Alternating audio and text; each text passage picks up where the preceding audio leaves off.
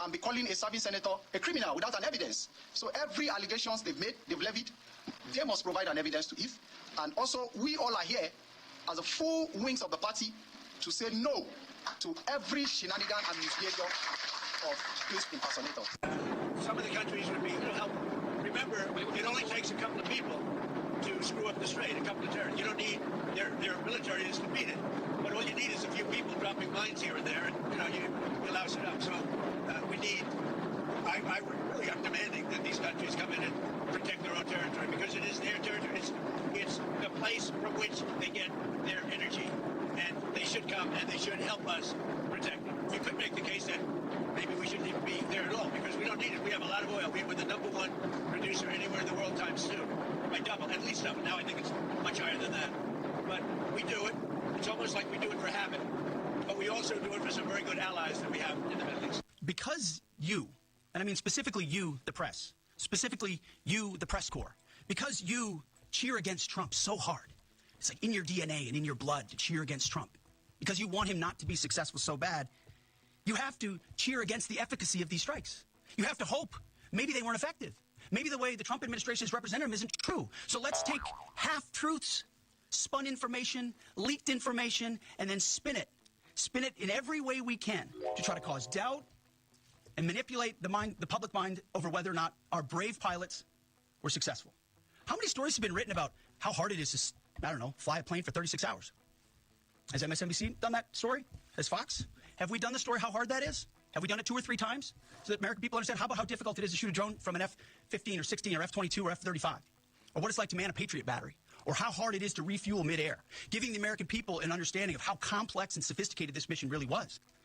There are so many aspects of what our brave men and women did that, because of the hatred of this press corps, are undermined because your people are trying to leak and spin that it wasn't successful. It's irresponsible.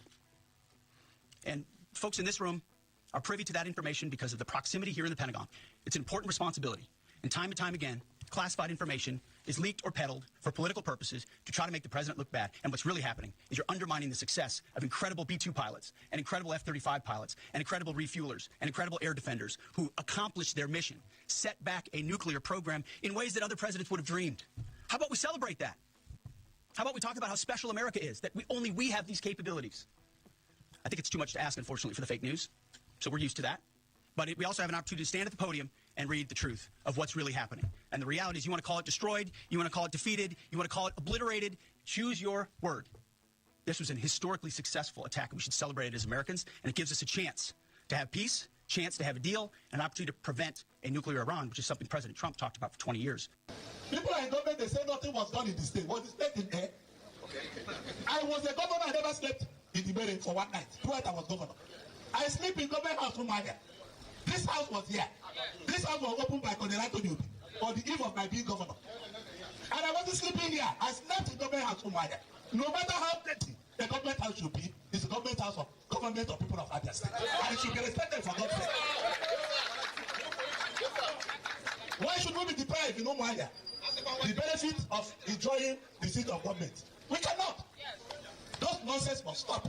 And you people are the only people who can stop it. All right, though. Those nonsense must stop. You people are the only people who can stop it. I guess he's referring to the electorate then. Welcome to the newspaper review segment. We're live on Today95.1 FM. All right. A new day that the Lord has given us. I am grateful. I'm thankful. And I look forward to interesting and inspiring conversations this week, the days after, show after show, program after program on Today95.1 FM. So one more time, welcome. Kelly's my name. Let's begin. We'll listen to some items. First, General Gowon paid a visit to President Tinubu at the weekend. So you listen to him, the very first thing that we'll listen to this morning. Lagos State government declares return of monthly sanitation. You know, when I saw that at the weekend, I think it's the Commissioner of Environment that he spoke first, and then you heard the governor. You know, I said some people that would have seen this would say, where is Kelly? Kelly's against monthly environmental sanitation. He feels it's not necessary. I'm still very much taken aback that a governor admires someone would make such an announcement. it shows that they've lost ideas. He talked about how Lagos is dirty and how they can't be attracting investors in a dirty city. I'm like, okay, the cities you're talking about, do they set aside one day in a month, at least 2 hours or so in a month, to come out and clean their city, to keep their city clean? I don't understand. But what's most important is the legal aspects. You see how the governor was careful enough to speak, acknowledging the fact that there is a court order barring them from restricting. So the order doesn't say you can't fix environmental sanitation, but the order says you cannot, in the guise of environmental sanitation, restrict the movement of citizens. That is the order. That is the order. Today you said the governor was talking, this is voluntary. This is voluntary. There's no enforcement. It is voluntary. That's the key thing there. And that's why I thought about it. I said, no, we should listen. We should listen. Because when they announced our own here, you know what they did now? Total disregard for court order. Total disregard. They won't even mention it. When some of us ask them the question, they say, oh, they had to apply to only one group of people. I'm like, God in heaven. So you listen to Lagos and go, you see why I admire him to a large extent. He's a young person. He's a Nigerian governor. I do understand that. But, anyway, it's Lagos. If you are tempted to restrict movement, the cases will heap. It's not hell. The cases will heap. And then he would have to be battling court cases in and out of court every other day. Like they will soon start facing cases in Lagos over VIO matter. Because VIO is a constitutional pronouncement on the ban of VIO on our roads. So whether you have state laws or it is state domiciled or not, others in Akoko, big English now they speak. VIO on the road is illegal. It is illegal. They have no business by law being on the roads. They are inspection officers. They are not arrest or enforcement officers. Their job is to inspect. And inspection is not done on the roads. It's done in their yard. That's where it's done. See, I don't tell us. I ain't fear on her.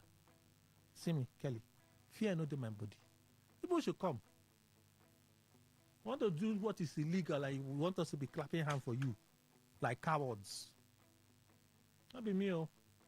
Anyway, so we listen to Lagos State government there announcing the voluntary participation. In fact, they were pleading with citizens to join voluntarily, all right, the sanitation. I know that when they start, some small things we will hear now. Our ears are pinned to the ground. We will hear. When they start penalizing certain people, started doing some funny things, we will hear. It's not Nigeria again. Okay, so let's move on from there. At the weekend as well, President Tinubu broke fast with media executives at the villa. So the head of CEO of Business Day made certain remarks and requests to the Nigerian government, tariffs on some of the supplies that the media needs, and then he talked about the influence of the big tech group, all right, Google, AI firms, X, and the rest of them. I do not have a firm understanding of what he was saying. I have to be frank. I do not have a firm understanding of what he was saying, so it's difficult to speak on it. Perhaps those in the print media would understand better. Some of the things that he said are so expensive, and then you have the tariffs on them and so on and so forth. The influence of the big tech. But I do a lot of research with AI. I also try to cross-check the information I get from AI with other established research outlets. Okay? All of that is mostly on the internet. I do not go to a physical library to go and check data. When you do Google search and you're looking for something, there would always be a reference. Okay, this information is from this newspaper. This information is from this newspaper and stuff. I see that a lot. I see that even AI, if you use ChatGPT, and you do research with ChatGPT, or even use DeepSeek, they would always put the link, although it also depends on your prompting as well, but you'll always see reference there where you can go and confirm where they have extracted that information from and stuff. I don't know. Like I said, I don't have a full grasp. I don't understand some of the things that he was talking about as concerned. So I just leave it there. I thought it was necessary for you to listen. That's why I shared it. And then you listen to the remarks made by President Tinubu. While fuel price is still biting, the president is more interested about self-preservation. That's what some people are saying. Because ordinarily, the government should be telling us what they are doing to fix the energy crisis as a result of the unilateral action of Trump, which, after taking the action, is now calling on other leaders to come and help him. God, how did we get here? So we listened to President Tinubu there. The Minister of Information, Mohammed Idris, and some of President Tinubu media appointees are in UK ahead of the president's state visit to the UK. So you heard the things that they said there. ADAC executive, what's his name? We'll get to that story. Speaks on the suspension of Senator Ireti Kingibe. I said those that announce a suspension are not even executives of AMAC. They are from other local government areas. I think I was saying it on Friday that I suspect that Yeson Wike would have infiltrated the world leadership of the ADC for them to have made a pronouncement they made against Senator Kingibe. I watched an interview where a lawyer was calling her criminal, that Kingibe is a criminal. I just said it's unfortunate that with your level of exposure you can be this rascally. It's unfortunate. But then I also thought about his associations, and I said, well, I can't be surprised. Birds of same feather will flock together. Let's move on. The name I will not mention. Thank you. So Trump. Trump was speaking about why he was calling on other nations to join and keep the Strait of Hormuz safe. The Strait of Hormuz, by the way, according to Iranian authorities, is open. It's only closed to non-allies, to allies of the U.S. It's only closed to allies of the U.S. and Israel. But it is open. It's actually open. Turkey had ships pass through the Strait of Hormuz at the weekend. Nothing happened to them. All right? So Trump is speaking why they should send their ships. I saw a post on X, I think on Saturday, and somebody said, the president that bragged about the greatest military in the world, the greatest navy in the world, you're not begging and calling on other nations to send their warships to protect the Strait of Hormuz? Is something not wrong there? When I saw that post, I'm like, hi, God. This is the drama that Trump, leaves us reeling with today because of the cost of energy. And it's not only in Nigeria, it's affecting nations. I heard there's a group of them. They say they'll be announcing that they're set to release about 400 million barrels per day in terms of reserves, okay, from the European nations, say any moment from now. And it's supposed to help stabilize the global rush and pressure on crude oil. If that happens, maybe we'll see price pushed down. We'll see price pushed down. But for now, price is still a little high, trading around 101 to about $99 at the weekend. What would happen? At the weekend again, Trump dropped bombs in what they call the treasure of Iran's oil industry and a particular island, which I've been struggling to pronounce the entire weekend. So bombs were dropped there. They said they targeted just military assets there. If Iran continues to push, they would hit their oil reserves. That's what Trump, in a message at the weekend, had said. I'm like, how many weeks are we now into the war? How many weeks are we? Iran is still bombing. It's a lot. It's actually a lot happening. So you listen to President Trump, and then you listen to his Secretary of Defense, Pete Hegseth. This time, the guy is seriously riled up against the media pool at the White House. And I said to me, come on. Now we see that we're really not different. The difference perhaps between we and them would just be the quality of education they have, the institutions that some of them, their forefathers, decided that they should invest in making strong, build them, let them be strong. Those institutions would be a pillar to ensure that the rights of citizens are not trampled on, but rather upheld. Exit, the National Security, Secretary of War Department, you guys decided to go and hit Iran.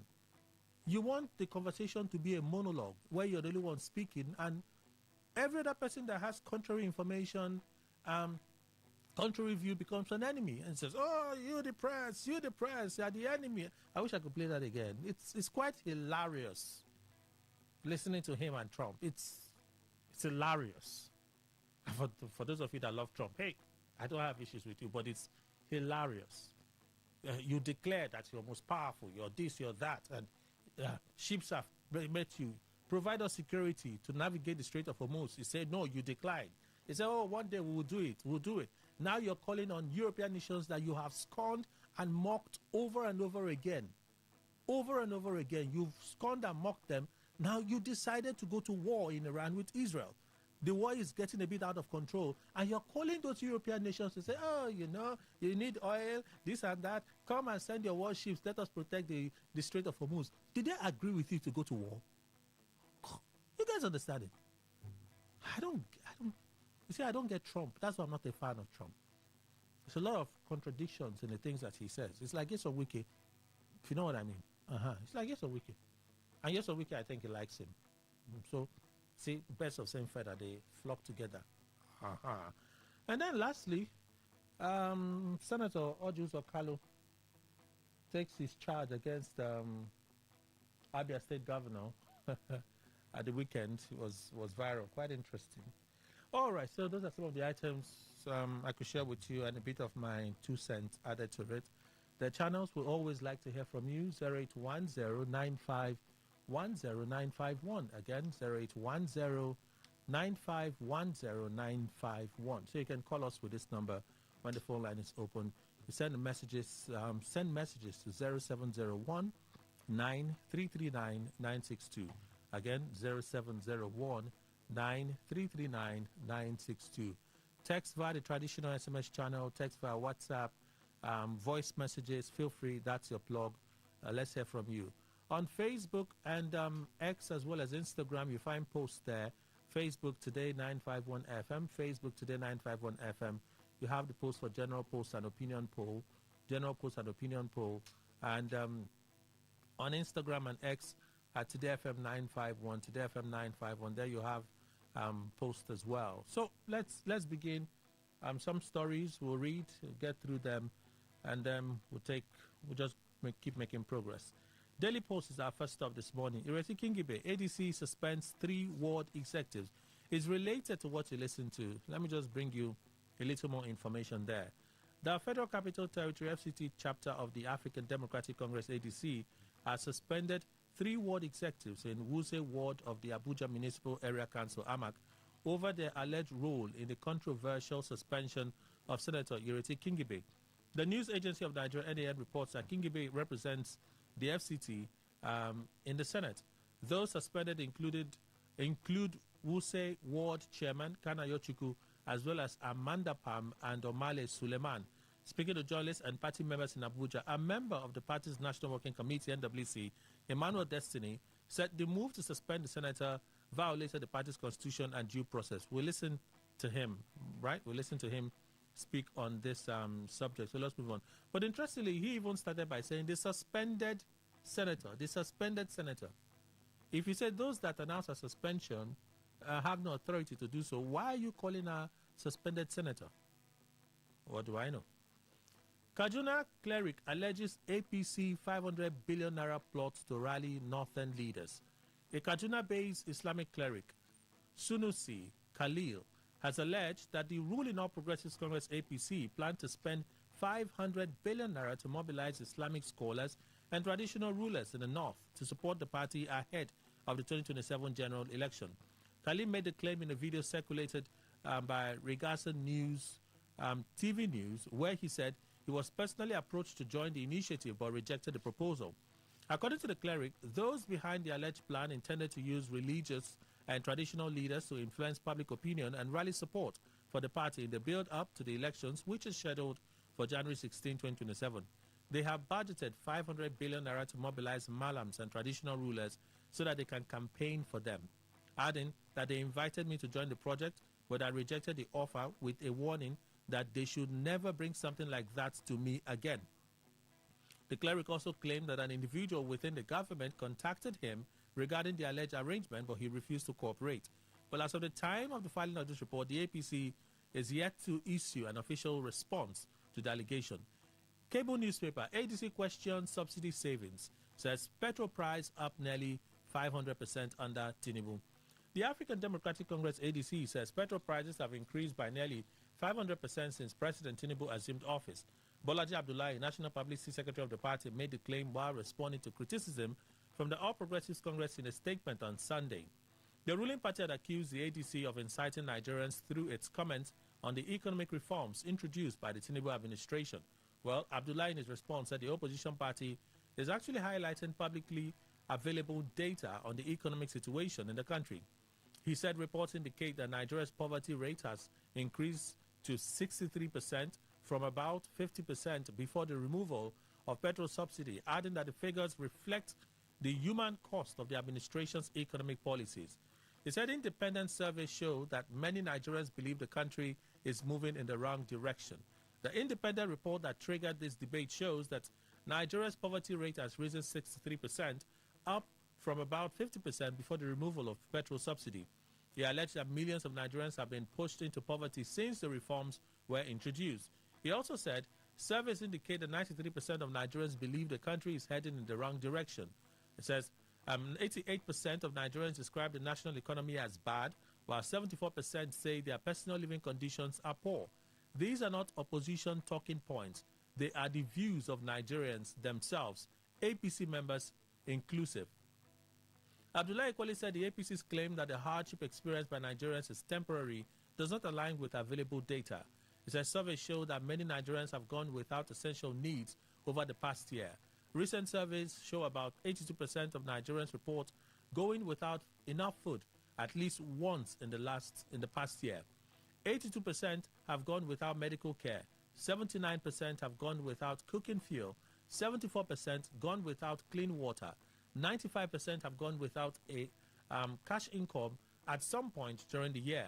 Abdullah equally said petrol prices have risen sharply since Tinubu took office in May of 2023, claiming that the price of petrol increased from about 255 naira per litre to around 1,500 naira per litre in many parts of the country. They said the increase has pushed up transportation costs and food prices. He questioned how the reported 6.4 trillion naira savings from the removal of fuel subsidy are being utilized. Nigerians are therefore left to ask a simple question. If the subsidy savings are truly being redirected to critical sectors, where exactly is all the money going? Why are local contractors not paid? Why are the universities still poorly equipped? He also raised concerns over development in the agriculture sector, noting that reports indicate that nearly 90 rice mills in Nigeria have shut down. Abdullahi said the food import bill rose from 3.83 trillion naira in 2023 to 7.65 trillion naira, noting that economic reforms should be judged by their impact on citizens. When poverty rises from 50% to 63%, when 9 out of 10 Nigerians say the country is on the wrong path, when millions struggle to feed or to afford basic necessities, it is clear that something is fundamentally wrong. Abdullahi went on to say Nigerians expect policies that improve their living conditions, adding that the gap between official claims and the realities faced by citizens will widen if the government fails to prioritize their welfare. All right. Tinubu to hold bilateral meeting with Starmer as UK unveils program for state visit. The United Kingdom government has released a program for the state visit of President Bola Tinubu scheduled to take place from tomorrow, which is March 17 to the 19th. According to the itinerary, the visit will be hosted at Windsor Castle and will include bilateral meetings, ceremonial events, and engagement with members of the Nigerian diaspora. Preparations for the visit are scheduled for March 17 with security sweeps, road closures, and procession rehearsals taking place ahead of the president's arrival. A ceremonial welcome would follow at the Datchet Road, including the playing of national anthems and a guard of inspection.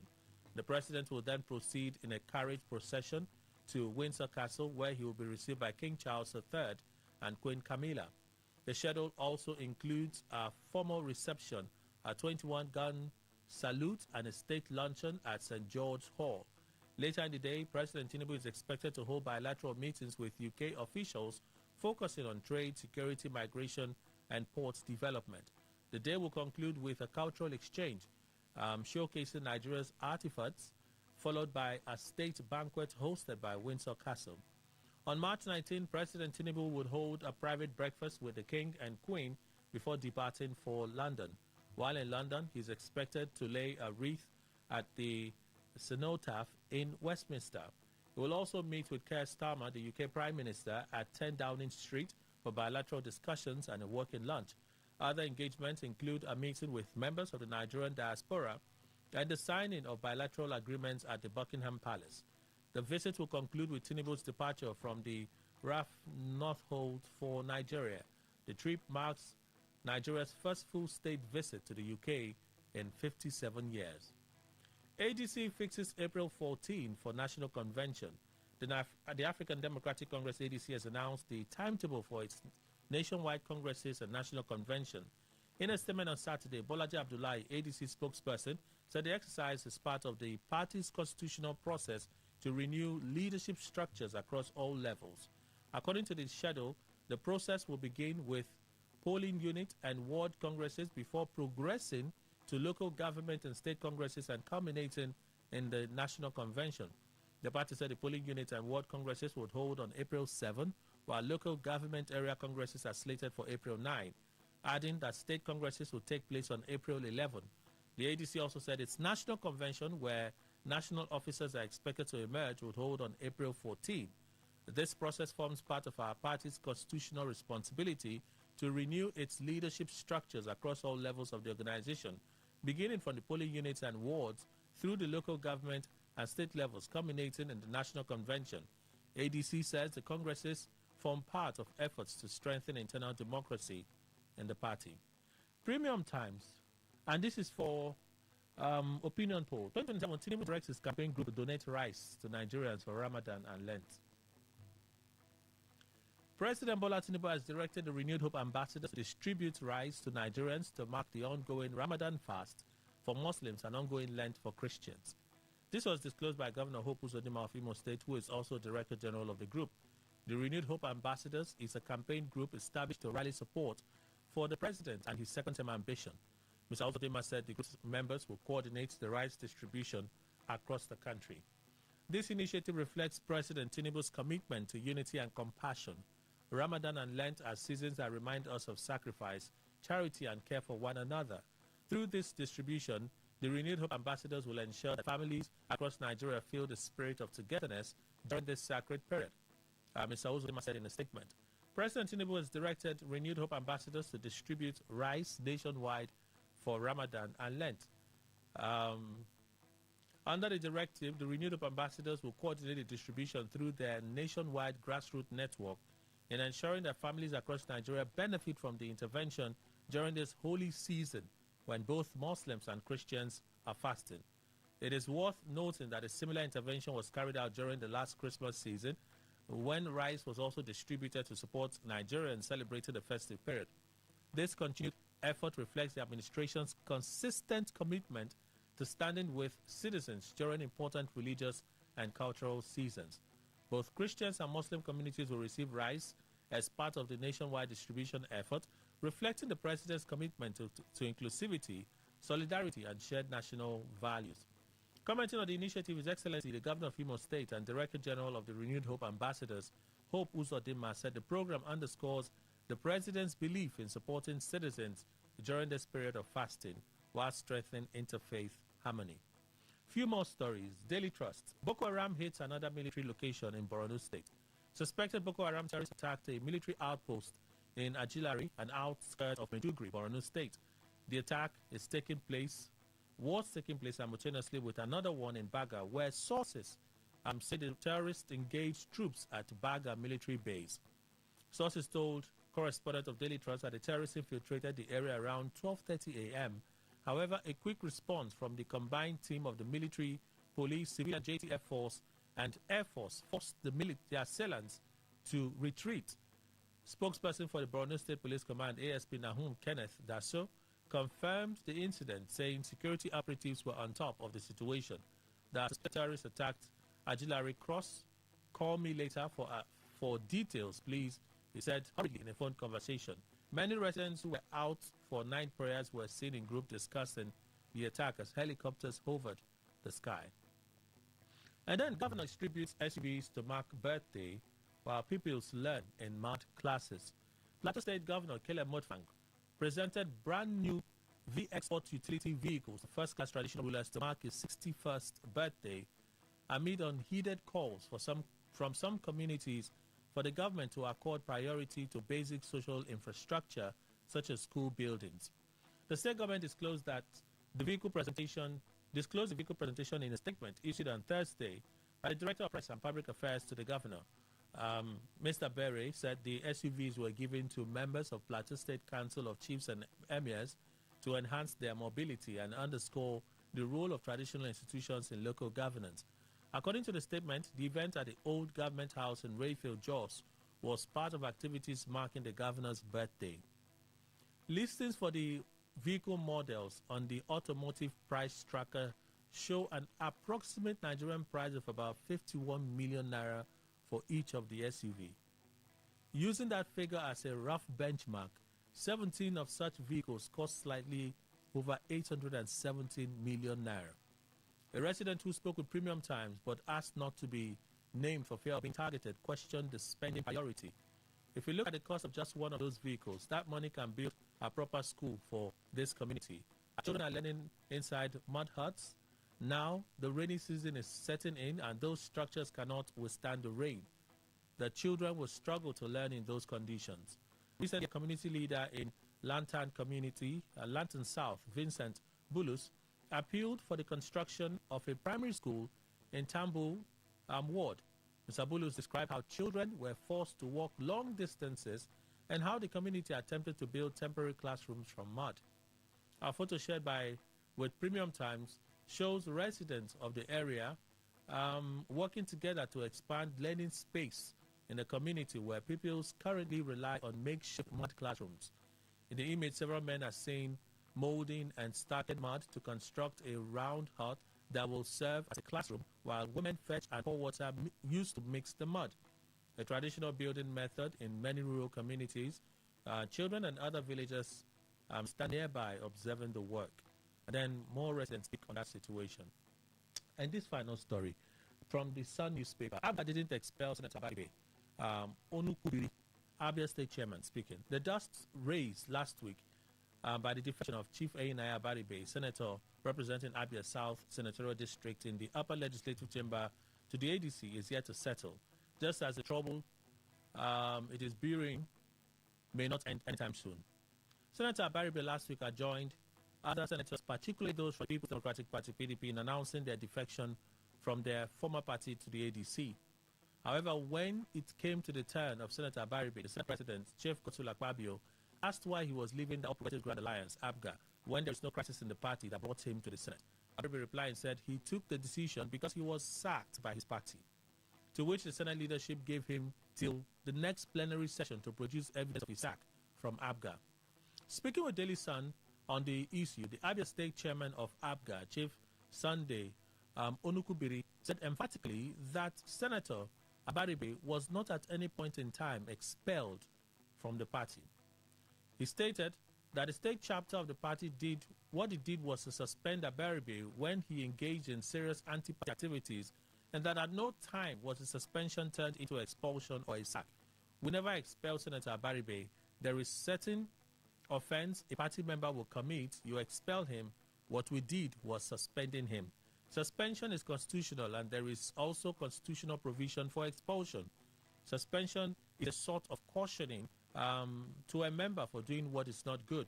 Then if he continues on that, further actions will be taken on that person. Giving insight to what led to Abaribe's suspension in the first place, Onukubiri said, when we noticed that Abaribe was playing anti-party activities not once, not twice, even to the extent that a secretary of another came to a radio station in Umaya and said that Abaribe was not only a member of their party, but a leader of that particular party. The man equally said on radio they had a kind of MOU with the senator. After that, we sent Abaribe a message giving him 24 hours to refute that statement. He did not do that.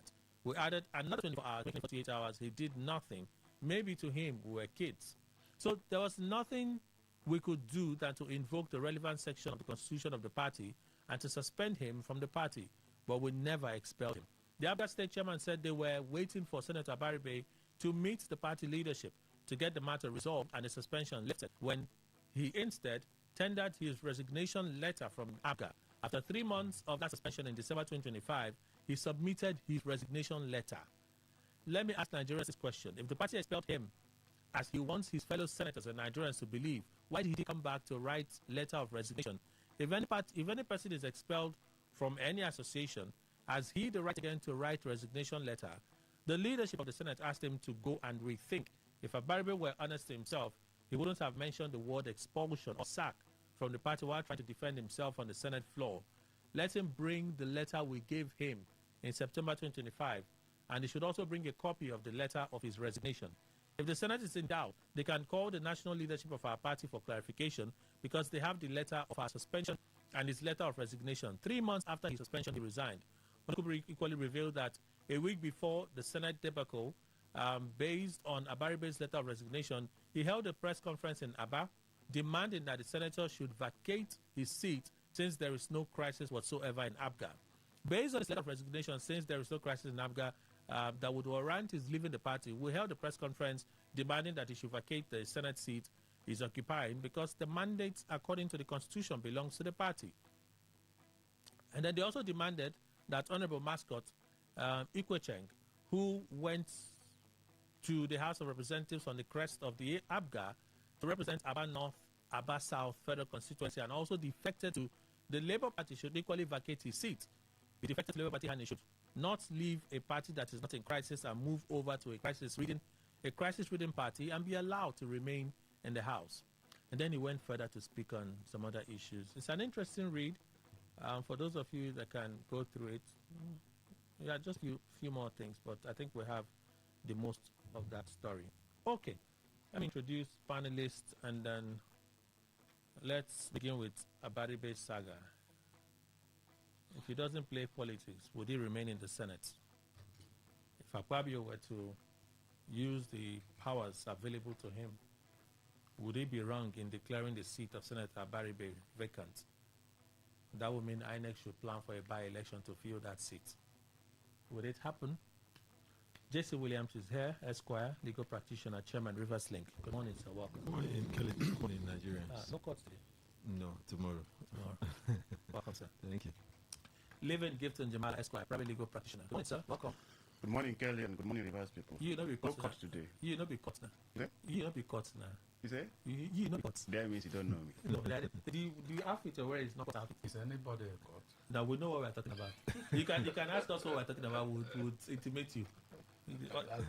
Other show there, have you? The one my senior they wear, is it a court outfit? That's why I told him now. I said no courts today. I just say even court, sir. Leave that in. Welcome, sir. Good to see you. Don't you have any of his old papers? So I can just introduce him based on that old one. Writing, at least. My name should be in the monitor. I'm working for you today. Oh, Chim. We need to work on. Now, Sunday, let's say. Check it. I didn't see it. See there. Just give me. Okay, I've seen it. What the Chimene Esquire? I don't see him. Let there be peace and national movement. What the Chimene Esquire? Legal advisor to the Federal Commissioner to Mr. President on Christian Pilgrimage, South Zone, a temple chief, and a voice of Para Kingdom. Welcome, sir. Thank you very much. Good morning to the good River State people, particularly good minds, and good morning, Nigeria. All right, welcome again. Yes, thank you very much. Mr. Thank you. Good morning, my seniors here. The Lord is good. Good morning. Good morning. Mr. Williams, I'd like to begin with you. Abaribe's fate. Oh, Mr. Emmanuel, Don't do that stuff. and because finish. It doesn't need introduction. Mr. Edukwe, welcome. Thank you very much, Kelly. Good morning, Nigeria. Enyinnaya Abaribe, has he put himself in a difficult position? There are two things. So, Opeyemi Bamidele said, if you claim that you were sacked by your party, you don't have a mandate to be in the Senate because your mandate is a party mandate that you're standing on. So if your party sacked you in September, you're not supposed to be in the Senate. That's one. Senate President said, well, present us that letter of sack. Show us proof that you were sacked by your party. They've given him till the next plenary. It's about 7 days, next plenary. If he presents that letter that he's been sacked, won't he be shooting himself on the foot? That's one. Because it all started with defection. Abga has internal crisis. They said, no, Abga doesn't have a crisis. They said I was sacked. It's on the basis of that I'm moving to the ADC. Is he in a tight fix? Or if he plays politics, he can just wriggle himself out of it? Yes, Kelly, all of the above, if I may say. Okay. He's in a tight fix one, and then he can go out of it too. How do I mean? First, let me say on what Opeyemi Bamidele said, that if he has been sacked by his party, remember in Nigerian constitution, there is no room for independent candidacy. Now, the party is a platform. Now, he has used that platform to come to the Senate, and that he is alleging that he has been sacked by the party. You see, the moment you are the candidate of the party and you contest election and win, you are no longer representing just the party. You are representing the people of that senatorial zone. Mm-hmm. So if your party sack you for whatever reason, don't forget, you are no more representing just the party. That does not mean that you automatically lose your seat in the Senate. That is another line to it. Without the party, do you have No. Do you have the ability to represent the people? No, you don't. Now, it is on the platform of the party. Mm-hmm. You contested the election to represent a people, not to represent that party. Mm-hmm. It's not only the party members that voted you in. Now, you have won the election. You are no longer at the Senate. What is his name? Senator Abaribe does not introduce himself as Senator Abaribe representing the good people of Abga. He will say representing the good people or the bad people of that senatorial zone. Mm-hmm. So if for whatever reason, rightly or wrongly, his party decides to sack him, that same party that is alleged to have sacked him have not written to the Senate or have not written to INEC to say we have sacked this person. Right? So, what am I saying? What Opeyemi Bamidele said is not correct.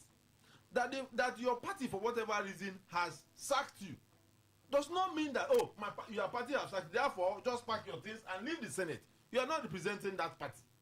That is one. Two. Is it Abaribe that is voted for an election day, or is the party that is voted for?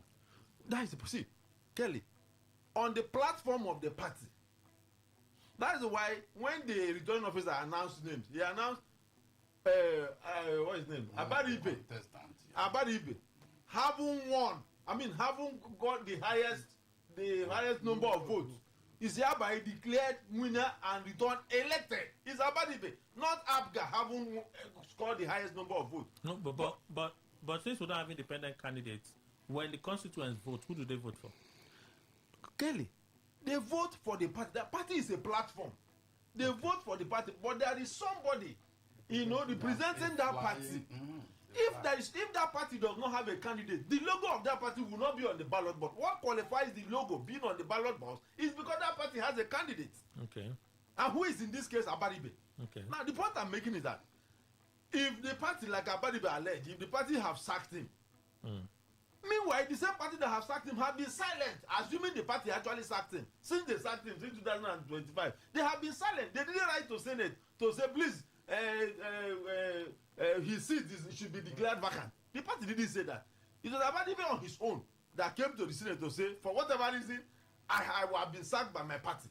So, if he has been sacked by his party, it's not automatic that the Senate is not his party. He's not representing Senate. That, I said is two-way. And another way, Abaribe himself, as a seasoned, lawmaker, I do not think he calculated very well before he took that step he took. When you are defecting from any other party into the ruling party. You know, these things are silent. Whether there was problem in your party or not, it becomes inconsequential. Abadibe should have known that the mere fact that he's defecting to an opposition party, a lot of issues will come up. So to me, I would have thought that what Abadibe would have done is to pipe low, knowing that he's one of the outspoken senators there against this government. He would have piped low, and then meanwhile his party, thank God he has written to his party. That's where he should have been clever. He has written to his party, say, I am no longer a member of your party. He would have secretly, with an understanding with the ADC, go and register. Meanwhile, there is a trap. This new law that if you are found being a member of two political parties, you risk 10 years in jail. What Abadibe would have done, that letter he wrote to the ABGA to say, please, I am no longer your member, would have been a very key document for him. All he would have done is to keep that letter and then go to ADC and register. When they would want to, because they would have come to the point of prosecuting him for being a member of two parties, that's when he would have exhibited that letter he wrote in 2005. I am no longer a member of this party. So you should have kept his defection. Yes, you should have piped low. Should have piped low and then keep doing what he's doing with ADC. He was very fast. But anyhow, it is in a bad position right now. No, he is. He is. The truth is that he is. But the only way to get out of it, as it stands now, is to me, withdraw that letter. It's late. Withdraw the letter. No, he can withdraw the letter. No, he can't. Withdraw his announcement in the floor of the Senate. Okay. Say, look, I need to sort out a few things with my party. He can do that. Okay, we have to go for a break. When we come back, this advice I want to we'll push this a little further. We'll go on a break. When we come back, we'll continue.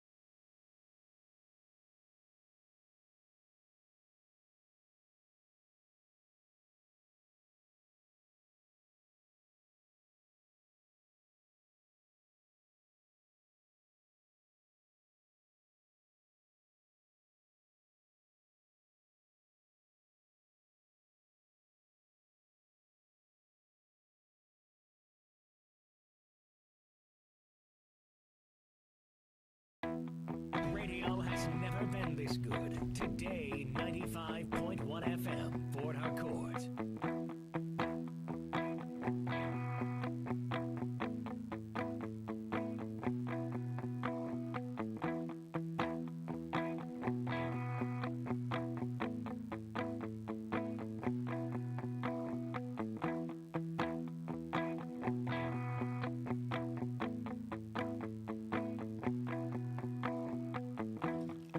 All right, thank you. We're still we're in the market at this time, and then we have a guest from Prime Wave Markets Limited. Good morning, sir. Welcome. Good morning. Good morning. Please tell us your name for the benefit of the listener. All right. My name is Chigozirim Unwani, and I'm the founder and CEO of Prime Waves Markets Limited. Okay. Tell us what you do at Prime Wave. All right. Prime Waves Markets Limited is a forex trading company. Okay. All right. We do everything forex trading, from copy trading to AI trading, forex signals, and also we have a forex academy. All right, at our head office here in Port Harcourt, number 5 Bender Street, Rumomasi, Port Harcourt, just along Market Road, Rumomasi. Okay. Thank you. That's what we do with Prime Wave. It's a forex trading company. All right, everything forex trading. We trade the market, real-time trade. All right, and we have also an AI tool we created in Prime Wave. All right, and the AI tool performs magnificently. he trades for us. Okay. So that is what we do at Prime Waves Markets Limited. So you trade? Yes, we trade. Active trading? Active trade. Even this morning, we are on a trade. Right now, my team, we're on a trade already, trading in the US dollar. You also do copy trading? Yes, copy trading. So what's copy trading? All right, so this is copy trading. You create an account, all right, a forex trading account with our recommended broker, and you fund this account. We link your account to our own accounts. As we trade, the same thing happens on your account, all right? We have over 40 clients already that are already linked to accounts, that have their account linked to us. So as we trade this morning, we have a trade running this morning. As it's running, it's happening the same thing across everyone, all those 40 clients, the accounts connected to our own. All right. So this is opportunity for people who want to make money from the forex market but don't know how to trade, or don't even have an idea of what trading is. All right. So what we do is you come to our office, we help you. You don't even necessarily need to come. All right. So long as you are above 18, all right, and you have all your documents, we create the accounts. You verify the accounts with any of your documents, with a national ID card, NIN, driver's license, all right, and then we link. When you create and verify your accounts, you can now fund the accounts, and then we link your accounts to our own trading accounts, all right? As we trade, as we make profit, you also make profit. If we make loss, you also make loss. However, we are professionals in the market, all right? We've been trading for over 5 years, all right? No, we've been profitable for over 5 years. So I myself, I've been trading since 2018, all right? Yeah, and I've been profitable since 2023. So you've been making losses for over 5 years? Yes, true. From 2018 to 2023, it was, losses, How much back did you to back. Cumulatively, is a lot. Yeah, all right. So, because they always don't tell people that there is loss in the market. Oh, they don't. That's the thing. So people would hear this and they get excited. So you're saying even in copy trading, yes, because of the experience that you have, yes, and prime waves, yes, loss is less. Yes, loss is less. You see, there is nobody that doesn't make loss in the forex markets. All right, making loss in the forex market is inevitable. You must lose. All right, but the goal of forex trading is let your profit supersede your loss. If you are losing $1, then your profit should be $5.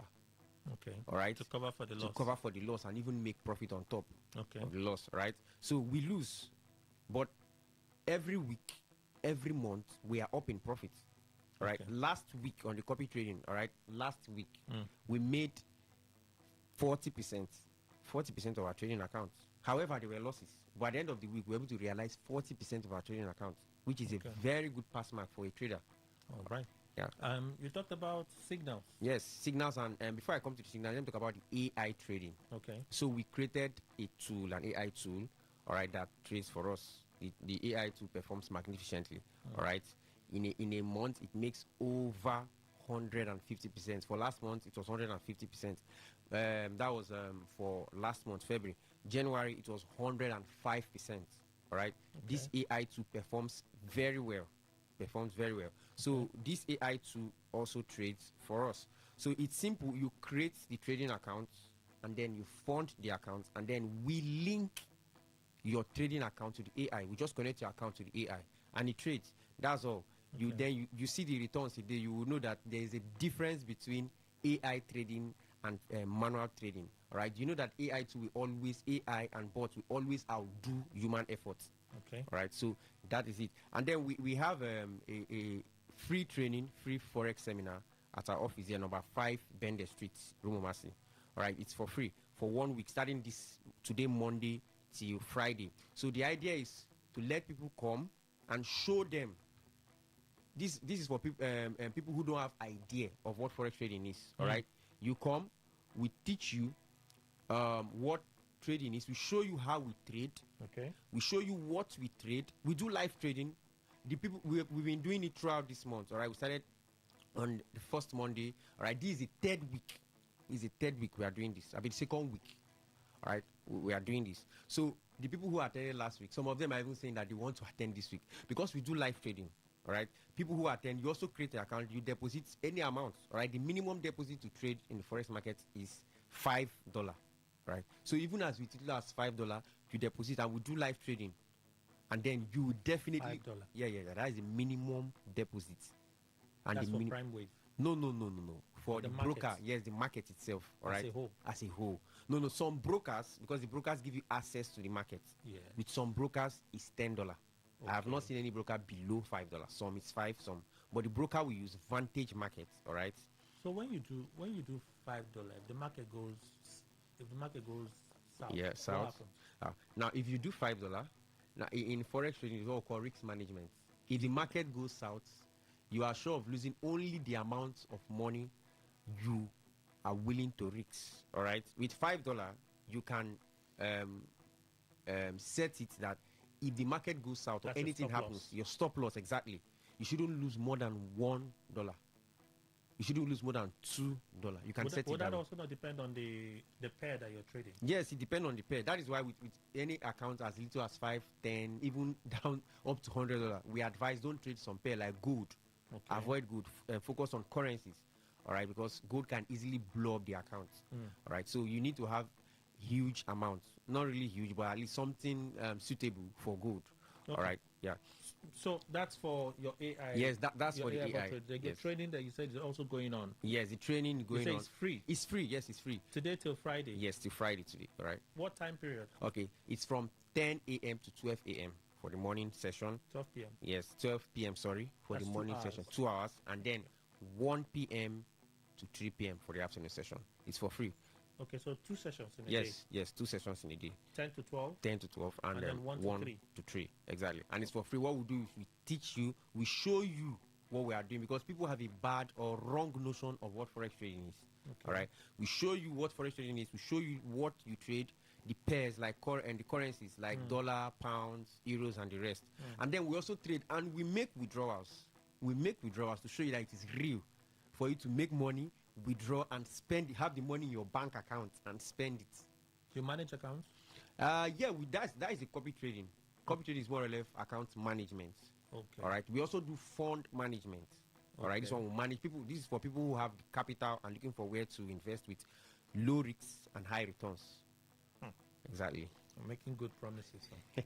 Of course, because one thing unique about us is we deliver on our promise. We are not telling you that you will be a millionaire overnight. All right. No, it's a gradual process. All right. If you want to learn to trade on your own, to make money on your own, right? It's a process. Okay. For me, it took me 5 years to be profitable. That was because I don't have anyone that held me or I looked up to. I did everything myself. Okay. All right. I learned the hard way. I was burnt a lot of time, and I learned from my mistake. So let's get your phone numbers and then your physical address. All right.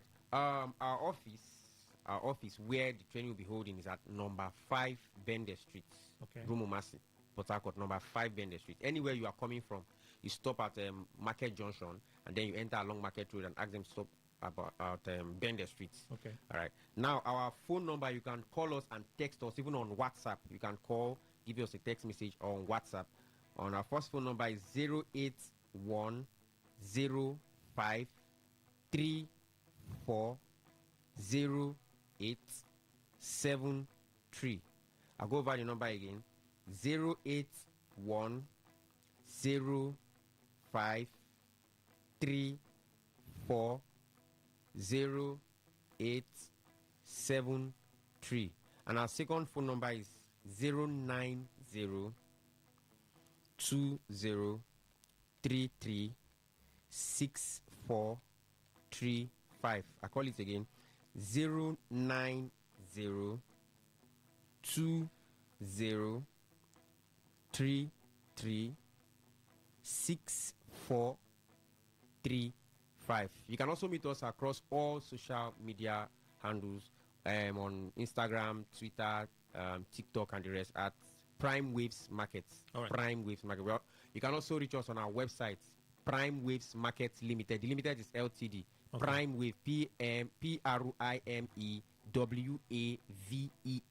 All right. Markets Limited, LTD.com. Okay. All right. Phone Thank you. numbers again quickly before we Okay. go. Our phone numbers once again are 081 05 34 0873. And the second phone number is 090 20336435. We have to go. Thank you so much for Thank making you. the time to be here. The news update next. Please stay with us. All right.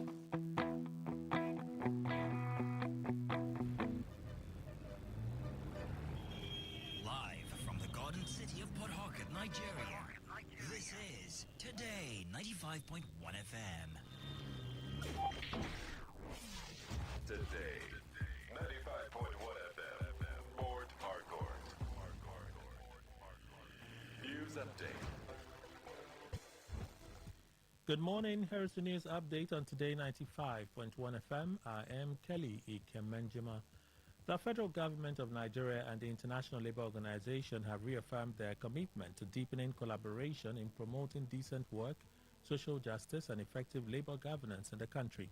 Permanent Secretary, Federal Ministry of Labour and Employment, Saliu Usman, made the announcement during a coordination meeting between the ministry and the ILO held in Abuja. It was contained in a statement issued by the ministry's head of press and public relations, Anna Daniel.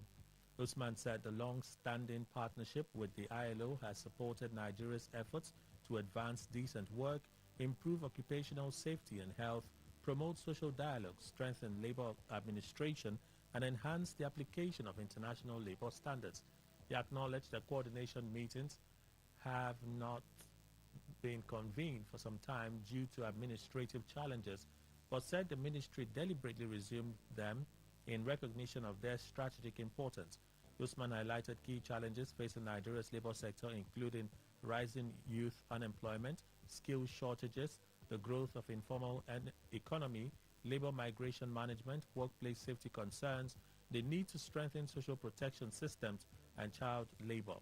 In her remarks, ILO Country Director Vanessa Fowler reaffirmed the organization's commitment to strengthening collaboration with the ministry through policy alignment that promotes decent work, upholds labor standards, and supports sustainable employment initiatives. ILO is a specialized United Nations agency founded in 1919, dedicated to promoting social justice and internationally recognized human and labor rights. The Nigerian Ports Authority (NPA) has played a key role in boosting Nigeria's trade performance, contributing to a trade surplus exceeding 14 trillion naira between June and September 2025. Reports from the National Bureau of Statistics (NBS) and the Nigeria Economic Summit Group (NESI) disclosed that sustained efficiency in port operations under the management of the NPA significantly contributed to the country's year-on-year trade surplus of 7.5 trillion naira in the first quarter and 6.7 trillion naira in the third quarter 2025. The report highlighted that export growth outpaced imports, resulting in a 7 trillion naira trade surplus, described as the strongest performance since the third quarter of 2024. In recognition of these achievements, the NPA was named Outstanding Agency of the Year at the Champions New Super 2025 award ceremony held over the weekend in Lagos. Disclosing the accolade, the managing director of the authority, Abubakar Dasoho, who was represented by the general manager, corporate affairs, Ikechukwu Onyemakara, described the award as a testament to the authority's commitment to innovation and operational excellence. The recognition underscores the critical role of efficient port management in strengthening Nigeria's trade balance and to support the broader economy as the NPA continues to streamline operations, reduce bottlenecks, and enhance the country's position in the global maritime sector. Heavily armed bandits have ambushed a patrol team in Gaga area of Kanam local government area, Plateau State, killing 20 security personnel and local vigilantes. The tragic incident occurred around 4 p.m. on Saturday when a combined team of military personnel and vigilantes traveling in 2 vehicles on routine patrol from the area and other neighboring communities came under heavy fire near Wanka. According to a press statement issued by Kanam Development Association, about 12 security personnel, including 2 senior military officers, lost their lives in the fierce gun battle, while 8 vigilante members who joined forces to defend their communities also paid the supreme price. The Kano group described the attack as part of a prolonged wave of insecurity that has plagued the border communities linking Plateau with Taraba and Bauchi states for over 3 to 4 years. The association highlighted recurring incidents of banditry, cattle rustling, kidnappings, and property destruction, despite repeated appeals to authorities. On the foreign scene, more than 50 persons were rescued from an overcrowded boat in central Mediterranean. It was the second rescue of the day for Italian non-government organization NGO organization Emergency, which says it later assisted 41 migrants at sea. Those helped in the second operation were from Nigeria, Guinea-Bissau, Senegal, South Sudan, Guinea, the Gambia, and Sudan. That's the news update on Today 95.1 FM. Good morning. Thank you for your time.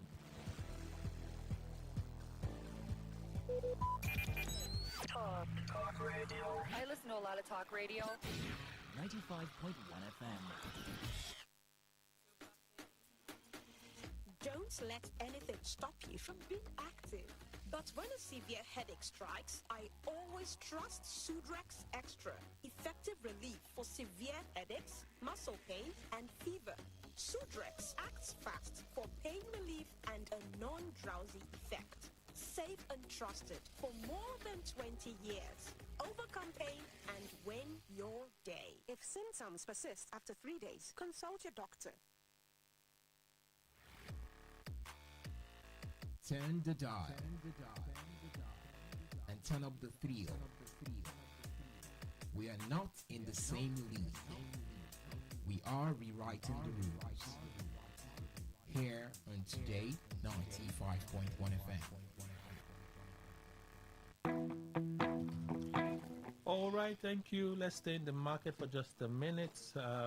We have Maureen from Non's Luxury Homes joining us at this time. Hi, Maureen. Welcome. Thank you, sir. All right, so tell us the message from Non's Luxury Homes, what you do, the offers for today. Okay, thank you very much. My people of River State, we don't carry better G's. From Non's Luxury Home Limited, don't carry a bongo promo when go sweet you for Bele. Waka call this morning, when they tell you about Non-Flourish Estate. Non-Flourish Estate, when they for Imogu, near Catus Filling Station, Omagwa, with a fantastic promo price of 1.8 million naira. Yes, this one a promo price of 1.8 million naira. This land na correct investment when we say people they rush to buy them because quality no they show in sell. And a better land when we say people around there they sell 2.5 million, 3 million. But we say make everybody be landlord and landlady for the area. So now it make us they say this 1.8 million naira for this land. This land na complete dry land, nothing like say you buy am today, tomorrow problem go there. We dey give you better assurance, say nothing like that go there for future. Na land where you buy, you go start to dey build immediately, and nothing like say you go receive any harassment. Make una contact us, so we go carry you, go show you where this land wey I dey talk about dey. Our number na 0808 414 6285 0808 414 6285, and our second number na 0913 238 2724 0913 238 2724, and our office there for number 120 Airport Road, Igritale. Non-Flourish Estate when they for Imogo or Magwa, they available at outright payment of 1.8 million naira. But if you not fit pay everything at once, if you start as low as 1 million, who go help you spread the balance for like 3 to 6 months. That one be say what you go pay na 2 million naira again, not be 1.8 million naira, because na instrumental payments you do. The best part be say you go receive immediate allocation and go still give you 50 block when you go to start your building or your fence immediately. Sharply collect this number again, make I carry you, go show you where this land when I they talk about day. Our phone number na 0808 414 6285 0808 414 6285, and our second number na 0913 238 2724 0913 238 2724. 24. Our office there for number 120 Airport Road, Igritale. And also we still get another land again. We're still there for Omagwa when be Nons Garden Estate. When there for Omagwa by AP Junction, Agwawure. This one now still promo price of 2 million naira. 2 million naira and this one be. But if you not fit meet up, if you not fit pay that 2 million naira, if you start as low as 1 million, we go help you spread the remaining balance for like 3 to 6 months. You no need to fear anything concerning us because we sure for you and we value you well. The land when you buy for our hand no go enter water. We be family real estate. We take you like ourselves. So assurance cover you. Sharply collect this number again. Make you take call us. May we carry go show you where this fantastic land when they talk about today. Our number now 0808 414 6285. 0808 414 6285. And our second number again now 0913 238 2724. 0913 238 2724. And we they provide feed deed of conveyance and we they allocate you immediately. See, they give you 50 block. May you take do your fencing or anything when you want to do with that block. We they give you because we know they tell you story. We know they tell you say may you buy today, tomorrow, or next week, or no as today buy. We they allocate you immediately, and we they give you the 50 block. May you test start what you want to do for the land. So this land when they tell you na better land, na better road network, you get better access road. You don't need to fear anything concerning road. You go say this road too tiny, I want to enter. Whether na buy and build, this land na better land. No bush entry, no drinking water, no drinking money, no thing like agent fee. Now just come and buy and see this land when they tell you so. So our phone number again na 0808 414 6285.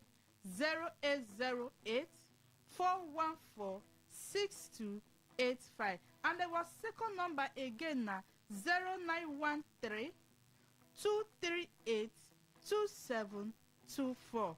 0913 238 2724. And our office there for number 120 Airport Road, Igritale.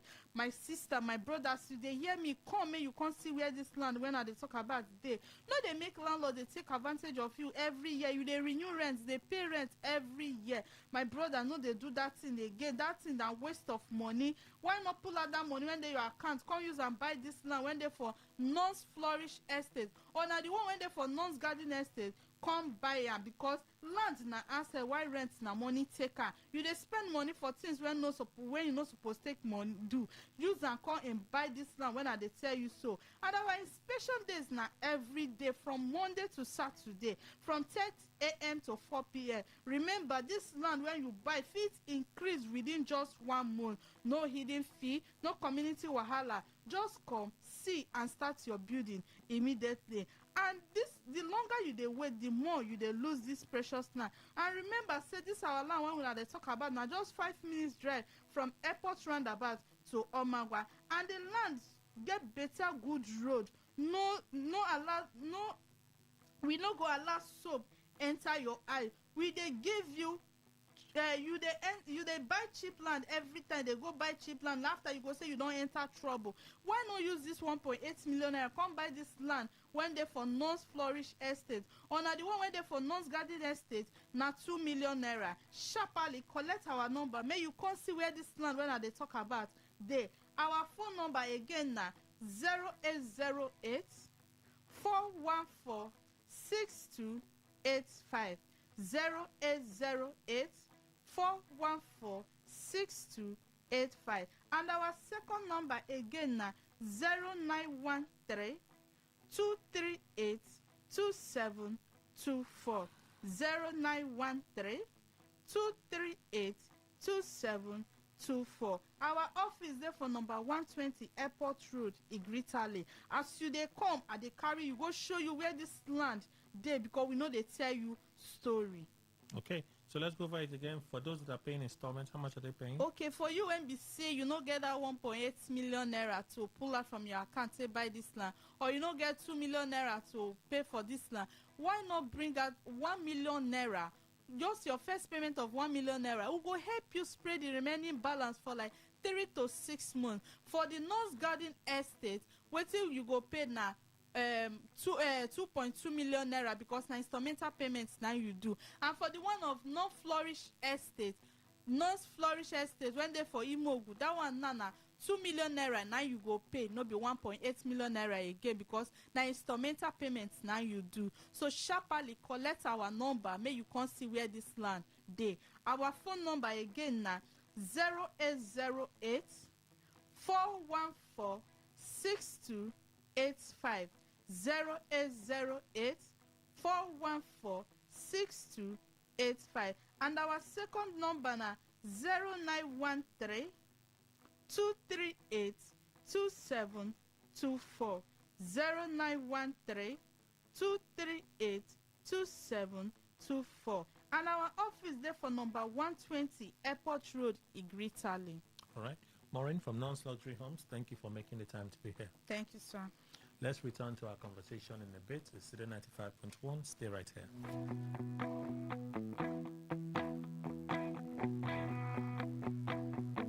Radio has never been this good. Today 95.1 FM, Port Harcourt. Okay, thank you all for staying with us. So, some updates from the international scene. We have to keep watching the unfolding drama. Okay. So, American oil executives have told Trump administration the energy crisis the Iran war has unleashed is likely to get worse. That's one update. We heard that initially it was said that France was deploying ships to the Strait of Hormuz.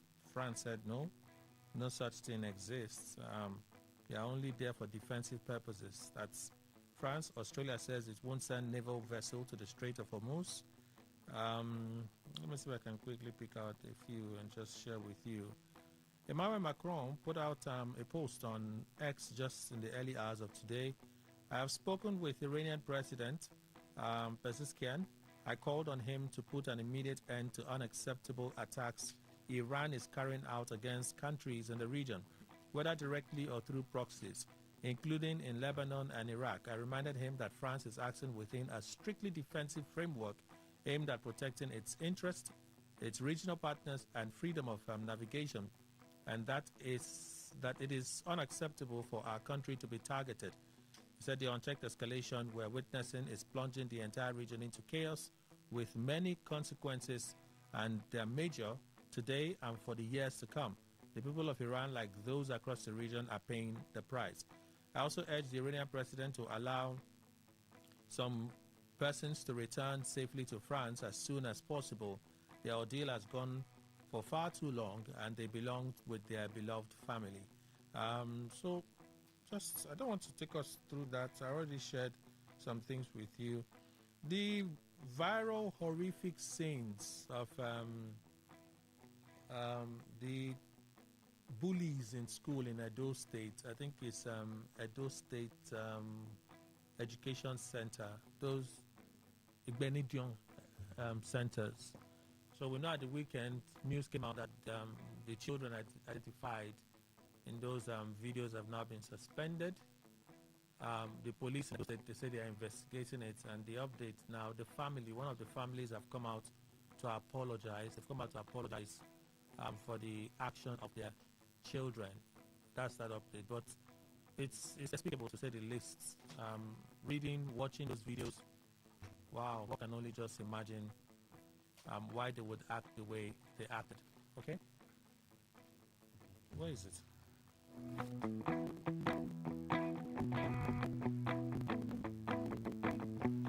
All right, let me go to Jamala. Let's continue our conversation about this a very bad situation.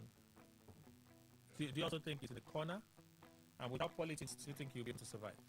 It's unfortunate that Abari, unknown to him, has been the planning, I call it vengeance team of Mr. President. I say so because How did Akpabio defect? The other senators who have defected, who has proven to Akpabio that their party is intact. Which of the political party is intact? Is it the PDP? Has it met the decision of the Supreme Court that for a party to have indeed been said to have to be a ground for a defection of an assembly member, national or state, you must show that that party has two parallel executives from the national down to the whole world, to their various world. I do not think that is the case of the PDP at the moment. I'm aware there is two splinter groups at the national, but has it trickled down to the various world?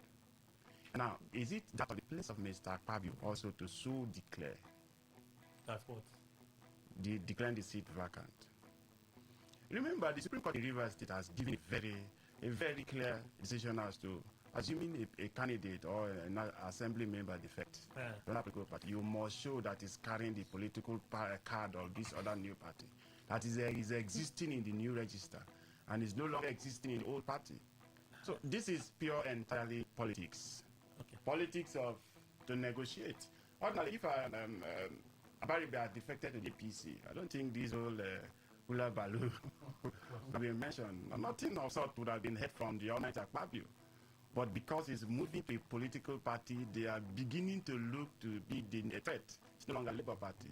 It's now ADC that they are trying to look to see, Kai, if we allow these people to build their house, just like those who try to build a tower up to the heavens, and God said, if I allow them to be in unity and continue building, they'll finally build where I live, and therefore put a confusion in their midst.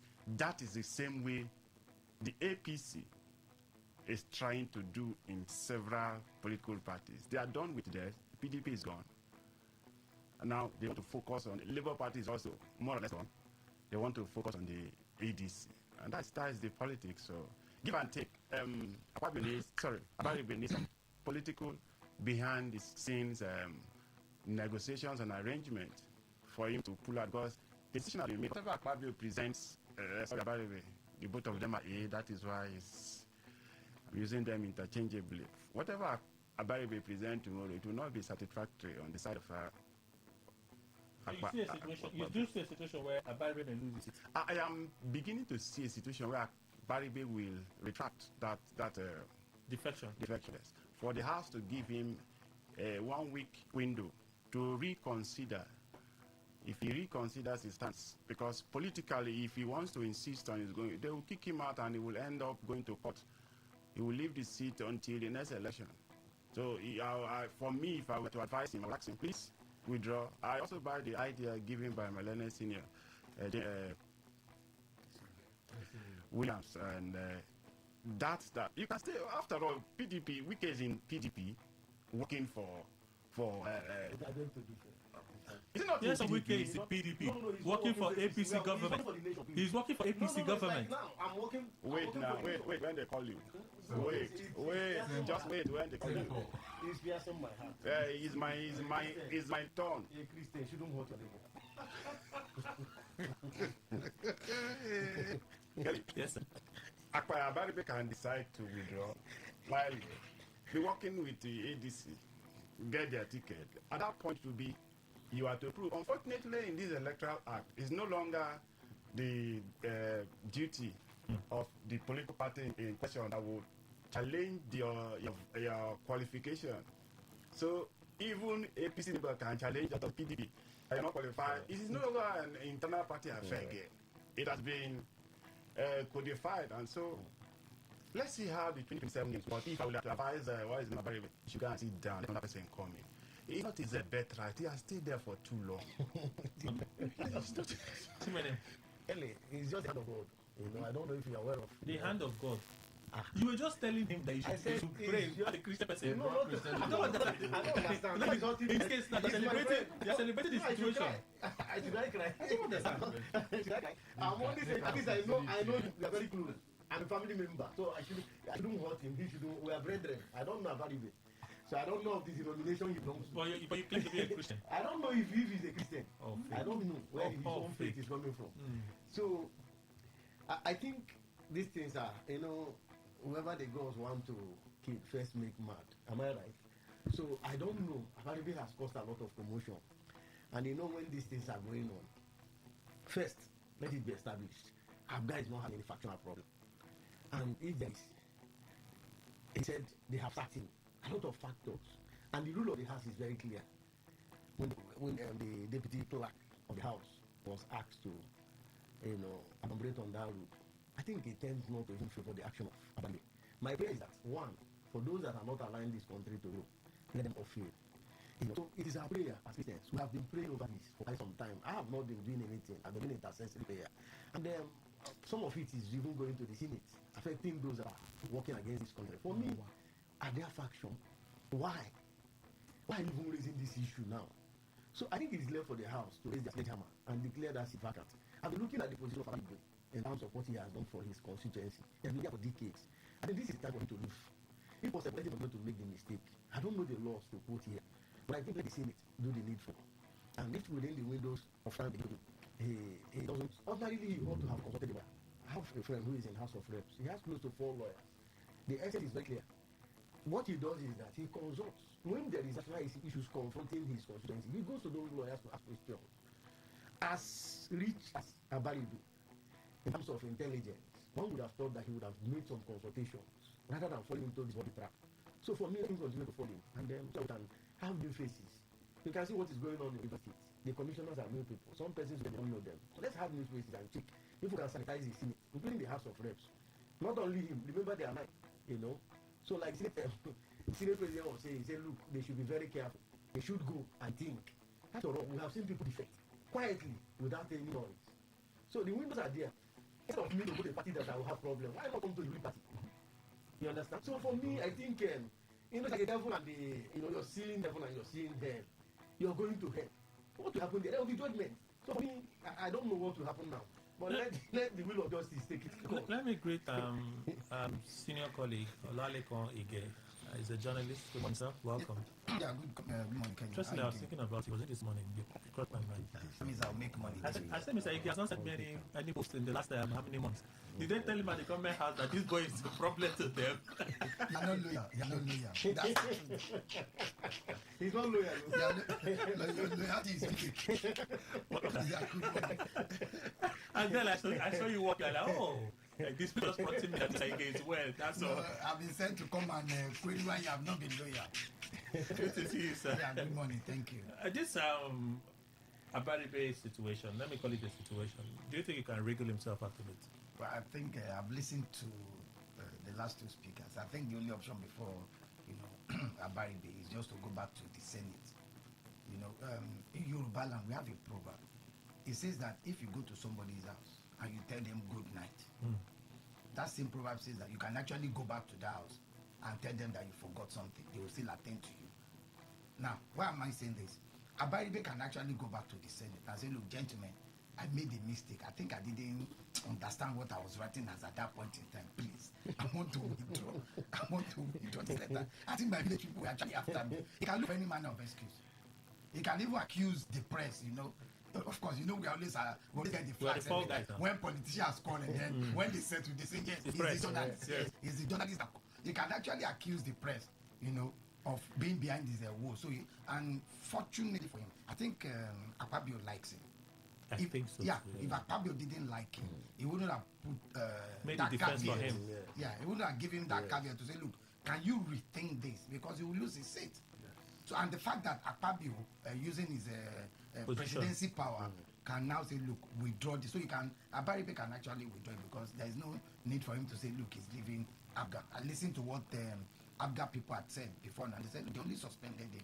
But that should also be a good opportunity for him. Suspension doesn't mean that you have been removed from the party. Exactly. So he's still a member of Abga. He's just been suspended. Definitely. He could just come back and say, oh, I was only suspended and not sacked. No, that's why I say he can go back to Senate and say, look, he forgot something at home. They will still allow him to present his another letter on the floor of the House.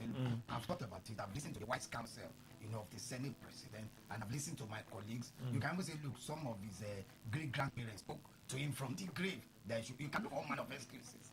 Nigerian politicians, we can't cut all manner of things. I think he should withdraw that letter because Abga is not under any division whatsoever. You understand? I think it's just in a hurry. But if he insists, and Akpabio, the National Assembly leadership, they move against him, They wouldn't have done wrong, no? No, they wouldn't have done wrong. That's why Akpabio likes him. Remember, he's a special member of the Senate. He's ranking senator for that matter. He's a minority leader in the Senate, so you give some kind of privilege. If he had taken APC, it would have been a different thing. If he had come to APC, he would have just welcomed him. Nobody will say anything. Yes, that's why. It would have been a political gain. It will have been, but you know, Abaribe will never become APC. You know, he rather resign from the Senate than to declare to the APC. So he wants to go to APC. I think he should just withdraw that letter and continue to represent the good people of. I think he represents Abia South. Abia South. Yeah, he represents Abia South. South. Yeah, so he should continue to represent the good and bad people of Abia South. Well, Kelly, you know that last Friday, I think we started this on Friday, yes. On Friday, and I said that it was something of a strangeness for Akpabio to have put that cabinet, and that, of course, becomes the only window for Akpabio. He's seriously in big soup. The soup is boiling and the pot is overly hot. It's Jebinic soup. As it is, we'll if charge you for the advert. It will be, all the thing we say politics, it will only be getting back to Akpabio privately, I mean, and then getting back to the principal officers of the Senate, and then pleading with them that was a mistake, that maybe he overshot his thoughts on this suspension, now calling it sack and all that. It's a normal mistake a human can make. Because the only window I keep on saying is withdrawing that particular defection letter. Simple. Kelly, if he makes mistake that I'm going to use my wits, I'm a ranking senator and all that, he will lose his seat. He's not there. See, Nigeria, once I have said this severally, once a government gangs against you, and remember that's the center for ganging up against anybody. Once he comes up now, I know too much, he will know too little. He will go. I tell you. So the only thing, because Akpabio, in his magnanimity to whatever made him, is it because of his being a ranking senator or what, has shown that kind of leniency to Abaribe and said he can withdraw it. Simple. He can withdraw it. That's what will save him. But there's something Jesse was mentioning about Pemi. But Pemi was wrong. Oh. See, because if anything on this set will make me become a politician tomorrow, I am representing my party. In other words, my party is a vehicle for me to do whatever I'm doing. So you cannot just say it's that party. Abaribe is not representing officials of the party alone. And it's not only those that belong to that party that voted him into office. He is representing a constituency which even some other people in the constituency may belong to other parties. And those who don't even belong. So Abaribe is a key person in that particular arrangement. The party is also a key person. So you cannot just remove one and then leave the other. The only thing is that that's what Abaribe should have thought. Because he's been very vocal in firing against federal government and almost every other person. It's only his own party at that time is right. And now he doesn't know. It is very tricky when you hand yourself over to your enemies. They will, in fact, they will finish you. Even nothing will remain of you. And that's what is waiting for him if he should not withdraw that letter. Let me go back to Mr. Ige. I'm sure you're aware of the breaking of fast that President Tinubu had with media executives at the weekend. Yes.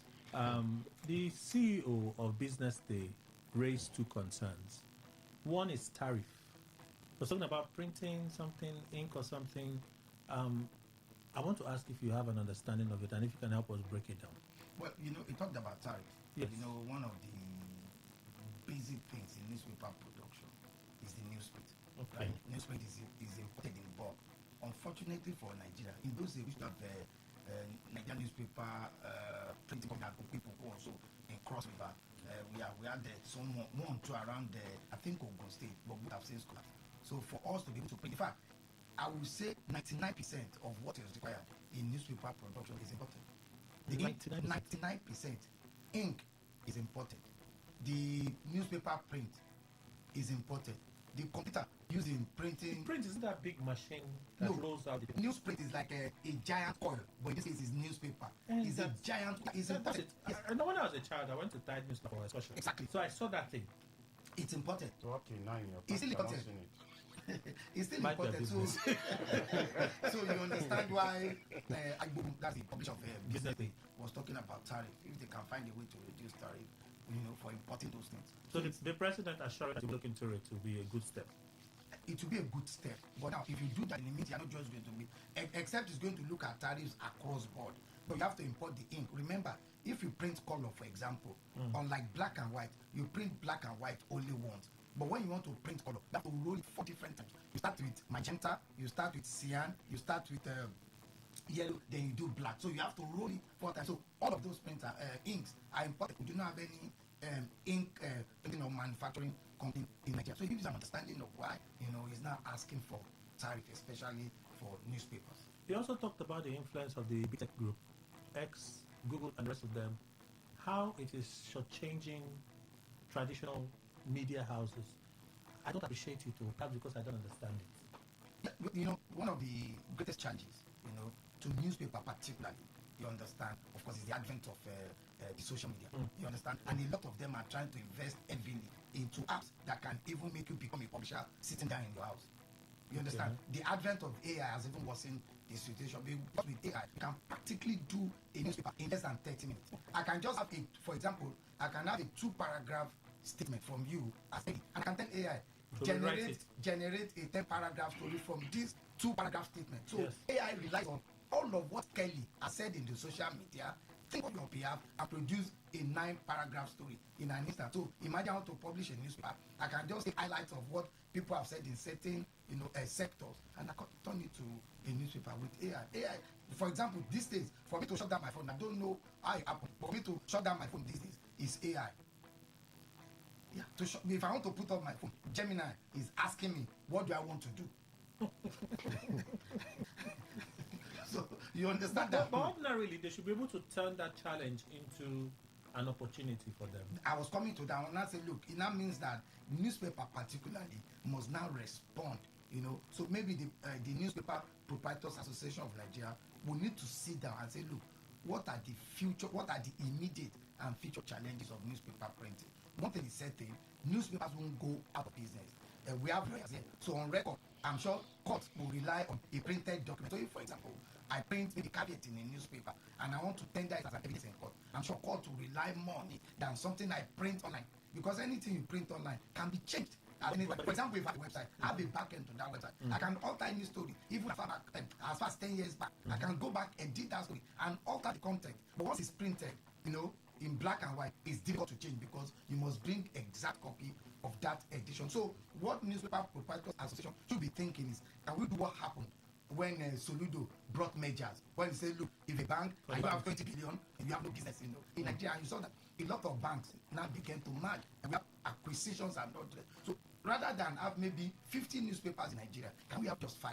Can owners of newspapers subsume their interest and form a conglomerate?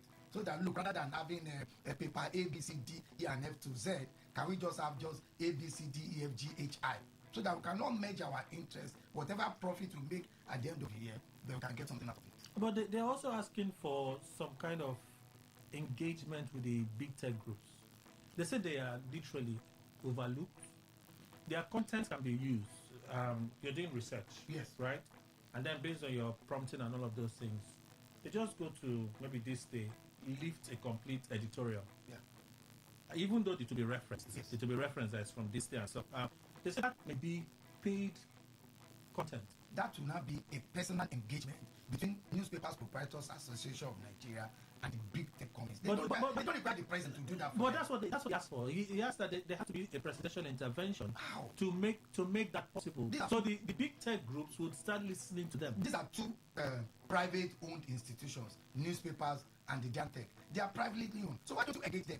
If you get stuck, you cannot bring the presidential influence to it. It's not possible at that level. Maybe that's stuck. It didn't reveal that much. Otherwise, I feel that they should be engaging Google and all of that. They should engage them. If you want, okay, look, if you are putting my newspaper on Google, right, on search, do I get revenue from it? These are things that they can engage. If they get stuck, move over to Minister of Information or move over to Nigeria Communications Commission. There are several platforms that you can engage. Can we have a multi-sectoral meeting of how we can ensure that we get something out of this business? Is that exposure? Is that exposure in itself not good for them? If someone is doing a research and Google brings 5 references from one newspaper, is that exposure not good for the newspaper house? And beyond the exposure, they also want revenue because it has taken them time to pay reporters. It has taken them time to manage their website. Each of the newspapers, has a website. So you pay somebody to manage that website. You paid salary and all of that. So all of this effort, if you are putting up for free, maybe according to them, you are putting up for free in Google, in Yahoo and all of that, we should be able to earn some revenue because you as Google make money when people search on the platform. That exposure too could turn into revenue through adverts. That exposure. That's why. Is it that the news organizations, they are not looking at that angle? That the more people see them, right? People can believe that this is a reliable means to put information out to the public. Are they not thinking in that direction? Maybe that's why they need to engage somebody who has a technical know-how in internet marketing.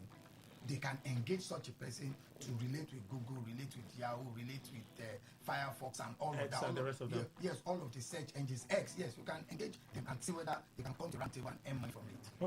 Okay, I have some understanding. Let's move on. Governor distributes SUVs to mark birthday while pupils learn in math classes. This is not new to Taraba State. It's Plateau State that is doing this. Mud Fund. The one doing this. He gave out how many vehicles? A number of them. 17. One costing about 51 million naira. So 17 is about 800 and something million. Okay, that's all good. That's all good. It's not a practice that is unique to him. It's a practice by practically all the governors. Yes. The traditional institution is an institution that must be empowered. I agree. But when you have a case of doing it for the traditional institutions and in their domains, you have schools that are dilapidated. How do we measure this? Is the government focusing its priorities on the elites, satisfying the elites, or is it really about what interests them as the executive? Jamala. I've come to study political minds that once they are privileged to be exalted to whatever seat the ambition or the desire meet at that particular time, the people generally do not really matter to them until it is close to. I say so because look at the actions of, let's start from the least, our councillors, our chairman. Councillors are even trying because of, they are it's a very close area they are representing, and they are physically known. They go to their places, they interact with their constituents, if I may use that word. But let's talk about our House of Assembly, our local government chairman, our House of Rep, our senators. Senators in River State, I think in my own senatorial district, we have about 6 or 7 local government. I cannot remember if the one representing us has visited my place before. When I mean my place, the entire Woodward Kingdom made up of over 14 various committees. I cannot remember. The one before her also, I cannot remember. So it is only when it is time for the high 1 or 2 persons within the locality and give them peanuts. And those are ready to kill their own brothers because of the peanuts that they're receiving. So it is generally not about the people, but they forecast the next election. They prepare. That's why the likes of Abaribe, people like Ndume, have been in the Senate for aeons ago. Yeah, landlords. Yeah. And what's the name of this man that was the former president of the Senate handed over to Ahmed Lawal. They are landlords of, in fact, it is entitlement. Even people that is working with 001 just to go back again. That's been in Senate for how many years until he came and displaced him. And now he's preparing to. Are they the only one? So it is not about the people. So it's now, look at the policies of Tinubu. How the policies have favored the common streets. Why it is good to set foundation grounds upon which you build the economy. What are the remedial policies you are bringing into play? So it is about themselves and how they will survive the next political season. So coming back to our various kings and our emirs, we have in River State, let's use River State for example, where several oil companies are working in our various localities. The Petroleum Act about 3%. If those 3% can be utilized for the growth of our communities, what we will see in our communities will be a little Dubai. Even with that 3%. Even with that 3%. Yes, even with that 3%. But the problem is, who are those managing the 3%?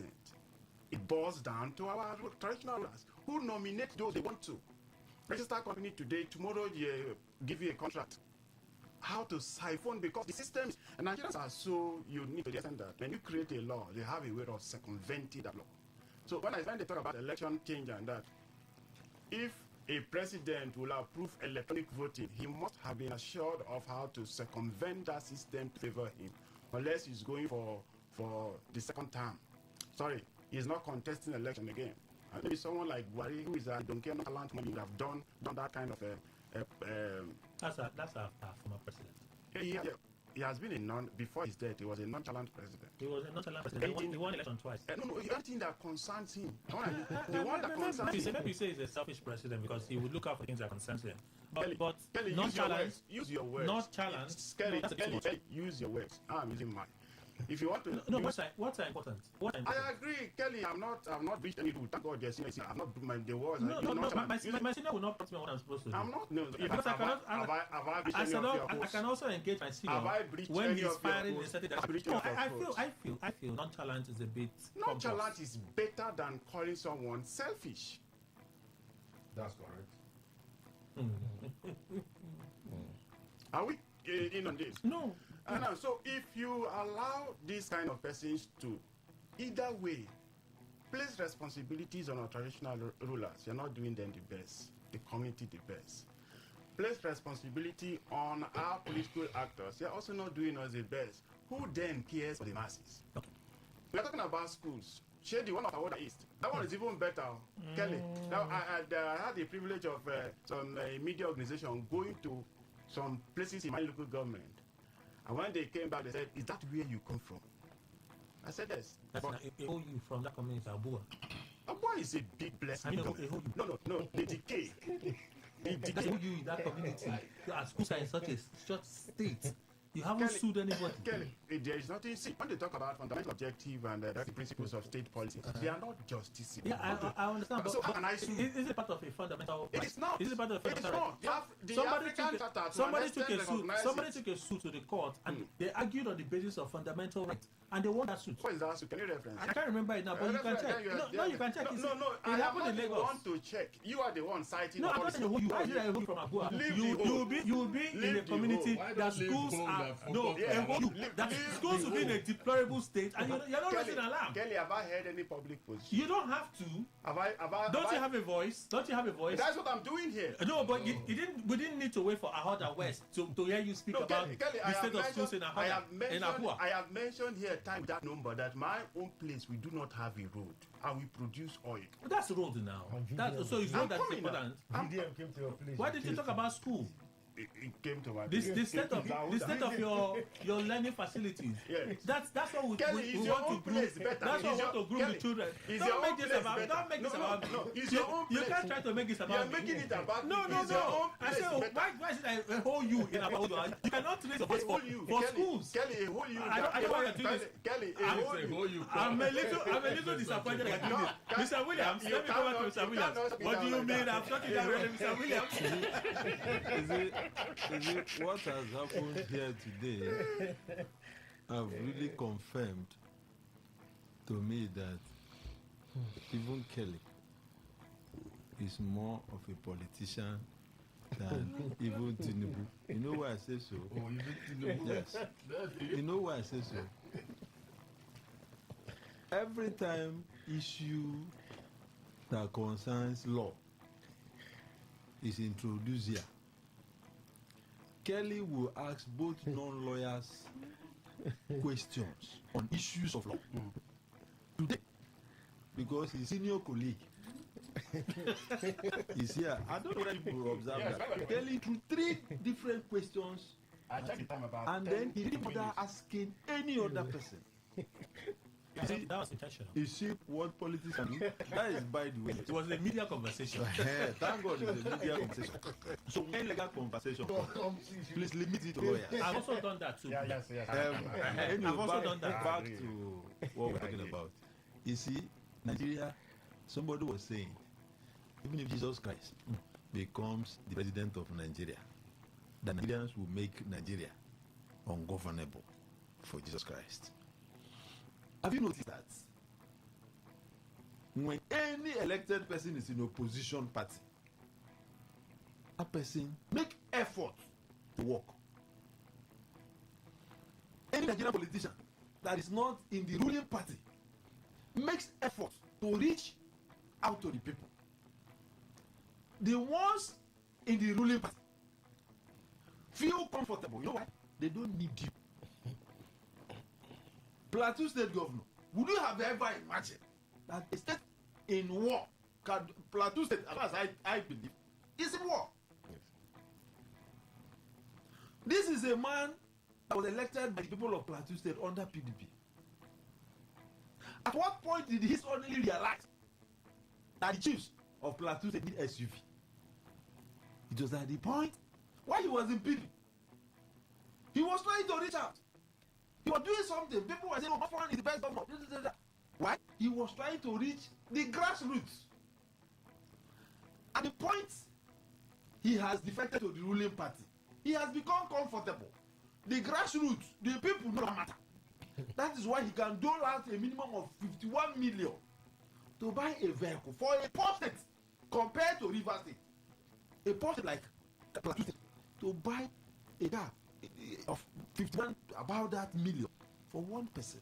What that tells you or me is that these people do not care about the people they are governing. You know what they feel? Of course, if you're a son, you copy your father. If a minister will visit the place and gather everybody, including the chiefs or emir as it is, and tell them that because you have decided to support this government, I hereby declare, if you are first class, second class, you are now first class, people will clap. If you are third class, you are now second class. Chiefs. The question is, what is this business with the ruling party and the chiefs? So you think it's a political thing? Kelly, I say, the fact that you are supporting this government, that is the only qualification for making your stool first class. So why won't Governor of Plateau State in the same manner? In fact, he said he just limited with the vehicle. Maybe by the end of the week we'll hear those that are fighting for this vehicle are also first class. So what I'm saying is that, you see, this country, we have seen that the ruling party. Have you seen Oti? Have you seen Oti broadcast for chiefs because they are supporting him? It has not made headlines. No. He may have done it. We are now until he makes headline. The point here is that can our leaders understand the importance of the people they are leading? The answer is emphatic no. The people that are supposed to lead are inconsequential because they believe that the moment a chief, like my leader was talking about the 3% PIA. Let me even tell you. Do you know that? Let me take Delta State for instance. You know what Delta State that is a government commission. That the SOPADEC. That thing came since Ibori. If I'm not either Ibori or Odua that set up that the SOPADEC. What do they do? That 3%, it doesn't go direct to the chiefs of the oil producing communities. That money comes to that the SOPADEC. That is a board. That is why today, if you go to Delta State, you can see what that agency is doing for the people of Delta State. The money goes there. Okay. But our own Delta State goes directly to the government account. In River State, there's no board. There's no board. That's not correct. I think, sorry, Senator, there is what they call a host community development trust board.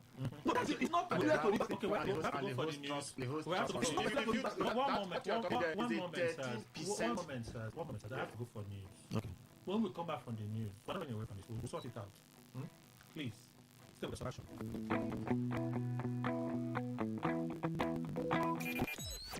Talk radio. I listen to a lot of talk radio. 95.1 FM. Today, 95.1 FM, Port Harcourt. News update.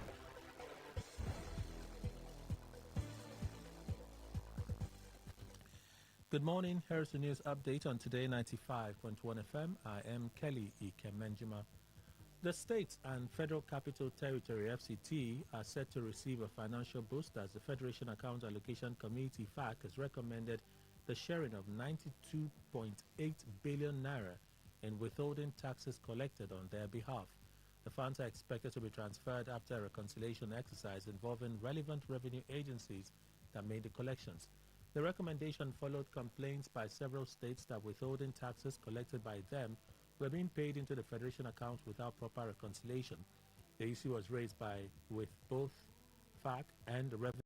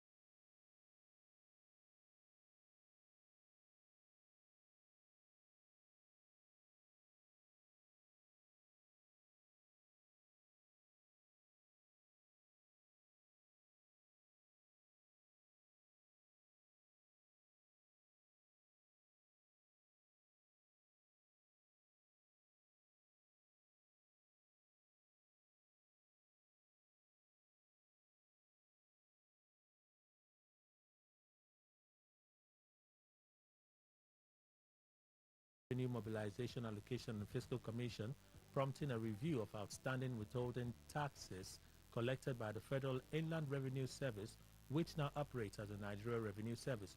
To resolve the dispute, the RMAFC engaged SMD Consulting, whose findings contained in the Fact Post-Mortem Subcommittee Living Allowance, COLA, tax relief for workers and other economic measures to cushion the impact of rising petrol prices triggered by the ongoing Middle East crisis.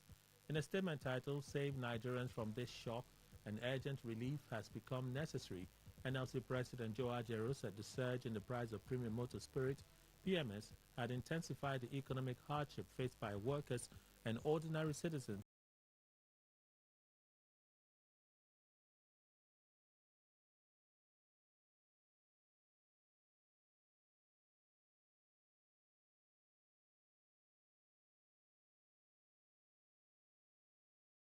across the country. The labor union demanded an immediate wage award and cost of living allowance for all workers, expansion and overhaul of the government's cash transfer program to ensure transparency and support for vulnerable citizens, and the suspension of regressive taxes on low-income earners. According to the NLC, taxing minimum wage earners at a time of soaring inflation amounts to extortion and further deepens poverty among workers. The NLC also warned that the soaring cost of petrol and diesel has made transportation increasingly unaffordable, contributing to rising food prices and shrinking household incomes. The senator representing Kogi Central, Natasha Potodoagan, has dismissed a viral video circulating on social media that falsely shows her endorsing a fraudulent investment scheme. The lawmaker issued a public warning describing the clip as manipulated content created by scammers to mislead unsuspecting members of the public. In a statement shared on her official social media page, Akpotuduaga said the video was doctored from a past interview she granted, adding that fraudsters edited the footage and altered its content to promote a fake investment platform. She stressed that although the video appears to feature her voice and image, it is entirely fabricated and should not be trusted. The senator has called on members of the public to report any social media page or platform hosting the video so that it can be removed before more persons fall victim to the scam. On the foreign scene, United States President Donald Trump says Washington is in contact with Iran as the conflict involving the United States and Israel entered its third week, suggesting that Tehran is not yet ready to reach a deal on ending the fight. While Trump confirmed that some form of communication was ongoing but declined to provide details about the nature of the discussions, he also expressed uncertainty about pursuing a deal, saying the situation is complicated by the loss of much of Iran's leadership following the initial strikes. According to reports, Iran's Supreme Leader Ali Khamenei and several senior officials were killed on the first day of the U.S.-Israeli attacks on February 28, a development that has deepened instability within the country's leadership structure. However, Iran has rejected claims that diplomatic engagement with Washington is underway. Iran's foreign minister said Tehran sees no reason to hold talks with the United States, arguing that discussions were already ongoing before the talks began. And that's the news update on Today 95.1 FM. Good morning. Thank you for your time. Unleash the power of the airwaves with the ultimate radio experience. Tune in to Today 95.1 FM, the voice of the people. Don't just listen, immerse yourself. That is 100% true. It all begins with breaking news. Now make no mistake, this is a difficult mission, and it will remain difficult for some time. Then it keeps trending. Events, issues, personalities, all struggling to gain attention. But in the race for deadlines, the intrigues, power play on the currents are often missed or underreported. Insecurity here is basically a product of poverty. But not anymore. As the platform on radio steps in to fill the missing links on events, issues, and personalities in the news. I'm not afraid of anybody. Yeah! The platform on radio serves only the hottest topics and trending issues. Only on Today 95.1 FM. 95.1 FM. Port Harcourt. Weekdays, 4 p.m. Get on the platform on radio and be served.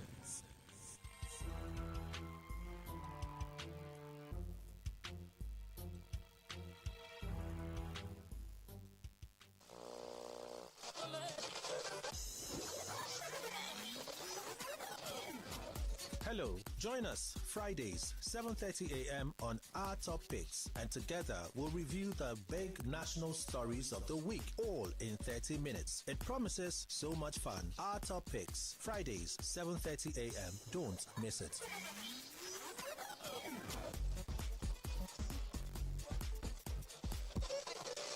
Get ready to feel the rhythm, the groove, and the true vibes of Africa.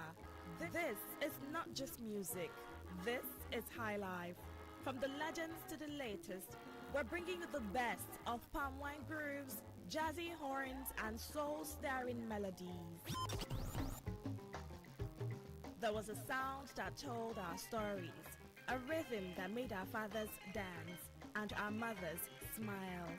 Welcome to The Thrill, a musical journey through time where legends live on and new stars shine.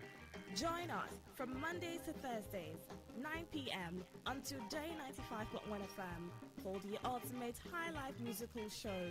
Don't just listen, feel the music. High life lives here.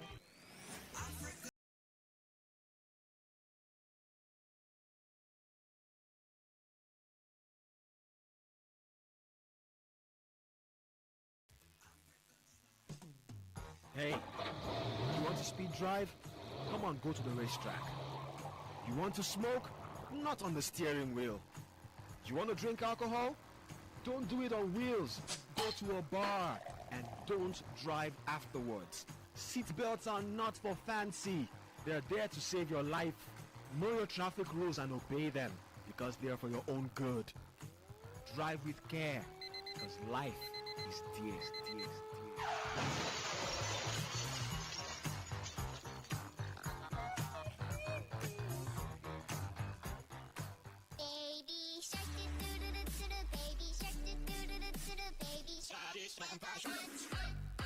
Children are a beam of sunlight. On Kiddies Playground, smart is the new cool. We have interesting activities lined up for everyone, from storytelling to games to quizzes, where you get to win loads and loads of gifts. Do you have what it takes to compete and win exciting prizes? Then don't miss any episode of Kiddies Playground every Saturday at 7:30 a.m. only on Today 95.1 FM, where playtime comes to life.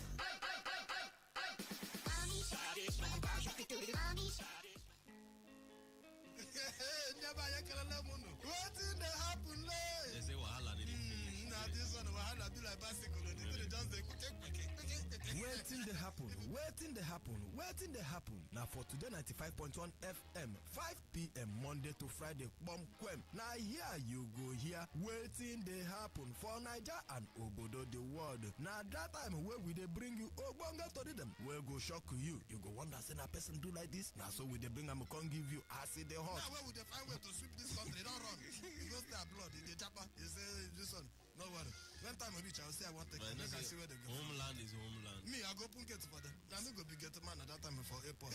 Waiting they happen. Make you no miss MC Kura for waiting they happen. You go enjoy yourself. I don't tell you say this place na education center. As you sit down here with us from Monday to Friday, you go enjoy waiting they happen. Waiting they happen. Make you no miss them at all.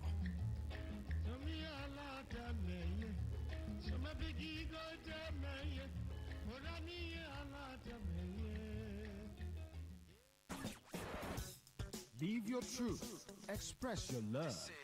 Share your enthusiasm. Take actions towards your dreams. Talk your talk. And walk your walk. It was years ago. There's a statute of limitation on this stuff. Make today worth remembering as we discuss issues as it affects Nigeria moving forward. Talk that talk. Weekdays, 2 p.m. Exclusively on Today 95.1 FM Port Harcourt. Voice of the people. You may not realize it, but do you know you can always show your love for others with simple gestures? Here are some of them. Always look for the good in people. There are two sides to every story. We have our good and bad sides. So, look for the good in people. Focus on people's potential. Everyone has potential. So, rather than put them down, help them realize it. Choose to love. If you're given an option between giving love and receiving love, choose given because that is a more practical choice. Treat everyone as equals. This means letting go of all the prejudice and partiality. See people for who they really are, not their jobs, not their apparels or bank accounts. If everyone does this, then the world would be a better place. Love yourself. You cannot give what you don't have. So, before you try to love other people, love yourself first. Forgive. We all make mistakes. So, whether it's a family or a stranger, the best way of showing love is forgiveness. Everyone deserves a second chance. Show compassion. Care for other people. Care for what they are going through. Do what you can to help. Give back to the community. Remember that a single drop of water can cause countless ripples. That donation, no matter how small, can inspire others to do the same. Smile, even to strangers. Remember that you're never fully dressed without a smile. So, do not underestimate the power of a smile. Not only does it lighten up your face, it will also brighten up another person's day. Be the spark of positive. 95.1 FM, voice of the people. And we're back.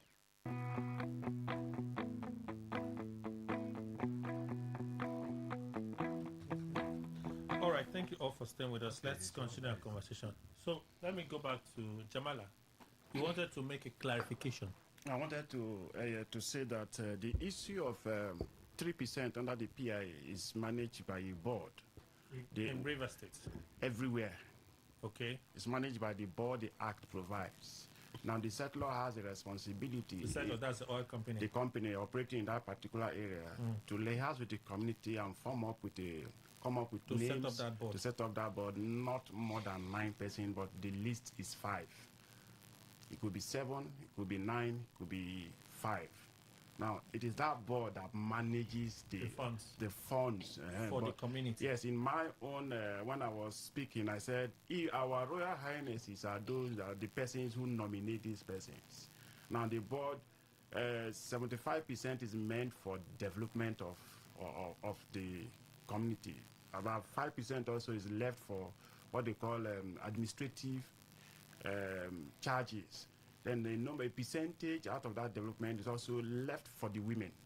Okay. For women development of the community. So maybe the one my senior is talking about is the general 13% agreeable to oil producing states. Yes, that's actually what I was referring to, which I say that in Delta there is the super deck, and that since NDDC came on board in River State, rather than set up such board, it has been going to government coffer. But finally, on the issue of the buying of cars by the governor, I think what I would say there is, the moment leaders or elected leaders are in opposition, they are careful so that the government at the center will not send EFCC and all that to them. Okay. But the moment, so they want to do what in case the government at the center decides to bring EFCC, the people will be with them because they have impacted. It will be like, oh, they'll be working for us. They'll be working for us. But the moment they change and join the party at the center, of course, EFCC is no longer coming for them. So you see that impunity. That is when they do all manner of things. Otherwise, tell me, was that money budgeted? That amount of money, 800 and something million, was it in the budget of Plateau State? In fact, it was even shocking that I heard, I don't know how true is that, I think I read, where he said that it is personal gift. Now, you ask yourself a question. Where did the governor get 800 and something million that is his personal gift? Cars he bought for. Assuming it's even not personal gift. The question is, was that money captured in the budget of Plateau State that at this point in time, such money will be released to buy cars?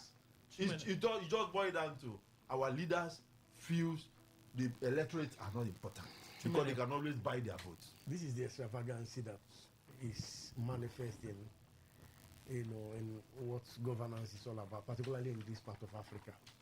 The same thing is going on. If I was looking at what happened in 2023 in Jos Plateau, where 200 persons were killed in Balin. There's a place they call Bakin Ladi. Yeah. And just two places, 200 persons. Within a space of 1 hour 30 minutes, there was no reprisal from the security. In fact, from the eyewitness report and some omniscient accounts that they were called, soldiers were called to come in. The governor was complacent. His phone, his chief of staff was also asked to make a comment concerning the death and what they feel like doing. There was a white paper released as to that effect. Most IDP camps in Plateau State, because they have several IDP camps, the question we should be asking is that, what are the priorities we are setting? This is just what the game theory is all about. Personal interests. People are looking for just interest. And we are getting into 2027. And Kelly, we shouldn't be so surprised. Like my Leonard Senior was just saying here. There is nothing we can do. How much does a governor, if we are to even look at the budget of a governor, his personal money? There are countries you do that. If you do that in China, of course, you're going. Remember the former president, this is Singapore, that just went in, who orchestrated them in one of his actions, orchestrated them. There was a riot. In fact, he was the one that orchestrated it. And of course, the House sat down. You want to declare martial law? Martial law, I think so. It affected him. South Korea. I think he's in prison now. Yes. So you can imagine if we have an active law where we have so many laws, but who are the implementers? Who are the people that are supposed to? Ordinarily, you look at the situation in Plateau. Right now, if you Google your search engine, you will see that one of the poorest countries, although Plateau is not there, but in terms of violence, the IGR is very poor in Plateau. You have Sokoto, you have Damawa, so you have states that are very poor. And you see them dolling out. When you look at the efficiency and potency of most of these traditional rulers, particularly in most areas, we have done demography. In terms of crisis, most of them are being sponsored by these persons, traditional rulers. What are their potency when it comes to adding to what Nigeria wants to do?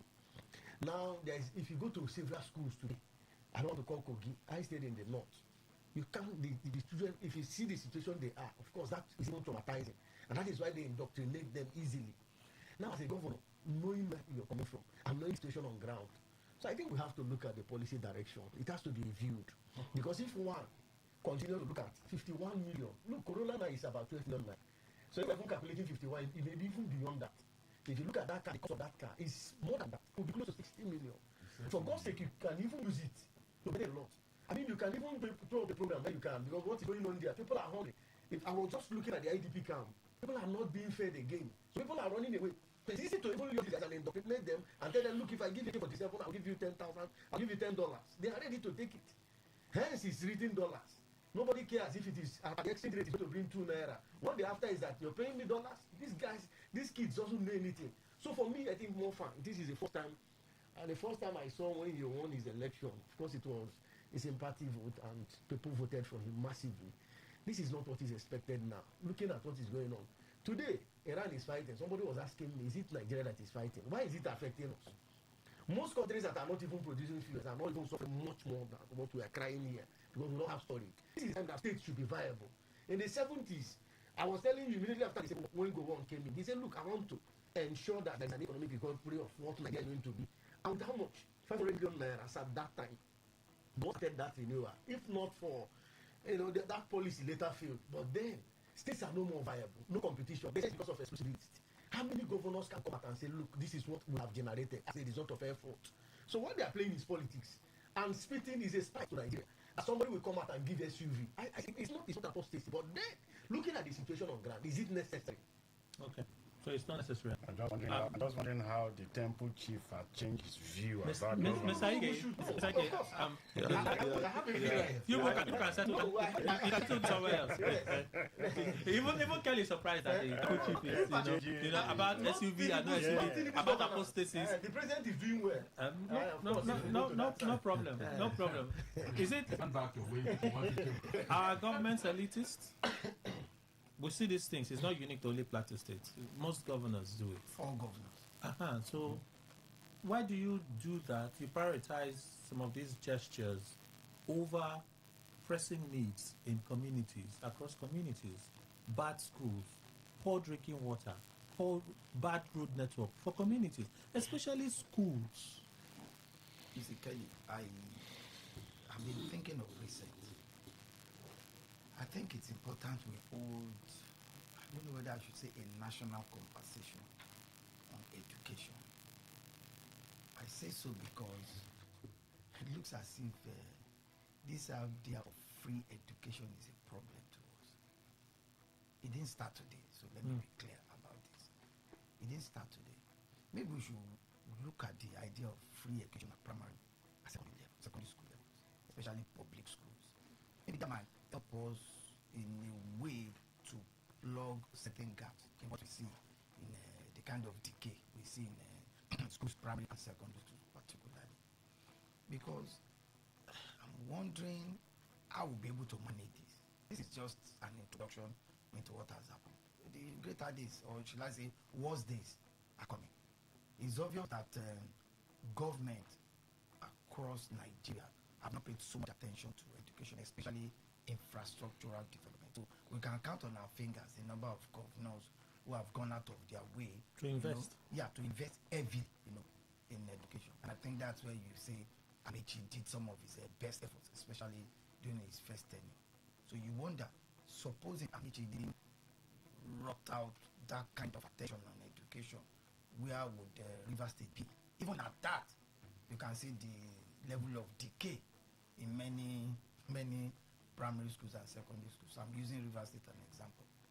I did voluntary teaching for 3 years in the public school, so I won't mention the name of the school, but I did voluntary teaching for 3 years. I taught them economics and government, and that was in the heart of Port Harcourt. They didn't have sufficient, teachers, and they didn't have, laboratory to even be able to sit for their employee. So I'm using that to extend to other parts of Nigeria. Sometimes when you mention some of these schools, you think that those that are badly affected are in far-flung local areas. No, even right in the city center, you still have a lot of schools that the requisite number of teachers. So when you take that out of Nigeria, out of Rivers, extend it to other parts of the country, especially the north, then you understand why there's a deep problem in the north. Plateau State is one of the biggest states, in the north central. If you take that to all other parts of the north, then you understand why we have such a visible level of decay in the primary and secondary school facilities particularly. So can we take a second look at this free education? Is it a curse or a blessing? Because if we say it's a curse, can we not get people to pay for primary and secondary education? Maybe the payment can help improve the facilities in this school. I'm sure you're aware that in a lot of schools, teachers have to resort to tasking the students to contribute maybe 100 naira or 200 naira or 1,000 naira, sometimes to be able to buy chalk, sometimes to be able to buy board, sometimes to be able to buy duster or even broom or even brushes, to clean the schools and all that. Most schools don't even have cleaners. Do we need a national conversation on this free education at primary and secondary level? I'm sure the argument of a lot of people is that if we tell parents to begin to pay for primary and secondary education, these are people who are poor already. Are we not going to now have more people, out of school? We need to find a way to meet. We just have to find a way to meet, because it's becoming more and more obvious that state and local government cannot successfully manage primary and secondary education. Is it a challenge of funding, or is about their priorities? It's about sustainability. For instance, this gets important. Yeah. 870 million. The vehicles may be more expensive than that. Yes. And of course, with government this thing, there will be jack up and all of those things, right? The governor could have made a decision to buy cheaper vehicles. I want to give you people vehicles, but to buy something cheaper. Push the bulk of this money into fixing the dilapidated schools. It's a decision that he could have made. No, Kelly. The governor's executive vehicle is probably as expensive as all those people together. Because it has to be bulletproof. No, you're probably talking of something in the region of 300 to 400 million. But there are other vehicles that can be purchased that can still be retrofitted bulletproof. Yes. If you are going to add that, you are probably looking at 200 to 250 million. That the governor can use. He would have saved. If a governor was thinking of, okay, what I get is 1 billion, for instance, right? If we have to do wages and all of those government services, and we're spending, let's say before now, we're spending 500 million of that sum, can we reduce that amount so that we can push majority of these funds to meeting the needs of our people? How many hospitals can we? The government sat and built a plan. You say to the team, you build a plan. Do we have existing schools? Yes. How many existing schools do we have? In each community, 3. Okay. Can we refix those schools or build a new one? Somebody can say, well, this is the cost analysis of it. We can fix 3 schools at this amount within this period of time. This is how much it will cost us. You know how much inflow is. You can plan. Kelly, what you're talking about, building an infrastructure or refurbishing an infrastructure or upgrading an infrastructure, there's absolutely no problem with that. The next question is sustainability. Let's take River State example. Amechi built certain number of schools, the primary schools in River State. Amechi left in 2015, right? How many years later? Visit those schools. Are they in that shape? I'm talking about sustainability. It's not just about putting the structure. Even if you put up a brand new primary school structure, say in community A, give it 5 years, will it still be in the same state? That's what I'm asking you. Do we need to have a national conversation or a state conversation? Maybe that's the right one. Okay, how many primary schools do we have in River State? That's one. How many secondary schools do we have in River State? Now, the budget for education outside of recurrent expenditure of paying salaries and not rate. Now, our budget for education, rather than allow the commissioner for education to control these resources or the governor, should we pay the money directly to those schools? So if, for example, we have 100 primary schools, are we giving them 50 million every month, or are we giving them 100 million every year, so that there is a board, just like they are talking about the community trust fund? Can we have a community trust fund to manage a primary school in that community?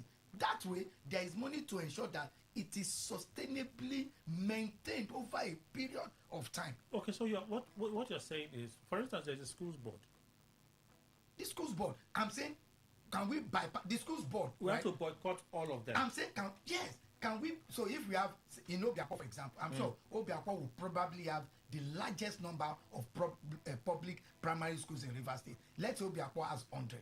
Can River State government now say, these 100 primary schools, can we give them 50 million every month? There is a trust board that manages how that money is expended, so that when a ceiling breaks, you fix it immediately.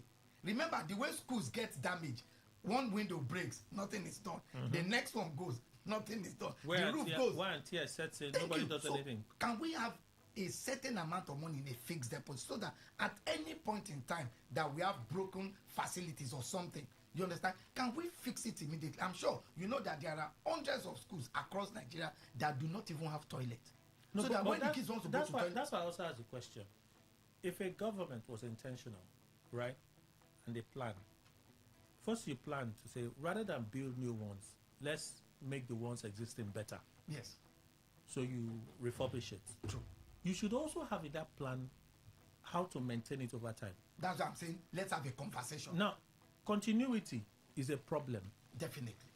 But at least we will record it for that government that, in the 8 years that I was in office, we spent the first 3 years or 2 years in identifying the schools with problems. We spent another 2 years in fixing those schools, and you can see for yourself.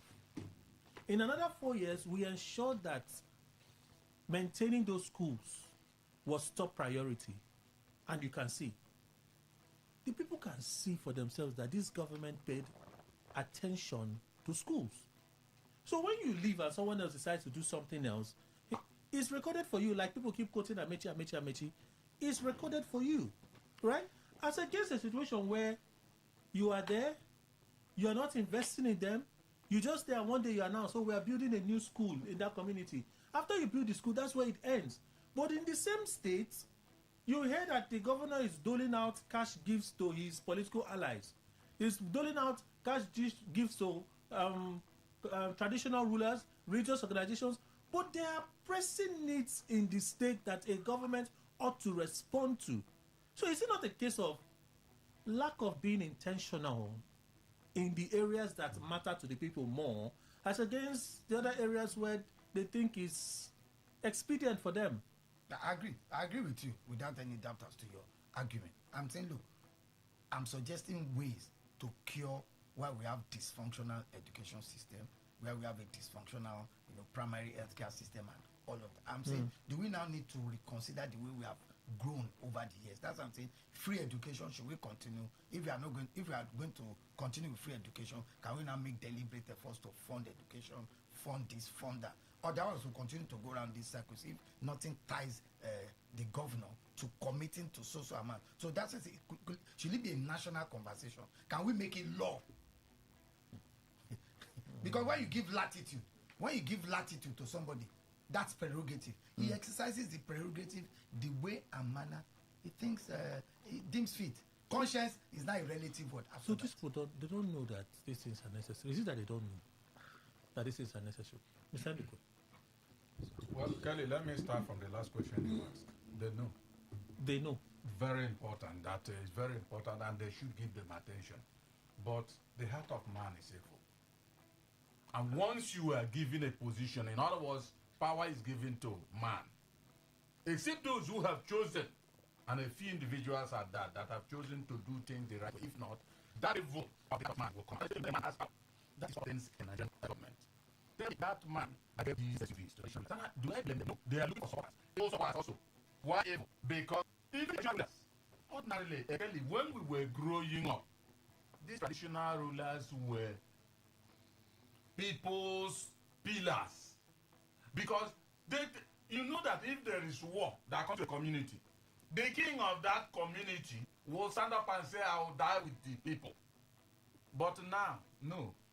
All those traditional rulers, the ones you see, like if you go and examine the people that receive the SUVs, it may not be those who are traditionally installed in their communities, but the political brand of traditional rulers. And that is why, since government are making, you can see it even in any state, even in the state we live, that you have people that have been struggling for a political stool, a traditional stool. The community will come out and say, no, it is hereditary. The father of this man was there, so the son will replace him.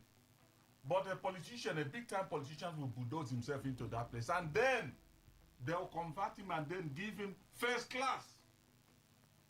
The ones that are hereditary, that doesn't want to look to government, will stay in the background.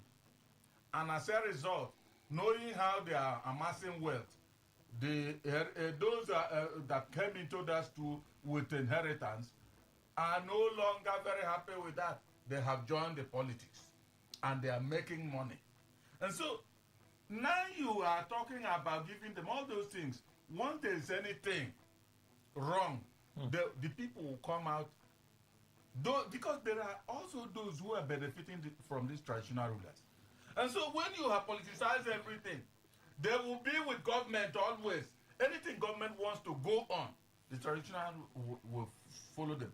But those who entered that stool with a hereditary, no. They'll say, no, our forefathers did not tell us this and that. And who is listening to your forefathers, what their forefathers say? So, for now, when you are talking about whether government officials, even the traditional rulers know the right thing, they all do know the right thing, but they don't want to do it. They are talking about interest. I have told you what is killing us in the Nigerian brand of politics is that they have said, where do you see this kind of, even if you like, say sacrilege, that there's no permanent enmity, no permanent whatever, something, there's another one. No permanent friendship, good. But there's permanent interest. There's permanent interest, Kelly. Now, because of that interest, you choose any form of ways to make sure that your interest blossoms and is maintained. Like Ige is talking about.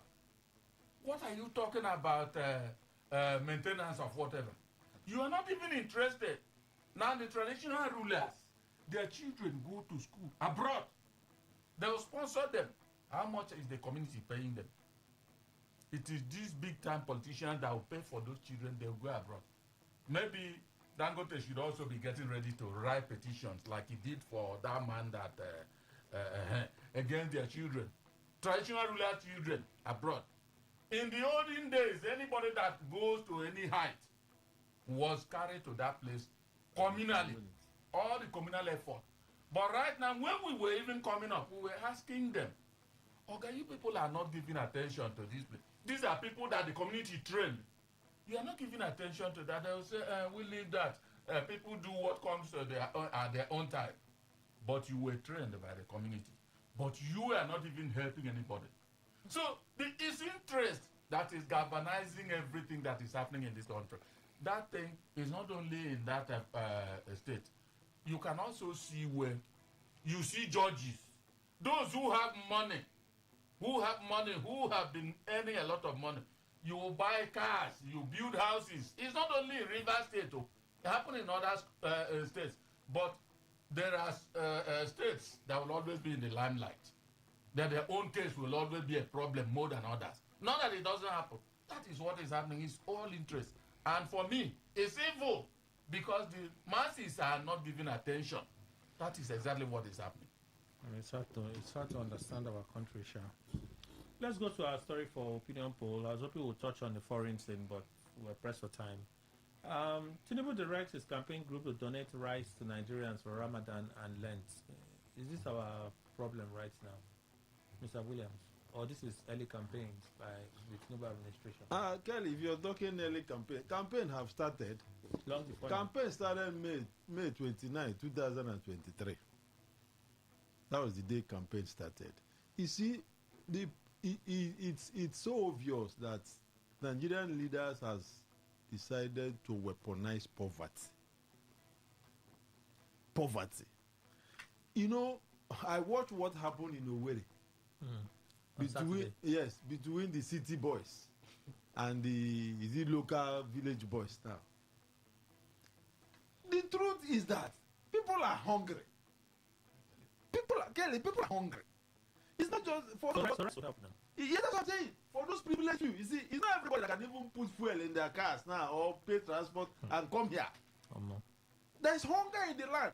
So presidency have taken advantage of that. Do you know what one bag of rice will do in a family now? Even if they eat that rice 3 cups in a day, it can last for at least 1 week or 3 or 2 or 3 as the case may be. And you know, there's one thing with Nigerians. We are always quick to forget. Like my mother used to tell me, you know a bad person when that bad person has eaten. Pepper, he has finished eating, wash hand, drank water. But the pepper in the food is still in his mouth. As soon as that pepper subsides, he has forgotten who gave him that food. The person that brings the next plate of food is his messiah. That is how most Nigerians are wired. That one they are eating that time, that pepper in their mouth, as long as that pepper is in their mouth, it's you, they know. So politicians know that is our problem in Nigeria. They wait. You elect somebody to represent you for 4 years, 1 year, 2 years, 3 years. He doesn't send you. But you see, 2, 3, 4, 5 months to election, they print their own pictures too, their picture in the wrapper and T-shirt, and put their pictures in the batch of rice and bring. It makes a lot. You see the same Nigerians, gullible Nigerians, will be fighting, sometimes stampede, just to even get that fake bag of rice. That even them in their families, it's not that type they eat. They go and bring the one that have stones and give to people. So it's unfortunate that we are where we are in Nigeria. It's poverty. Imagine a president giving order that his campaign team should start giving rice. I would have prayed one prayer that years a week we used to pray. But let me hold my peace. That rice, since he has seen Nigeria, that what we want is rice, may he continue to eat rice all his life. That kind of rice that he's giving to Nigeria. May President Tinubu continue to eat that kind of rice. Are you praying? Yes. Praying for him? I'm praying for him. Since he has identified Nigerian problem as rice, that kind of rice, his campaign should give to people. May President Tinubu continue to eat that kind of rice that he gave to Nigerians to eat. That is my prayer for him. Well, we've not seen the rice, maybe quality rice. Yeah, and that's what I say. That quality rice, may he continue to eat that time. Chief. Mr. Ige, have we started campaigns, or you think that it's a necessary gesture? I think campaigns, started long ago. Really? Yes, campaigns started long ago, even though the Electoral Act clearly states when campaigns should start. But unfortunately, INEC is not vested with the capability to prosecute people, for contravening the Electoral Act. Campaigns started long ago, and you could see the movement of a lot of people into the ruling party and into other parties. So it suggests that people already know what they want and they're already going, about it. But if you look at, especially, okay, we say the number one need of human existence is food, right? Good. Now, if number one existence of human need is food, then you say that look, all the concurrent states should also be investing heavily into agriculture. And with the president now saying, look, I'm directing these people, to send out all of these things and not the rest. Once you are the president of Nigeria, whatever statement you make is termed political, because for every activity or for every policy or for every program you do is a political capital that you are investing in. Whether it is genuine, it is not genuine, you have to take something about it and see how you can buy over some people to your side. So I feel that this is also one of the interests of the president, distributing this, not the immediate need of the people, but anywhere there is food, Nigerians will definitely be there, because some may have and do not have sufficient, some don't even have at all, so they see it as an opportunity, to get some even feel that this is the best way for me to get my own share, of the national cake. So you read a whole lot of minutes into this, then you understand why we say that campaigns have started, long ago. When you have the City Boys movement, what is their primary responsibility of coming together as City Boys? To elevate the aspirations of a particular person. So you understand why this is all politics. Your party is campaigning already by sharing rice. I'm not a member of, let me correct them, with respect. Is APC not part of Rainbow Coalition? Even if I'm not, if coalition can be there, just as the CPC did in 2015. So you don't want Tinubu to win?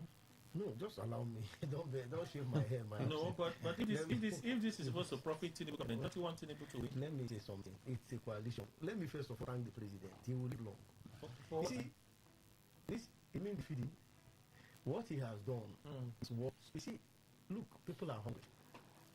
Let me thank Mr. President for bringing this idea. Kelly, I was opportune to, some years back, let's say 20 years ago, where I met a neighbor who has matches and I own a gas. He has a gas, but there is no gas. So I'm looking he for... has a cooker. Yeah, he has a cooker. So but no gas cylinder. No, there is no gas for the cooking. Overcooking. He has a matches. Me, I have a gas as a student. But there is no... I have a cooker, but there is no gas inside. And I'm looking for matches. Two things. He was moving as I was coming in. So we approached each other. I told him that, please, I'm looking for matches.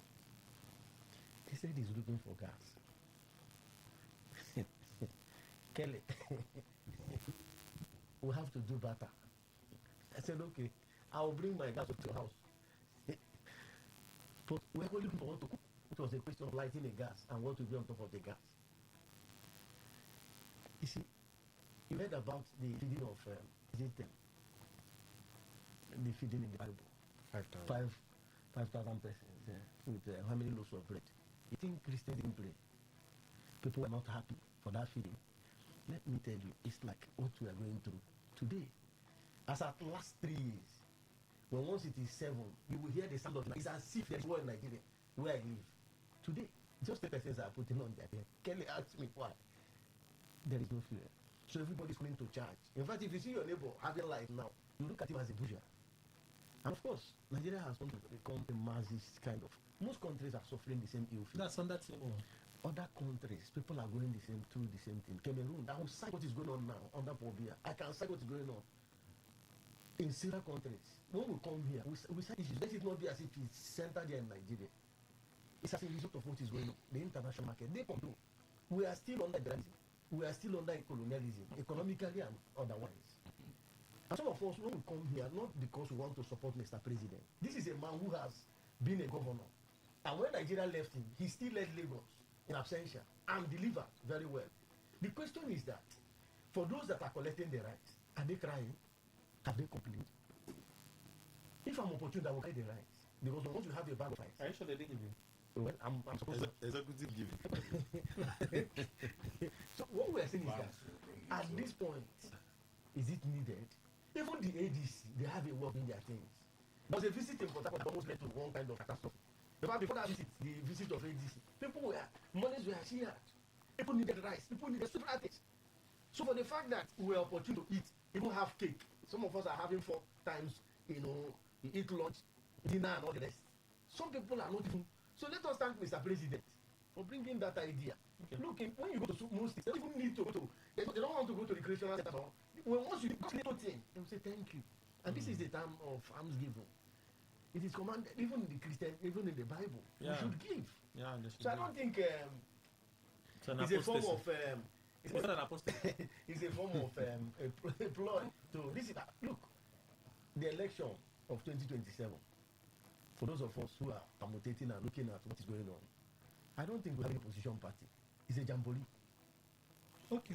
So if the president decides out of his own magnanimity to say, let me, I don't know how many presidents that will want to do it. Let's share rice. After all, you are reading here where a governor wants to buy some SUVs.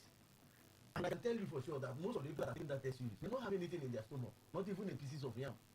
So you need strength to even drive the SUV. So and Tinubu has countered, the government by ensuring that rice being provided. So for me, I think it's a good one. He didn't do it in bad faith. Okay. It's part of Ramadan. It's part of Christianity. It's part of what's expected, good morals. So for me, he has done well, exceedingly well. I don't know, it's not clear. I can't hear the picture of president on that bag of rice is stew. That represents stew. Chicken, meat, everything is that picture. So if you take the rice, the rice already cooked.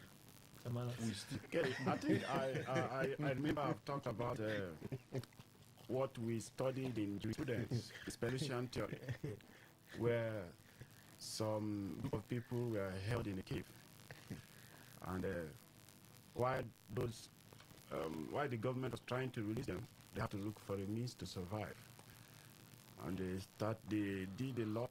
They are all agreed, did a lot on them. Started eating themselves until rescue comes. That is the state we have found ourselves. The government, the politicians, they have used poverty to weaponize us. And that, you see, go to the street and give someone like 500 naira. You have done a whole lot of good. And there are some persons who are not seeing even 10 naira a day. I know 10 naira is of no value again in Nigeria. You cannot even buy your pure water, which is the least of all. But just give some places in Nigeria, go and give 10 naira. You see, they worship you all through their lives. And so, since they know that this is where they can easily catch the voters, in quotes, the masses, and someone said we have a history of forgetting the past, always thinking of the present. Now, during campaigns, they came with wrappers, they came with face caps, they came with branded shirts that once you wash it, the neck and carry another 3 persons, including you. And they came with these rice, grains, and beans. Now, you see an Indomie, you see some persons collecting 1 yam will be shared among 5 persons. With 1 Indomie, some persons sharing Indomie too.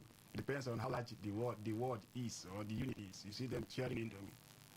They have eaten those things, whether satisfactorily or not.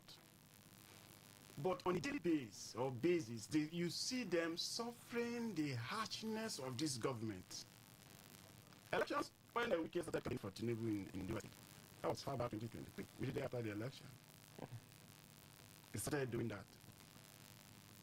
INEC has the powers to prosecute, but in Nigeria they cannot do so because that is the ruling party. They cannot do so. If you try, the persons who appoint you will remove you immediately and appoint another person who is willing. We were here when political party carry members or political parties were appointed commissioners in INEC. After the whole shout and they went on and did what they did, until today nothing has happened. And so, yes, they will continue to use that. The sharing of rights, is it actually what Nigerians need at this moment? If you ask me, I will say no. What do we need? Create an environment for us to produce that rice. And most of this rice will be imported. Who do you know? So it's not like we're even enriching our family. Kelly, I doubt if the rice is imported. Majority of Kelly, because I had the opportunity of seeing what they distributed in December. I pray that he should be eating that. No, it depends on where when it was imported. It could be something in the store for a long time, and they say bring it out from the store. That one is also during the COVID. They ordered that how many bags of seized produce, including rice and foreign fish, be released to the public. And those things have expired. They kept them in the store until they expired. Then they remembered, okay, we can actually utilize what we have seized by giving them to the public. But they refused to eat it. So whatever they are doing now, give us the means of producing those things. So that I will not come tomorrow to beg you again. But Nigerians are gullible. Well, like they will take it. I think I saw a video, whether it is a comic video or not, where a woman was crying that our generation will continue to vote for Tinubu because of that bag of rice. That's in Imo State now. That's one of the beneficiaries of the city boy movement now. So the politics, they know how to go about it, but not like I don't think if they give a military rights, they will take it. Okay. Why would I not take it? No, I think Timena is saying things are getting better. Things are getting better. To be fair to Tinubu, I think it's probably one of our most forward-looking presidents in Nigeria's history. So you can give him some credit. And I would say that at no point in time in Nigeria's history are we seeing states receiving so much money. And we need to see what at states no point receive. in Nigerian history Yeah. as any state, Any government remove subsidy. Oh, subsidy was there is no way. There was no way. Invested completely 100%. No government No, there is no way. 100%. No, there is no way Nigeria will continue petrol subsidy. That is your own policy. No, your there own is decision. all presidential aspirants in 2023. If I may ask, Yes. yes, subsidy removed. All presidential aspirants. No, hold on, sir. Where to Sir. first? Hold on, How? sir. No, let me ask you that you conclude. Okay. How is this too much money coming to the various state government? How is it affecting the people? That is not the responsibility of Tinubu. Question your governor. That's not the yes. Question your governor. Just like why you afraid to question your promise governor? us he will give us light. We should also question our governor. Question your governor. Because fortunately, electricity supply and generation has now been deregulated. Tell your state they don't pay that. It has been diversified. When? Thank you. What does it? Wait. When was that? When was the law passed? When was the law of that state cannot generate their own power? Yes. When was it passed? It has been passed already. No. When he was making that promise, did he put this caveat? Hold on. That was the first thing that Tinubu did now when he assumed office as president. Now I'm saying now. Kelly, it will take you long. It will take states some number of months or years in about 1 year. In about 1 year you can be the top man. To develop those things. You know the funny thing so for is now we are not blaming. We cannot blame our state at the moment. The funny thing is that but we cannot also exonerate them. If you don't have a forward thinking governor in your state, blame your state people.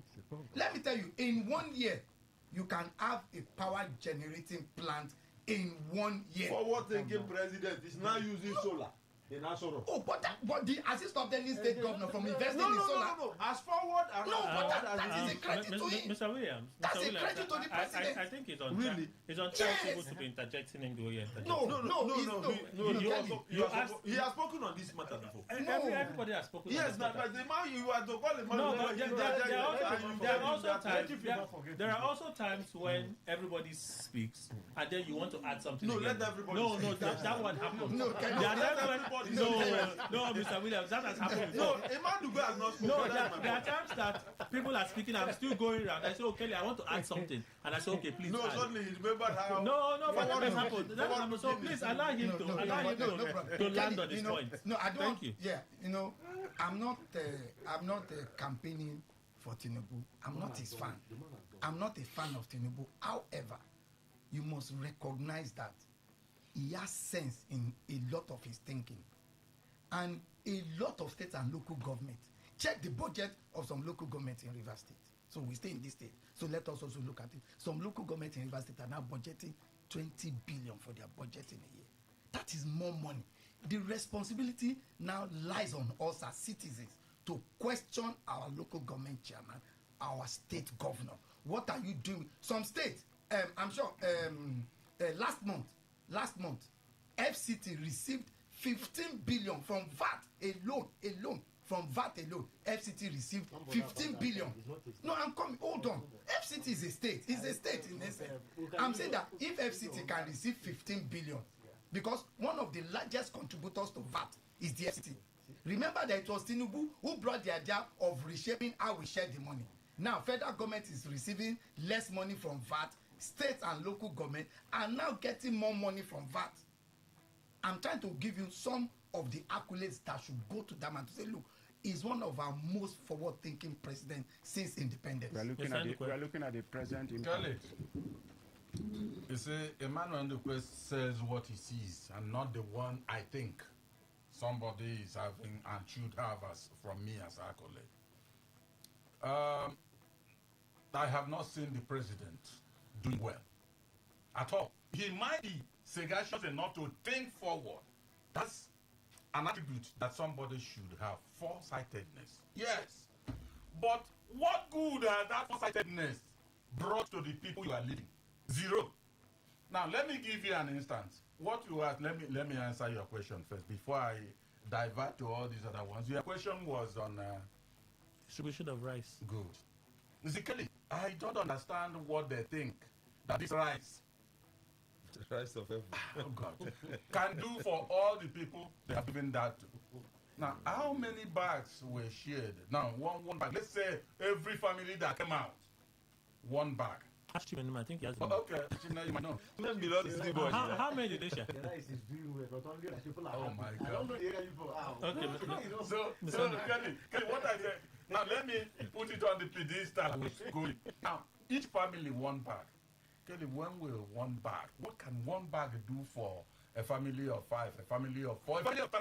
How about a family of 1? Thank you. No, thank you. Each family of 1. Tell me, how long will a family of one person eat one bag and it will fizzle out and you don't have enough money? You see, when we talk about just what my friend here was saying, I understand these things are happening. This is forward looking, has brought a maybe better time for local government in terms of figure of money, amount of money in figure. That's why Tuesday governor can buy cars now. Now you also think of states, they have more money they receive, and that money exists in figure. Do we also sit down sometimes and think about the value of the money? 1 million naira 10 years, 8 years, 5 years ago, is it equal with even 2 million naira of today? Is it? Nobody can tell me yes if the person is an adult. Because see, I want to believe that my fellow adults also go to market. It mustn't be market like my one, but at least visit the boutiques and all the rest of them where you can go and buy something or cut your material, hand them over to tailor. Let them sew. Compare what they are charging you now and what they charge you there. Even the material you buy. Usage. So all these things, the money in actuality, is it commensurate with what it can purchase? Does the purchasing power of the money, does it have it? The answer is no. And that no is in capital letters. As a result of that, if you are telling me that he is forward thinking, yes, I agree it's forward thinking, but the forward thinking is doing little to benefit the populace and to the people he's leading. So this rice, I just look at it as Nigerian brand of politics. The share they give you because they know that you are clutching your stomach and you need something to enter. Whether there are a lot of sand or not, you prefer to scoop with your spoon, sand and even gravel and put let something fill there before you go to hospital to do appendix and all the rest of them. So let me tell you, the real truth is that there is some guy in the land, even the president knows it. But several times he has come out and apologized to Nigerians. Yes, there is hunger in the land, and as a result, when you weaponize that hunger, people will always come out and say, this man that remembered us with one bag of rice, maybe 5 months ago, let us, I won't even bring God here, because God did not tell them to weaponize this thing, hunger. Let us vote him. He might give us two. Who knows? Yes. So, for me, he's not doing any good at all. All right. I'll open the phone lines now so I can take some of your contributions. Let me read some of the messages here. Thank God ability at table. What else if not campaign rice? What about ingredients? I will not be surprised to hear Mr. Tinubu directing his campaign to donate wrappers to all women across the state. Emeka Koyago says, Man shall not live by free rice alone, but by moving from corruption and consumption to production. A better Nigeria is possible. Joseph Jackson, when a government believes that distributing bags of rice during Ramadan is enough to promote peace and unity in Nigeria, it raises a deeper and troubling question about the direction of leadership and governance in that nation. Our country, over 200 million people, cannot be reduced to a population whose hope and dignity are measured by seasonal handouts. Peter Chisom, I need a rice to pour inside our power plants to pump water. No electricity here. In fact, now they put hole. Okay, pole. Now they put pole. Which area were they? Amen or so one, they should also make provision for free fuel. It's our money. Sami Ekere, these men, political ideas have not gone beyond 5 kilograms of rice distribution. But unfortunately, gullible political cycle fans are still hyping this as development. Olowu and panelists, rice politicians in Nigeria at it again. Please help me ask them if rice is the problem of Nigerians. Emphatic, yes, the rice is for campaign. Super Ted, on rice we shall stand. Tuesday, Oga rice distribution. Stanley, Agumo, as hungry people. It's the rice that we deserve, Abby. Wow. General Post, Dr. Mr. Malibra from Uwere. In the life of any nation, there comes crucial moments when leaders take decisive actions aimed at salvaging their people from impending doom. Nigeria needs purging. Okay, but I'm not sure what they're reacting to. Chile Edwin, the ADC may not be prepared for anything more than dishing out spurious figures without fact until after the elections, when Tinubu will be announced, just like what the Northern Cleric is doing now. And one wonders how these individuals have got the false information just for the purpose of blackmail. Okay. Elder Chile Edwin seems to be back in his strike.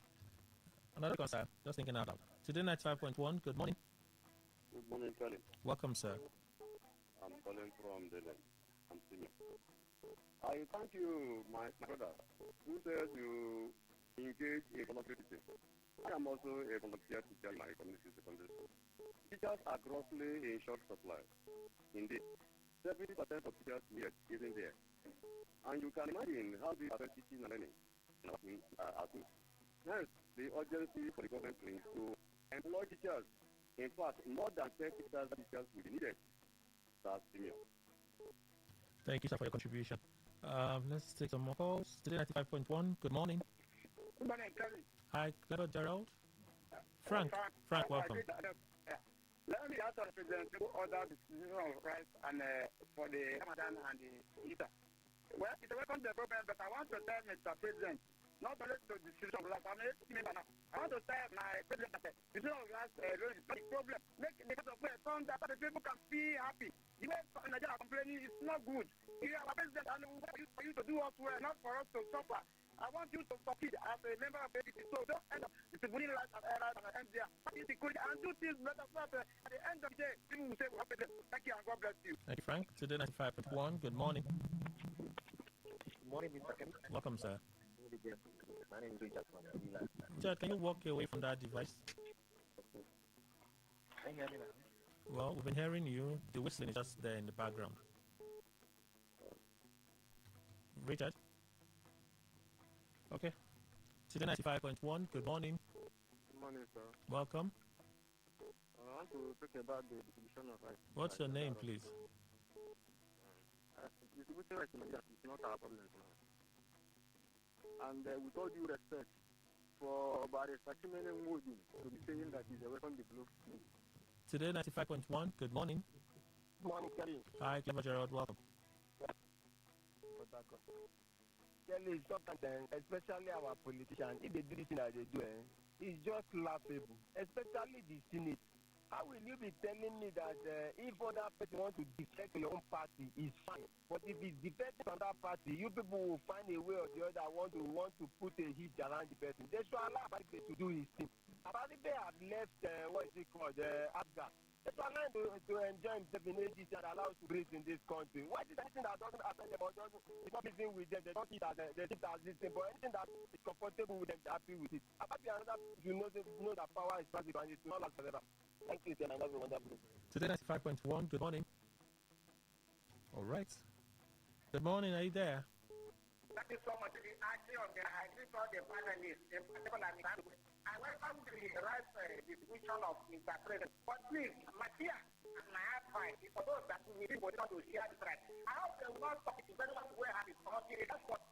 And I hope they will not give us too much or after contact. There's something opportunity in the various food artists. Please let us Thank you so much. All right, Archie. Today 95.1. Good morning. Good morning. Welcome. This is Pastor Nimokore from Tapo. Distribution of rice by president. I think Nigerian people that always correcting rice from the culture. It always take a hit that even your own rice that you use your own money to buy, it will not be heavy like the one you are buying like one person. Even in my community, there is a rice that I got not here. I tell you, say, when my people going to buy rice, they're forgetting that they buy it in they say it's governor rice. So you get the part where they share rice. That is how they capture Nigerian people. Thank you. Thank you, sir. Today 95.1. Good morning. All right. Hey there. Good morning. Good morning, Madam King. Welcome, sir. You have tried to reach out a man. You have tried to reach out to people. In the killing in the country, I was telling that from my record, that it had 380 ID camps within the north that are put into Benue. That it has 315 ID camps. And people are dying, and the country that have people that are living. Then unfortunately, I'm happy that one day everybody will give account. If we do your life or your death. Now, in the time of waiting about distribution of rice, they are now within the bundle of rice, or we are talking of food, or we are talking of refinery, we do not have, and we have people as leaders, for the refinery, no one is working, and you are going to decide for which will be hungry for. My name is Akuri. Thank you very much. Final caller, today 95.1. Good morning. Hello, good morning, Mr. Kelly, Chief Ndukwe, and the guys in the studio. A blessed new week to you all, and a bad one to all the bad for the thief, and shine away on this part of the money. We buy right the people, but no pity the meat out on top. Mr. Kelly, you see, this is one of the most incompetent, clueless, kind of heartless, I don't want to say satanic and demonic way of brandishing and ways of doing that doing politics or what have you, like giving people rights. Now, you are giving people rights. You give that in every village, every local man in the village receive that right in that village. And now you give them money to buy for the city or that, to cook that rice or buy meat and pepper. Now, there are farmers who need fertilizer to put in their crops. You did not give them one bag of fertilizer. There are people in some localities where the schools are being whatever we saw one in one of their own parents. Okay. All right, Sam. Thank you. Thank you. Let's read some messages. If the country was working, the anti-corruption agencies are not supposed to be promoted before they should act. Have an NNPC of allegedly spent $5 billion plus on rebranding while refineries are dormant. Same manner some billions were used by the late president to launch Nigeria Airways logos. Till date, no Nigerian Airways after losing the country with frivolous projects. Fine, John, you sent that contribution. Thank you. Let's see. Okay, this is the next one. Chidi Obijeze, Trump should finish the work he started. Who is calling now to join him? See the level of pride that's taken him. All right, that's a contribution. Thank you. Senator Abari has unduly overstayed in the Senate. Contrary to the rotational agreement in Abia South senatorial zone, I do not support Senate's selective approach to defectors. If Abari had defected to APC, would they have raised all these questions, details, and the rest? That's a contribution. Thank you. On poverty, growing level to 63%, I wish to state that this ugly trend is a threat to our democracy. Our political leaders should know that survival of any system of government depends on the behavior of the political leaders. Don't know what to go. You sent that contribution. Thank you. Sure, Mame, you're back. Good to read a message from you. All right, welcome back. All right, let's move on. Few more. Next time. All right, thank you. Let's put another one. Thank God ability to retrieve a red message from you on Facebook. I'll just skip that. Councillors are provided official vehicles. Same thing to LGA chairman, commissioners, heads of MDAs, and secretaries. Why the fuss about welfare of traditional rulers? His Royal Majesty Otwaripo of Upata Kingdom. Okay. All right. So it's wrong for Barrister Jamala to mislead the public on the provision of the PIA. The Act excludes traditional rulers completely from all operations. HCDTs are managed by Board of Trustees approved by NUPRING, the settlers, and the CAC. I didn't say it is directly the traditional rulers directly participate. Okay. I said they influence. Clear. All right, clear. Let's listen to some of the voice messages, and then we go to the traditional SMS channel and read a few this morning. So let's begin with this one. I am Ogubolu Kento, the director from Mr. President on the distribution of rights. What will help Nigeria? For the high time, believe religion and belief in God, and take our interest in our own hands. You see why they were organized because they've seen that hardship is something that they brought upon us. And this is the key that they use in getting the ordinary man. And the big question is, can we put these people out? The answer is no. Now, who will be our savior? Is the judiciary. Now, do we have a judicial system that we want to rectify the anomalies? The answer is no. Why? Listen, politicians are part of the judiciary now as we speak today. But why will certain persons go there as National Assembly members, as governors, even as president, when they know that their desire, their attention is to give Nigerians poverty? Each message is allowed 60 seconds, okay? Good morning, sir. Good morning, Kelly. Good morning, Workman and others. I don't think there is not like free education in this river state. Because here in Limbo, I'm in Limbo as I'm talking to you right now. Here in Limbo primary school, my students are going to that school. We need to pay for some things here. Those, okay, for example, they say they should pay for entrance for 9,000. Like common entrance is 3,500 naira. And they made the entire was compulsory that it must be that is compulsory that everybody must pay for it. Thank you. My friend. Good morning, all in the studio. Kelly, please let me ask Akpabio and APC. They have overwhelming majority. They have 32 governors. Why are they afraid of opposition, strong opposition? In 2024, Ifeanyi Oba of YPP, representing Neus Militarism, defected to APC. All of them top of shout and welcome him without election in YPP. And among the defectors today in the National Assembly, YPP House of Reps member defected to APC. They accepted him. Why are they afraid of controversial Abaribe defecting to APC? They have incarcerated Malame, incarcerated M5, attack Amechi, attack Obi, attack ADC. What are they afraid of if they are really on ground? Good morning, Mr. Kelly and the guest in the studio. My name is Ezekiel. I think your guy, Master Family. Mr. President is directing the new officials to share out for us, don't talk to us. Since it's right in our problem. we should eat rice because we don't eat rice in our past life. Lord, please help us. I don't know what this politician take us for. I don't know. The best thing we have to because we don't have like other that country that president is going to. If this thing that is going to all now happen, they don't keep quiet and be with them. Because it's easy to come that taking us for a ride. No problem. If you're going to UK, they will do 21 contract for you to renew like they are given to us. We should continue. When you go and come back now, you come and tell us how office.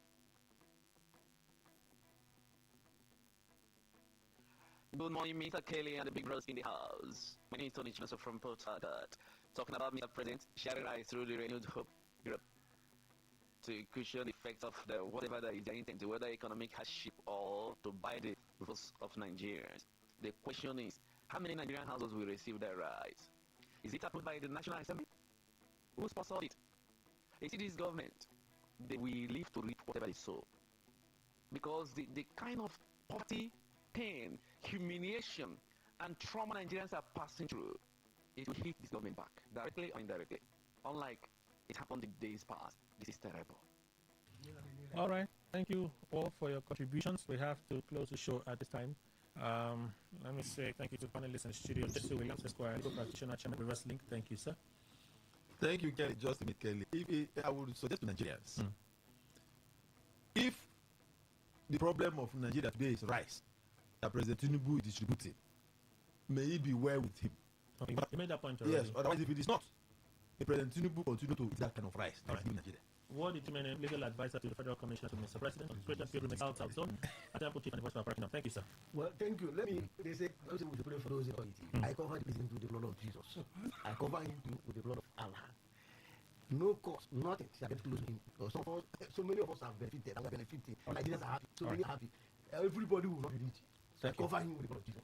Olaleko Ige is a journalist, a very journalist who just stepped out to have our US appreciation. Lemon Given to Mala Esquire, private legal practitioner. Thank you, sir. Thank you, Kelly. Thank you, Rivers people and Nigeria. Mr. Emily Ndukwe, in-house analyst. Thank you, sir. Thank you very much, Kelly. Thank you, Nigeria. That's our show. Good morning.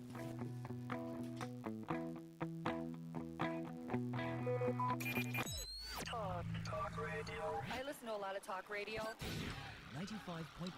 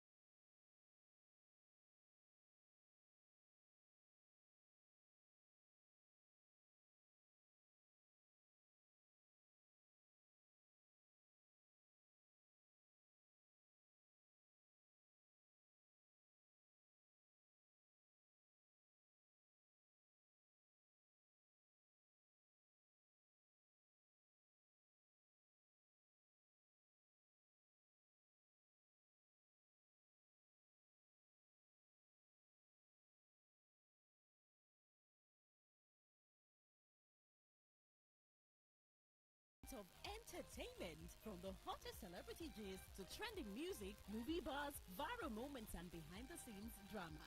This is where the fun never stops. Tuning to Entertainment Today, only on Today 95.1 FM, Voice of the People, your station for pure entertainment. Weekdays, 11:30 a.m. Entertainment Today, where your favorite stars and stories come alive.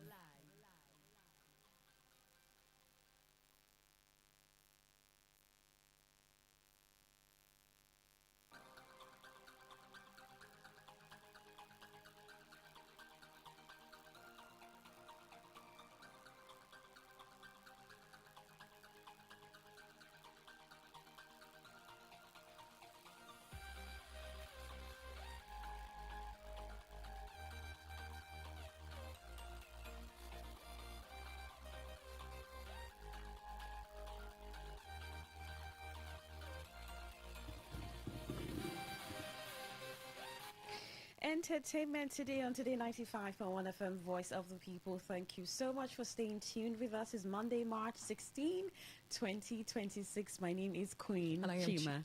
And I am Anastasia Benjamin. I know and the you know I excitement, almost right? said your name because it's still in my head. Yes. How are you doing? How was your weekend? I'm fine. I mean, there's a whole lot to talk about. Absolutely. The wedding. Like, I don't know. Did you follow it? Because I did. I didn't, but I was just, if following means seeing updates, Yeah. maybe Someone that's said it. this is like Nigerian women Champions League or something like weddings. Absolutely. Okay, weddings. Yeah. Yeah, we're talking about celebrity weddings. Yeah, like we're we're talking always about it, the energy, the gusto, like the way we come at it. It's yeah, not. absolutely. I mean, We're talking about the content creator Simi Sonia and her producer husband Femi Dapsin. The wedding was talk of social media. You know, weddings these days, especially for celebrities, are now, I think it's a week-long activity of content, at some fashion, point, I was beauty, scared. everything. I was scared they were not going to go viral because they were doing too much.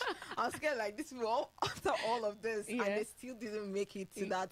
But I'm Virality. happy, like it got to the point of Priscilla Ojo's and stand up. People started comparing. Yeah. Like I'm really happy. Talking about comparisons though, I don't know why people do that, but it's normal. I mean, it's normal for humans to compare, right? I mean, Especially we are for happy when we activities like see this. money being spent.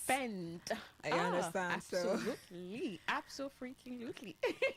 So, when it comes to weddings, right? These days, celebrities go. I mean, all the way. That is, if you want your wedding public, because there are a number of celebrities in Nigeria who've had very private weddings. I mean, we found out like a year later. And then I have a Johnny thing. Jill did that. Also, everybody wants him to be like Vicky James' bride. It's not Yeah. a thing. Like you have to, but it's really nice. She had to she wear 3 different designs Yeah. from 3 different fashion designers. That's really amazing. Like Amazing stuff. Right, let's get to the news, the Oscars. Let's see what's happened there. We begin with that, and then so much more we will talk about. We see we're able to wrap our hands around all of this. Just stay with us.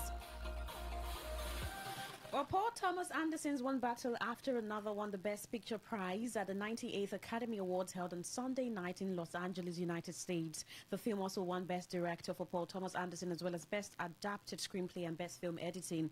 Ryan Coogler's Sinners, which led the nominations with 16 nods, secured several awards, including Best Actor for Michael B. Jordan, Best Original Screenplay, and Best Cinematography. Other notable winners include Jessie Buckler, who won Best Actress for Hamnet, while Sean Penn picked up Best Supporting Actor for One Battle After Another. Amy Madigan won Best Supporting Actress for Weapons. Best Picture, you have a winner as One Battle After Another. Best Director, you have winner One Battle After Another, Warner Bros. And actress in a leading role, winner Jessie Buckley in Hamnet. Actor in supporting role, you have winner Sean Penn in One Battle After Another by Warner Bros. Actress in a supporting role, you have the winner Amy Madigan in Weapons. Adapted screenplay, you have the winner as One Battle After Another, Warner Bros. Written by Paul Thomas Anderson. Original screenplay, you have the winner Sinners, Warner Bros. Written by Ryan Coogler. Animated feature film, you have the winner as K-pop Demon Hunters, Netflix, Maggie Kang, Chris Apperhans, and Michelle L.M. Young. An animated short film, you have winner as The Girl Who Cried Pearls, National Film Board of Canada, Chris Lavis and Masiak Zheborski as the winner, and many others.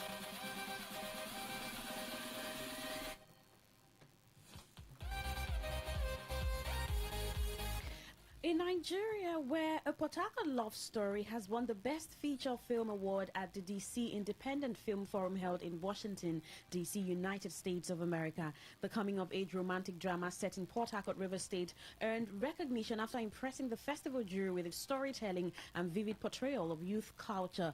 Directed by Bobby Rack and executive produced by Mfon Esiet. The film follows the story of Idara, a young campus influencer navigating friendship, love, loyalty, and rivalry within a Nigerian university environment. According to the organizers, the film stood out among several international entries because of its fresh voice, emotionally resonant storytelling, and vivid portrayal of contemporary youth culture. Speaking on the recognition, Esiet described the award as a significant milestone for the project and for Nigerian independent filmmakers seeking global visibility. He noted that the honor demonstrates that stories rooted in local communities can resonate with audiences beyond Nigeria. But this morning, we're going to be talking shortly to Bobby Rack about this win. It's big for River State and, of course, the Niger Delta, what he feels about it. I was seeing the whole accolades. I'm like kind of surprised because when Nigerians want to send out films like this, it's always something has to be with Nigeria, like emotional, has to be poverty or something, disability or something. Yeah. So we have him on the line, Bobby Rack. Good morning, Bobby Rack. Thank you so much for joining us on Entertainment Today. Good morning. Yes. It's I don't know how you feel right now, but congratulations on this. A Port Harcourt Love Story wins at the Independent Film Forum held in Washington, D.C., United States of America. What's the feeling right now? Actually, I feel excited. I feel happy. I feel good because it's a big win, and it's not just a win for me. It's a win for all of us, especially us here in Port Harcourt, River State. Yeah, it was a big one for me. Yeah. So, I mean, I don't know how many films were nominated. I mean, the entries, rather, and this came out as best. I don't know what you think made this happen, because I know that the Port Harcourt Love Story was obviously set here in Port Harcourt. I mean, showing the beautiful landscape of River State and telling a love story. Was that the win? Was that why this came out as perfect, if you think so?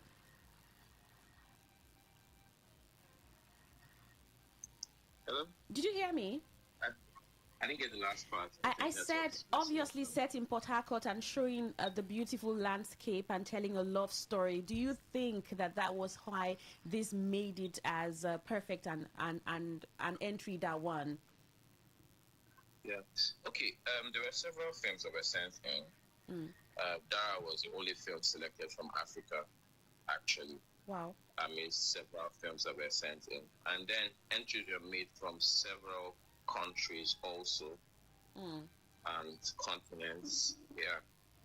I was supposed to be at the event, but unfortunately I couldn't make it down because of the presidential proclamation by Donald Trump preventing Nigerians from traveling to the United States of America. However, I was still part of the event via phone call, of course. I took part in the question and answer session, and when the verdict was called, I was called also, and I was announced to be the winner in the presence of all the other filmmakers. And basically it was a good one. Absolutely. So what does this say for filmmakers? I mean, you've been producing, directing films for quite some time now, based in Port Harcourt in River State. What does this say to filmmakers here in the region? Well, actually, Dara is my first full-length film. I've been making short films. I've been producing and directing short films. Dara was my first full-length film, and I knew there are lots of talented filmmakers here in Port Harcourt. I have seen what they can do, but the truth is our biggest problem down here is funding. Okay. And getting to make a full-length film requires a lot of money. Largely what these filmmakers can do here is short films. Yeah. And I've seen what they can do because I've hosted some short film exhibitions. And I've seen the quality of work that they have done. So what they need mostly is more education and funding. Okay. And basically what I want to say is that nothing is impossible from here. Yeah. In River State, everything is possible. Probably we'll need some support from some sectors, but there's nothing we cannot achieve from here, and that's the truth. And Dara winning at the DC Independent Film Festival is testament to that. Absolutely. Congratulations once again. I mean, we're looking forward to more full-length films from you, and also from other filmmakers that you have said in River State and are doing great with storytelling. I mean, and for daring to even start with a romance story. Yes, absolutely. So that's really brilliant. Thank you so much for joining us on Entertainment today. Thank you for having me. All right.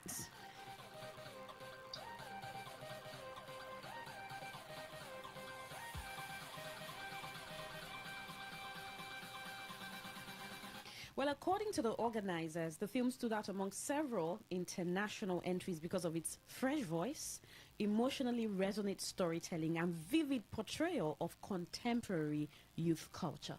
That's what I'm saying. Most stories that go into this film festival and then get nominated are always films about, disability, poverty. This has to be, but this is the first time I'm seeing a romance film actually hit the mark. But it's really brilliant. Yes, I think the setting, the creeks and all the culture of River State, showing that landscape and everything was really phenomenal.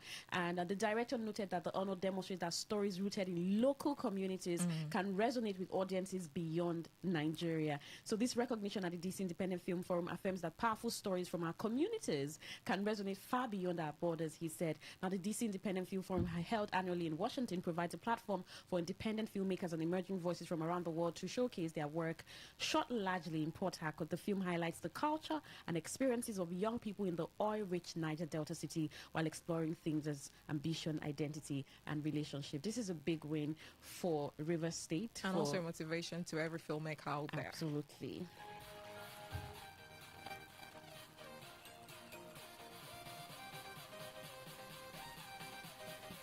We're still on the news where famous Nollywood actress Tony Abraham has stated that her open support and campaign for President Bola Tinubu during the last election affected her.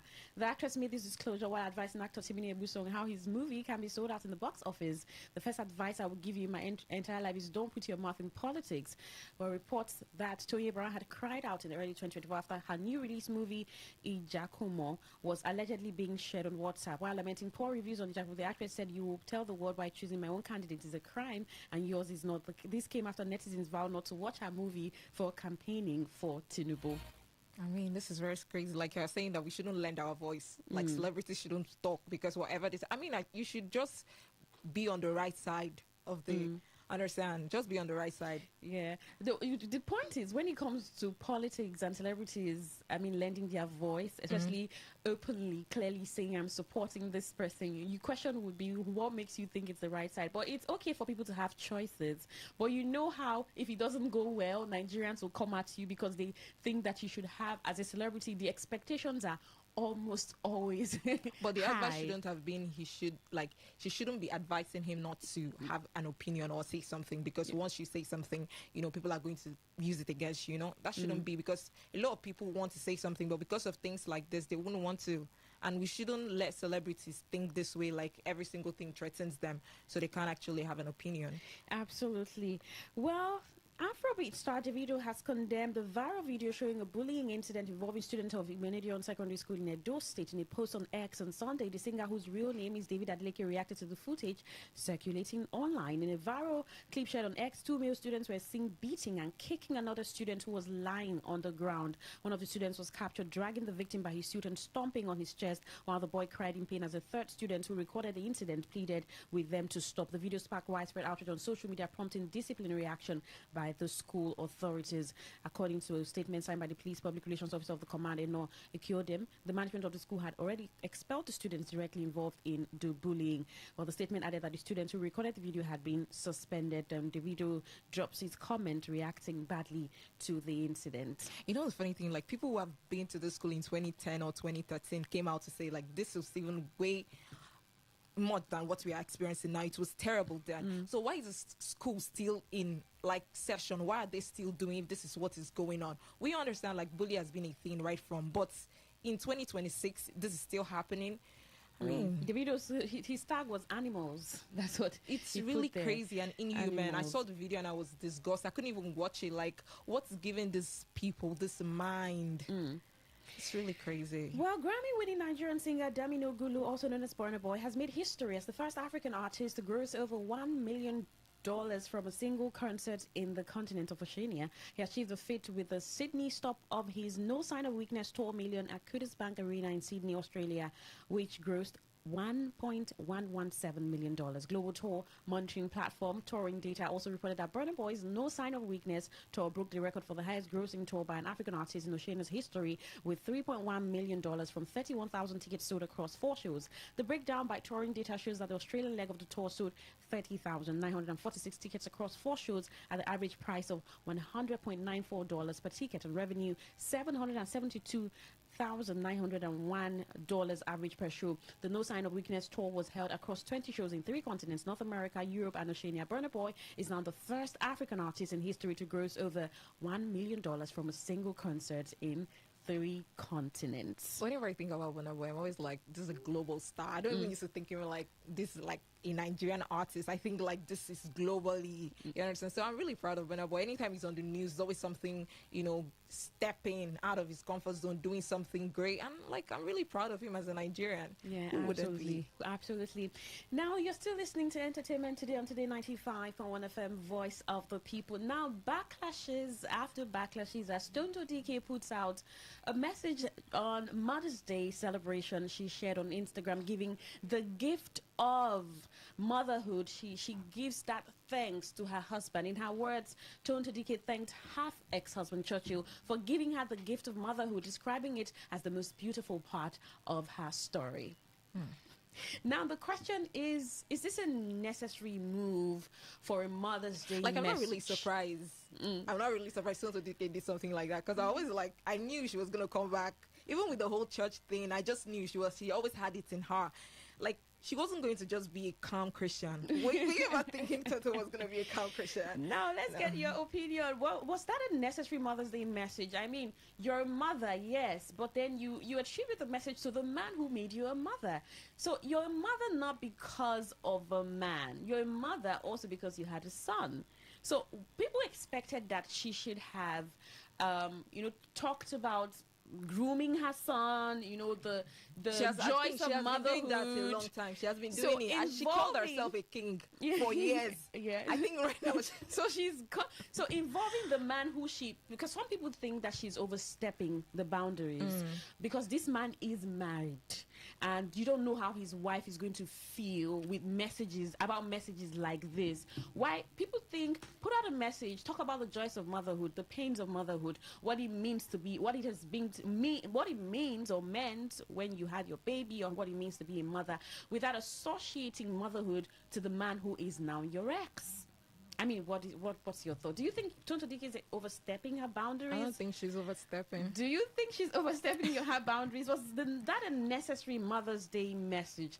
Let's get your thoughts. It's Entertainment Today on Today95.1 FM, 0701-9339-962. You can send a text or WhatsApp message to that number. Drop a comment on Facebook. It's Today95.1 FM. You're still listening to Entertainment Today on Today95.1 FM. Do stay with us.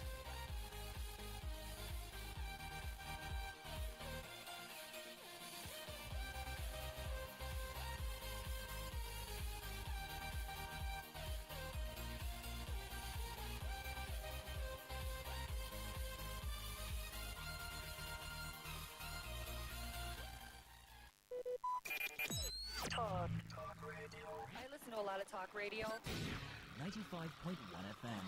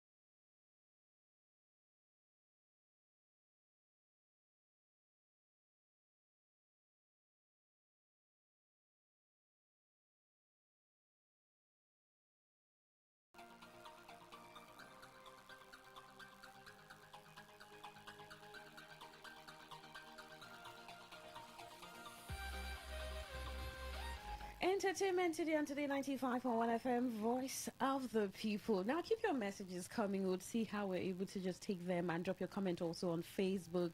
Thank you for making me a mother. Tonto DK writes as she celebrates Mother's Day. And people think that people have been saying it's an unnecessary message, especially referencing her ex-husband, considering boundaries. They're no longer together. So there's a way to address him. But what are your thoughts? Do you think she's keeping boundaries enough or she's overstepping? 0701933962. That's the number you can send a text or WhatsApp message to.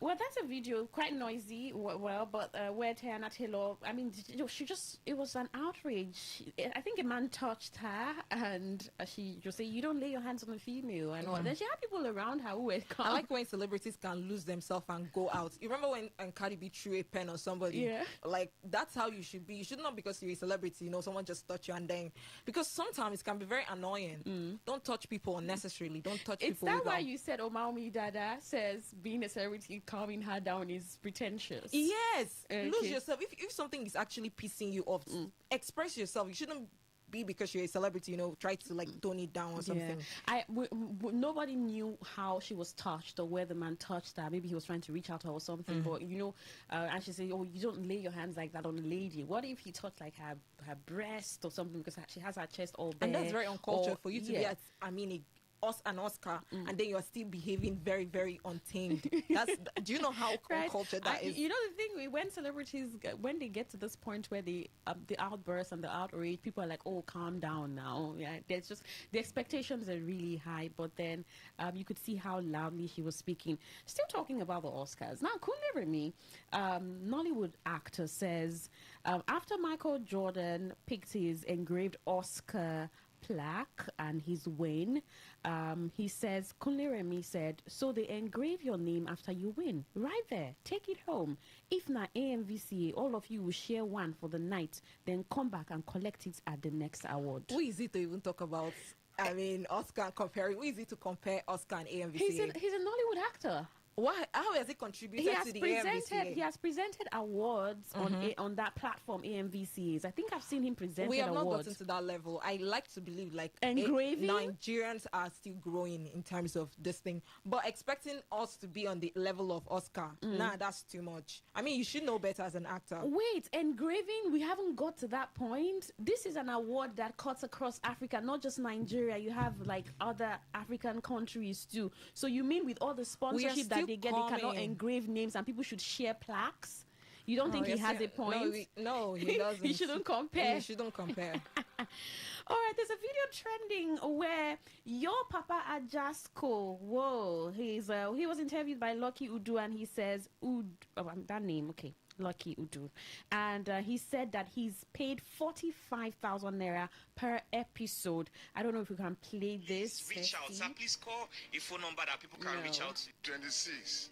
Jesus Christ. 60,000 naira per episode. And then if you now record them up to 13 episodes, times it until after a year or 2 years.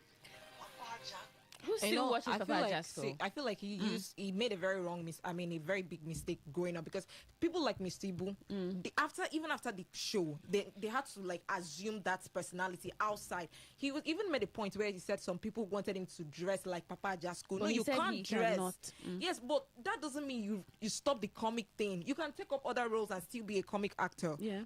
I think he just made a big mistake, and which is trying to make it blame the people that he worked with, which is very wrong. Yeah. Another thing thing is that produced by Wala Dinuga or WAP TV show, how many people still watch that? So if he's paid 45,000 naira per episode, though, that's actually low, I think. I'm not a filmmaker, but maybe one of these days we'll talk about what these filmmakers, actors actually earn. One of these days we'll talk about it. But who really watches Papa Ajasco again? I can't remember the last time I even mistakenly came across that on the internet or on whatever cable network or so. So maybe they are not also making a lot of money as they used to, as they made. Say he was paid 26,000 then, and that's a lot of money. Now he's paid 45,000. Do you get? So it's just a lot, and but people are beginning to pouring, and we give him money, send him money already. Quite an emotional video. This should serve as a learning to anybody who is like working in this industry. When you've made a name for yourself, like a personality, think people resonate with. Yeah. After that, try other roles. Build something from that. Don't just depend on. But it's a really sad one for him. It is. All right. I don't know if we have a text message or so. There's no comment on Facebook. But then keep the conversation going on Facebook. Tell us exactly what you think about Tonto DK's message on Mother's Day, calling her ex-husband, saying thank you for making me a mother, and people said it's really out of line. Well, that's our show. And Asisa says no way, it's definitely not out of line. But I don't know what you think. So tell us what you think on social media. Today95.1 FM. Thank you so much for tuning in to Entertainment Today on Today 95.1 FM. I'm Queen Chima. I am Anastasia Benjamin.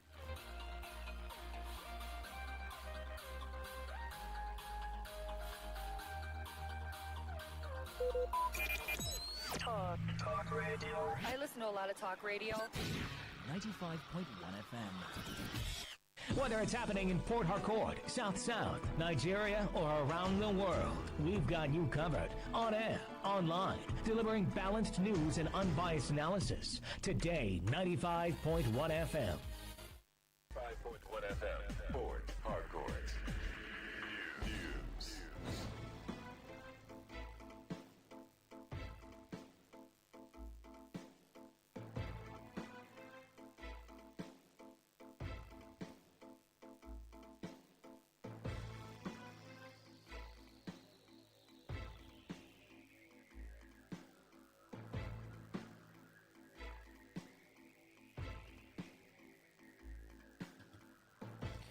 Good afternoon. This is the World News on your premium talk radio, Today 95.1 FM, Port Harcourt. I am Queen Chima. The headlines. FARC recommends over 90 billion naira withholding tax refund for states and FCT. NLC urges federal government to introduce cost of living allowance to cushion impact of rising petrol prices. On the foreign scene, Iran judiciary chief demands swift verdicts for suspect links to US and Israel. Now the detail. A state and the Federal Capital Territory FCT are set to receive a financial boost as the Federation Account Allocation Committee (FAC) has recommended the sharing of 92.8 billion naira in withholding taxes collected on their behalf. The funds are expected to be transferred after a reconciliation exercise involving relevant revenue agencies that made the collections. The recommendation followed complaints by several states that withholding taxes collected for them were being paid into the Federation account without proper reconciliation. The issue was raised with both FAC and the Revenue Mobilization Allocation and Fiscal Commission (RMAFC), prompting a review of outstanding withholding taxes collected by the Federal Inland Revenue Service, which now operates as the Nigeria Revenue Service.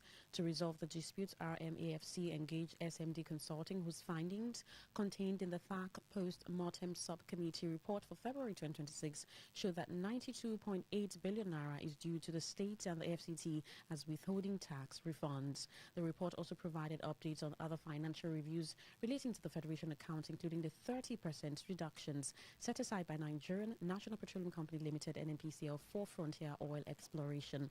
An ad hoc committee set up by FAC is planning site visits to verify projects in various frontier basins after the company submitted documentation on exploration activities and funding spent. The Nigeria Labour Congress (NLC) has called on the federal government to urgently introduce a cost of living allowance, tax relief for workers, and other economic measures to cushion the impact of rising petrol prices triggered by the ongoing Middle East crisis.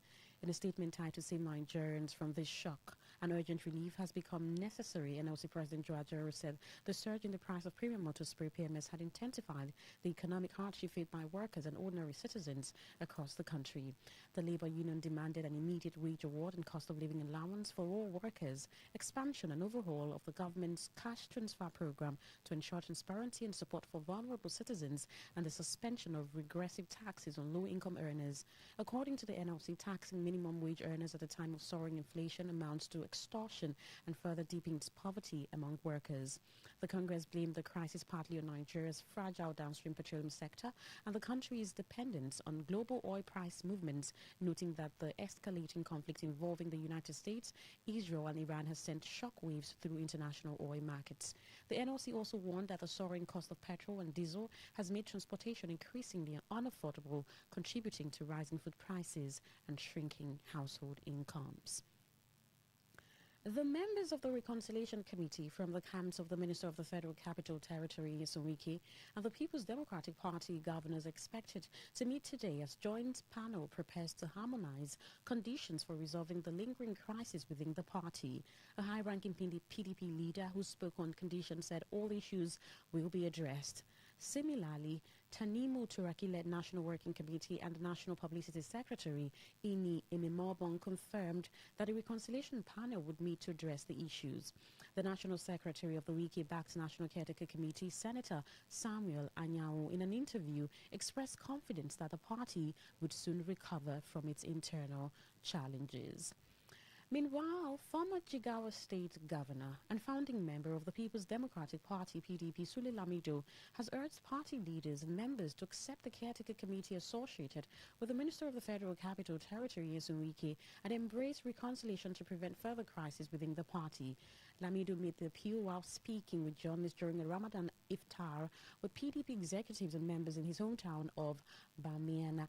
Describing Wike as a politically astute figure, Lamido noted that the minister capitalized on the leadership vacuum that followed the expiration of the party's National Working Committee tenure. Acknowledging that some party members may have reservations about Wike, Lamido stressed that the current political reality requires dialogue and compromise. The former governor's remarks underscores the need for unity within the PDP ahead of ongoing internal challenges, highlighting reconciliation and collaborative engagement as essential to sustaining the party's cohesion. The PDP chieftain also warned that prolonged internal disputes could affect the party's ability to meet critical timelines stipulated in Nigeria's electoral laws ahead of future elections. The Labour Party has said it has no plan to boycott the 2027 general elections, stressing that it is instead concentrating on correcting lapses that undermine its performance in the 2023 polls. The interim national chairman of the Labour Party, Nenadi Usman, made the clarification in an interview with newsmen on the sidelines of the official unveiling of the party's e-registration portal in Abuja. Her remarks come amid rising tensions within the nation's political landscape following threats by the Inter-Party Advisory Council to mobilize political parties to boycott the 2027 elections if contentious provisions in the recently enacted Electoral Act 2026 amendment are not reviewed. Responding to a question on whether the Labour Party would align with IPAC's position, Usman said the party would not adopt a bandwagon approach, stressing that every political party has its own priorities and challenges. Usman also said the party is rebuilding its institutional base by reintegrating labour unions into its operations, noting that their exclusion during the last election weakened its field operations. The National Emergency Management Agency, NEMA, has cautioned on the heightened risk of fire disasters and related health challenges following the recent rise in daily temperatures and heat wave conditions across parts of the country. The agency noted that the elevated temperatures being experienced in many parts of the country have been confirmed in recent forecasts by the Nigerian Meteorological Agency, NIMET, which indicates the likelihood of persistent heat conditions during this period. The Director General of NEMA, Zubaida Umar, advised Nigerians to exercise caution when handling and using materials and appliances that could easily trigger fire outbreaks, particularly in extreme heat conditions. In a statement by the head of press unit of the agency, Manzu Ezekiel, the DG urged households, business operators and public institutions to pay close attention to the safe use of electrical appliances, gas cylinders and other combustible materials, noting that excessive heat can increase the vulnerability of such items to ignition. She also emphasized the need for proper storage of flammable substances, avoidance of bush burning, and ensuring that electrical connections are properly maintained to reduce the risk of fire incidents. The DG NEMA further advised citizens to take preventive measures against heat-related health challenges by staying well hydrated, avoiding prolonged exposure to direct sunlight, and paying special attention to vulnerable groups such as children, the elderly, and persons with underlying health conditions. You're listening to the World News on Today 95.1 FM, Voice of the People. After the break, more news, foreign and sports stories. Do stay with us. Every day, every hour, when the big stories break, depend on our 24-hour news team to bring you the latest. Today, 95.1 FM.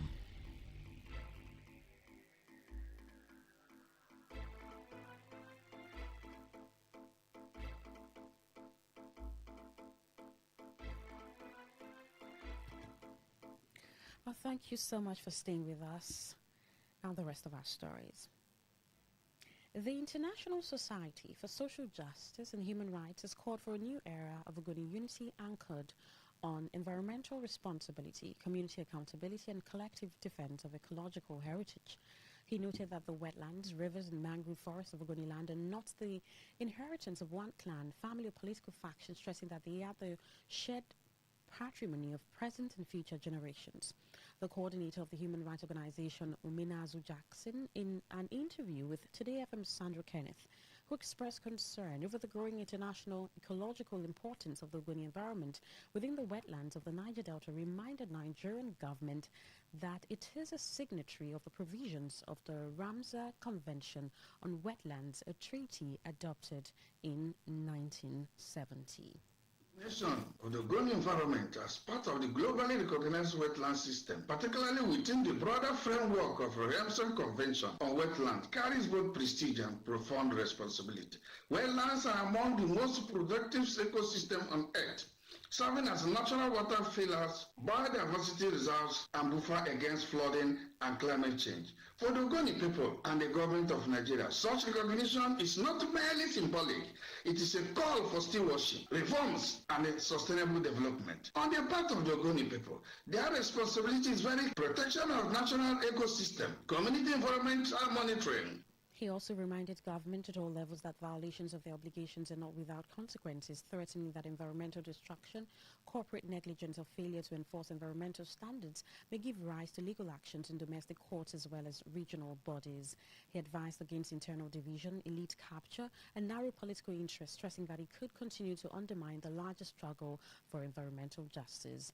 Jackson also called on the federal, state government, international partners, and corporate actors to respect the legal and environmental obligations attached to the Ogoni wetlands and ensure restoration, environmental protection, and sustainable development. On the part of the government, we call for environmental restoration, enforcement of environmental laws that is internationally acceptable, infrastructure and cultural and social development, transparent governance, and our shared responsibility to this recognition should transform Ogoni from a symbol of environmental tragedy into a model ecological renewal. This requires collaboration between the people, the government, and civil society, so that we cannot continue to dwell in darkness when God has made it possible for us to have a livelihood that is sustainable and that is historically recognized.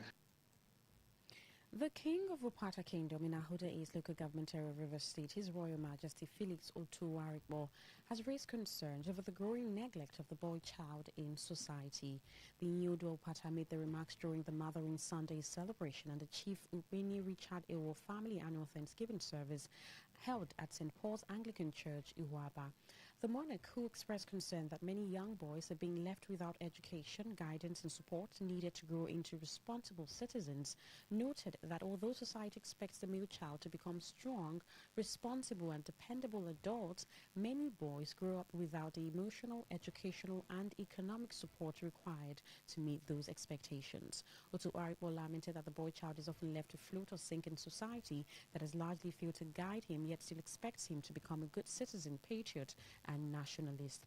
He stressed that part of the social challenges facing the country today stems from the neglect of boys, particularly those from poor homes who are forced to shoulder responsibilities far beyond their age, and also while commending advocacy for the girl child, warned that ignoring the boy child could lead to increased crime, cultism, and drug abuse. Speaking at the event, Chief Winnie Richard Awood expressed gratitude to God for his favor, goodness, elevation, and the gift of life, sharing testimonies of God's grace and blessings in his life. The vicar of the church, Reverend Canon Lennox Thengod, described the celebrant as a distinguished personality whose commitment has contributed to the growth of the church and development of the community. Dignitaries at the event included the chairman of the River State Local Government Service Commission, Israel Amadi, chairman of Ahoda East Local Government Area, Solomon Abua, chairman of Ahoda West Local Government Area, Eugene Pele, member representing Ahoda East Constituency 2 in the River State House of Assembly, Napoleon Ukalipi, former chairman of Ahoda East, Ben Eke, and other notable personalities. On the foreign scene, Iran's judiciary chief Gholam Ejie has called for swift and uncompromising verdicts against individuals accused of collaborating with Israel and the United States amid the ongoing conflict in the Middle East. Ejie said there should be no leniency or delay in enforcing final rulings against those allegedly linked to the aggressor enemy. Reports said the judiciary chief stressed that authorities must act decisively against individuals accused of crimes during the wartime period. Iranian authorities have reportedly carried out sweeping security operations across the country in recent weeks, arresting hundreds of people suspected of cooperating with Israel and the United States. The arrests come after Israel and the United States launched military strikes on Iran on February 28, an offensive that killed Iran's supreme leader Ali Khamenei and triggered a wider regional conflict. In sports, FIFA has sanctioned Nigeria and the Democratic Republic of the Congo following incidents involving supporters during their 2026 World Cup qualifying playoff match played in November. In a disciplinary report released by the global football body, both countries were found to have breached provisions of the FIFA disciplinary code due to the conduct of their fans during the African qualifying playoff final. According to the report, the Nigerian Football Federation NFF was fined 1,000 Swiss francs after Nigerian supporters were reported to have thrown objects onto pitch during the match. The Congolese Association Football Federation received a heavier sanction with a fine of 5,000 Swiss francs after its supporters were found guilty of using laser pointers during the game. However, the disciplinary report made no mention of a separate protest filed by the NFF alleging that DR Congo fielded ineligible players during the playoff encounter. The Nigerian Federation accused Congolese authorities of misleading officials during the clearance process for some players whose citizenship status was questioned. While FIFA is yet to announce a decision on the complaint, DR Congo has named its squad for the upcoming Intercontinental Playoff, where it will face the winner of the match between the Jamaican national football team and the New Caledonia national football team for place at the 2026 FIFA World Cup. To end the news, here is a summary of the major stories. The Federation Account Allocation Committee (FAC) has recommended over 90 billion naira withholding tax refund for the 36 states and the FCT. We told you that the NLC has urged the federal government to introduce a cost of living allowance to cushion the impact of rising petrol prices. On the foreign scene, you also heard that Iran's judiciary chief has demanded swift verdicts for suspects linked to US and Israel. That was the news is edited by Stella Sasongo-Curry. For comments and inquiries, please call 0818-389-2850. Send your emails to news@todayfmlive.com. You can also read our stories on www.todayfmlive.com. Facebook, it's Today95.1fm. Instagram at TodayFM951. X at TodayFM951. You can also join our YouTube live, Today95.1fm. My name is Queen Chima. Thank you so much for listening. Good afternoon.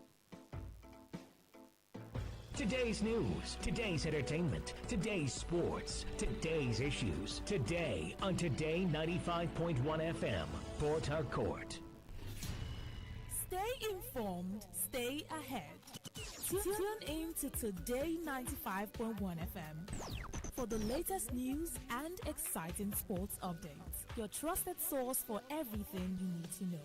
Today 95.1 FM, the voice of the people. Please listen to this paid infomercial. Herbal Heritage International, the Kokoroko, for herbal medicine, when they produce strong, correct medicine, they take it, they support with country healthcare system. Country man, correct, holistic, ogbonge herbal medicine, they know they come out for public anyhow, like a big basket. Food ground, as every Christmas have been boundary. Sickness self sabi medicine will pass them. After all, monkey smart now because tree near tree is a forest. Heritage International will use the technology of computer testing machine to see and know before attacking that your health condition wey don become ugbarugba for your life with the correct treatment. Therefore, whether definition or without definition, make you visit Herbal Heritage International offices wey near you. Herbal Heritage International. Now we you. Hello and welcome to the program Roots and Herbs. Roots and Herbs is a program that discusses health-related challenges and suggests possible ways out from the herbal medicine perspective. Roots and Herbs is put together and sponsored by Herbal Heritage International, also known as Baba Yoruba. Baba Yoruba is currently having a special New Year promo package. This New Year promo package will give you the opportunity to enjoy 50% discount on all their products and services. This offer runs while the stock lasts, and at the same time, it will give you the privilege of meeting Baba Yoruba himself at number 24 Ikwere Road, Mile 1 by Education Bus Stop, Port Harcourt. For details and inquiries, the telephone number to call is 080-33-111-946. I repeat, 080-33-111-946. 080-33-111-946. On today's edition of the program, our topic of discussion is STD and STI. And I have with me in the studio, Dr. Otumba Abiodun. Sir, you're welcome to the program. Thank you, Mr. Moderator. Sexually transmitted infections are challenges that get into the body system through sexual interaction. But the basic thing is that the causative organism is able to get into the body system and continue to divide, thereby having the privilege of affecting body cells to cause signs and symptoms. When sexually transmitted organisms get into the body system, they can be classified based on the causative organism. Some are caused by bacteria, some are caused by virus, some are caused by fungi and other parasites. But when they get into the body system, the manifestations that one is going to get do differ in some cases. For instance, in gonococcal infection, in a man, it may not take more than 3 days before the man will start experiencing burning sensation in the urinary tract or painful urination. And when it's getting to, let's say, 7 days, you can start noticing some discharge from the male organ. In women, it may not be like this because their genital is wider than that of men. So it can hide in their body system for quite a very long period of time. In some people, they can be seen as carriers. There are other organisms that can cause challenges that are different from just burning sensation or discharge from the genitals. When we talk about herpes simplex virus, people suffering from herpes simplex virus can experience blisters and ulcers in the private part that will be seen as wounds. Some can be very painful.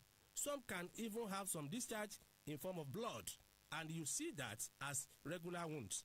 In syphilis, at the beginning, there can just be pimple-like eruptions around the pubic region, which may disappear over a week or two. But that disappearance does not mean that the organism is totally cleared from the body system. It is during that period that it will be able to go into the body tissue to continue dividing, to encroach the body further. It can go to a latent stage, a stage in which the organism is inside the body as if it is sleeping or resting. But if anything happens that triggers it, definitely one will start experiencing serious challenges. When we have all this and we fail or refuse to take care of the body, definitely complications can set in. In women, where complications are already appearing, there can be serious menstrual pains. In some women, there can be discharge coming from the genitals that can even have offensive odor. In some, it is possible for them to experience serious lower abdominal pains. Most at times, these do follow their monthly menstrual bleed. In some women, if it is allowed to continue, you discover that the fallopian tube can be damaged, a situation where this area will be blocked totally. That will be seen as blockage of fallopian tube, which can really lead to infertility in women. It can be primary infertility or secondary infertility, as the case may be. In men, when infectious agents are able to stay and proliferate, that is divide, to encroach the body tissues very well, definitely the sanctuaries of the body can be reached. Part of the sanctuaries of the body is the testicles. When they get into the testicles, it can lead to orchitis, a situation where the bulbs, that is the testicles, will become very painful. It can be swollen, and at that stage, the lifespan of sperm cells coming from these testicles can reduce, or they reduce in number. When they reduce in number, that can lead to oligospermia. But if nothing is done, and this is allowed to continue for a certain length of time in the body, it is possible for all the cells to become dead, a situation where we have azoospermia. In such situations, it will be impossible for such a man to impregnate his woman as a result of a sexually transmitted infection that has been poorly handled or that has been ignored. Part of the complications of sexually transmitted infections in men is a situation where a man is unable to stand like a man like he used to do before. And that's why we say, whenever we experience anything that is strange in our body system, it is very important for one to visit competent health care giver who will be able to give the right advice to get out of the challenge. In other words, if one is faced with challenges that have to do with sexually transmitted infections, having burning sensation, painful urination, discharge from the genitals, blisters, wounds, mind you, having all these challenges is not the end of the road. For more enlightenment and advice, the number you can call is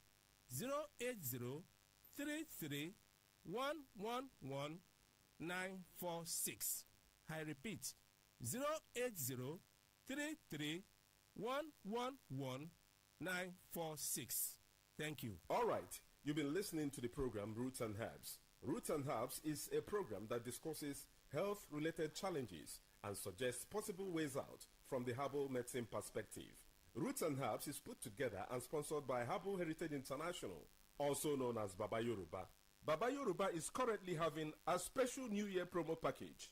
This New Year promo package will give you the opportunity to enjoy 50% discount on all their products and services.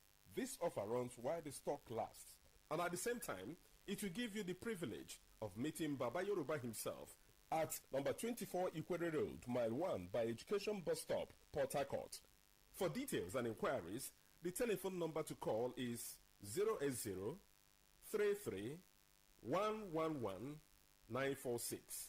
I repeat,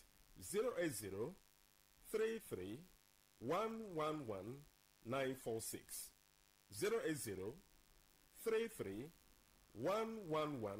080-33-111-946. Let's take our sponsor's message. Don't go away. We shall be right back. Herbal Heritage International, the Kokoroko, for herbal medicine, where they produce strong, correct medicine, they take it, they support with country healthcare system. Quatliman, correct, bakelistic, ogbonge herbal medicine, they know they come out for public anyhow, like a big basket. Full ground, as every Christmas have been boundary. Sickness self sabi medicine will pass them. After all, monkey smart now, because tree near tree is our forest. Heritage International go use the technology of computer testing machine to see and know before attacking that your health condition, where don't become umbarumba for your life with the correct treatment. Therefore, whether definition or without definition, make you visit Herbal Heritage International. Offices way near you. Herbal Heritage International. Now You're welcome back to Roots and Herbs. Roots and Herbs is a program that discusses health-related challenges and suggests possible ways out from the herbal medicine perspective. Baba Yoruba is currently having a special New Year promo package. This New Year promo package will give you the opportunity to enjoy 50% discount on all their products and services. This offer runs while the stock lasts, and at the same time, it will give you the privilege of meeting Baba Yoruba himself at number 24 Equator Road, Mile 1 by Education Bus Stop, Port Harcourt. For details and inquiries, the telephone number to call is 080 33 111 946. I repeat, 080 33 111 946. 080 33 111 946. Until we come your way again, remain blessed. And that was a paid infomercial. Today 95.1 FM, where news meets insight, sports meets passion, and entertainment meets excellence. Expert analysis from seasoned professionals and our top analysts, informing, educating, and entertaining you. Your voice, your station. We are the voice of the people.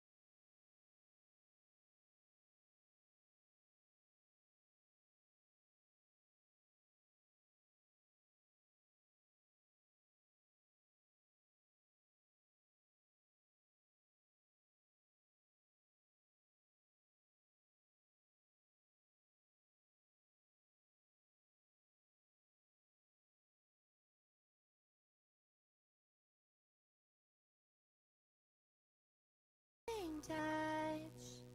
Tears you cry.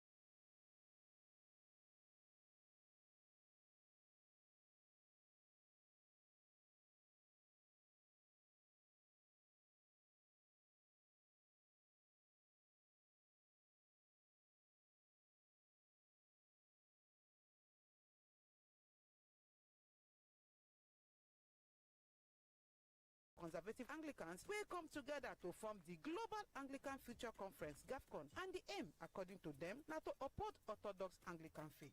Traditionally, the Archbishop of Canterbury na the most senior cleric for the Church of England, and it is considered as the first among equals of all the heads of the worldwide Anglican Communion. It means say na the Archbishop of Canterbury be the spiritual leader of the almost 95 million Anglicans for the world.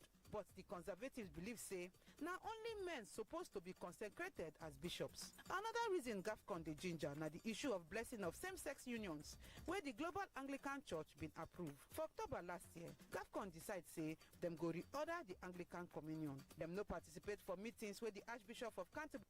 Rather, na them be the true Anglican Communion. The election of their own global spiritual leader go bring the church a step closer to finally cutting ties with the Anglican Church. Enter bbcpg.com and follow us for all our social media platforms for more stories.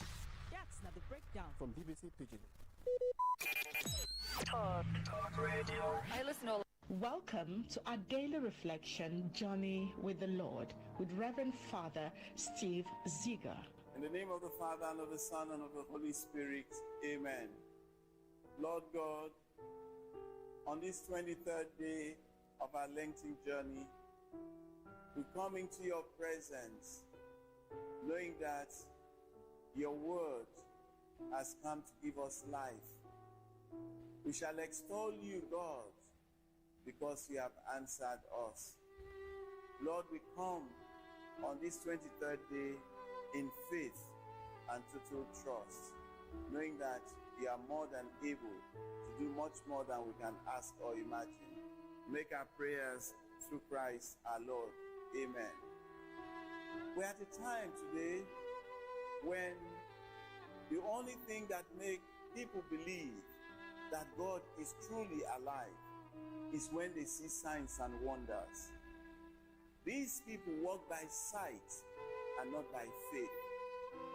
Unless they see signs and wonders, they will never believe, because they almost have come to the conclusion that it is only through all this extraordinary show that shows that God is truly alive. In John chapter 4, from verses 43 to 54, Jesus makes it clear to us that some of us, if we do not see signs and wonders, we will not believe. And there came a man, an official, who got to Jesus, and he told Jesus, "My son is sick." And Jesus said to him, "Go, your son will live." Now this man expected Jesus initially to come and touch his son in order for the son to be well. But Jesus only spoke the word. Even without signs and wonders, this man in faith believed it. And the Bible says to us that as this man went away, trusting the word of God, while he was on his way home, the servants met him along the way and said, "Your son is already living." And he asked, "At what time did he start living?" And they told him, "About 7 hours ago." This official immediately remembered that was when Jesus said, "Your son will live." The word of God is true. He says, "Heaven and earth will pass away, but my word will not pass away until it has accomplished in our lives the purpose for which it was sent." And the question therefore is, what is stopping us from believing God? What is stopping us, even when we have not seen, to believe in him? It is faith that will make us take the leap without knowing where we are going to land, because faith is what drives us to know that we can say to this mountain, "Be uprooted," and it will obey. Faith is what keeps us. Faith is what makes Christians know that it is not over until we win. Faith is what enables us to believe without doubting what God has revealed. Faith is what will make us know that, like this man who went away just believing, he knew that in faith his story will not end in death, it will end in life. It is faith that makes us believe the impossible. It is faith on this 23rd day that should make all of us realize that God has given us supernatural gifts. And this supernatural gift of faith is what should make all of us know that God will do much more than we can ever ask or imagine. What is it that God has not done? What is new under the sun? It is faith that will make us realize that God is doing a new thing, and that if we have come to this new day, God is about to do something new. He says, the steadfastness of the Lord never ceases. His mercies will never come to an end. It is faith that will make us know that God who started the good work in me will complete it. And it is faith that will make you today, even though you are about to give up, to know that God said it and he will do it. It is faith that will make you now realize that you are not just hearing this word just for the sake of hearing it. It says you must believe that it will come to pass. That's what the word of God says. If we believe in our hearts what the Lord has said, it will surely come to pass. Do you believe? How far will your faith take you? And I want to say to you, our faith can take us to wherever we wish to be. Heavenly Father, what a great God you are. You knew without the anchor of faith, we are just going to be like floaters on the sea of life that will be tossing us from left to right. But our faith makes it possible for us to say today, I know the one in whom I have put my trust in, and he will not fail me. God, you are not a man that will lie. We thank you for your words today. We make our prayers through Christ our Lord. Amen. The Lord be with you and with your spirit, and may Almighty God bless you.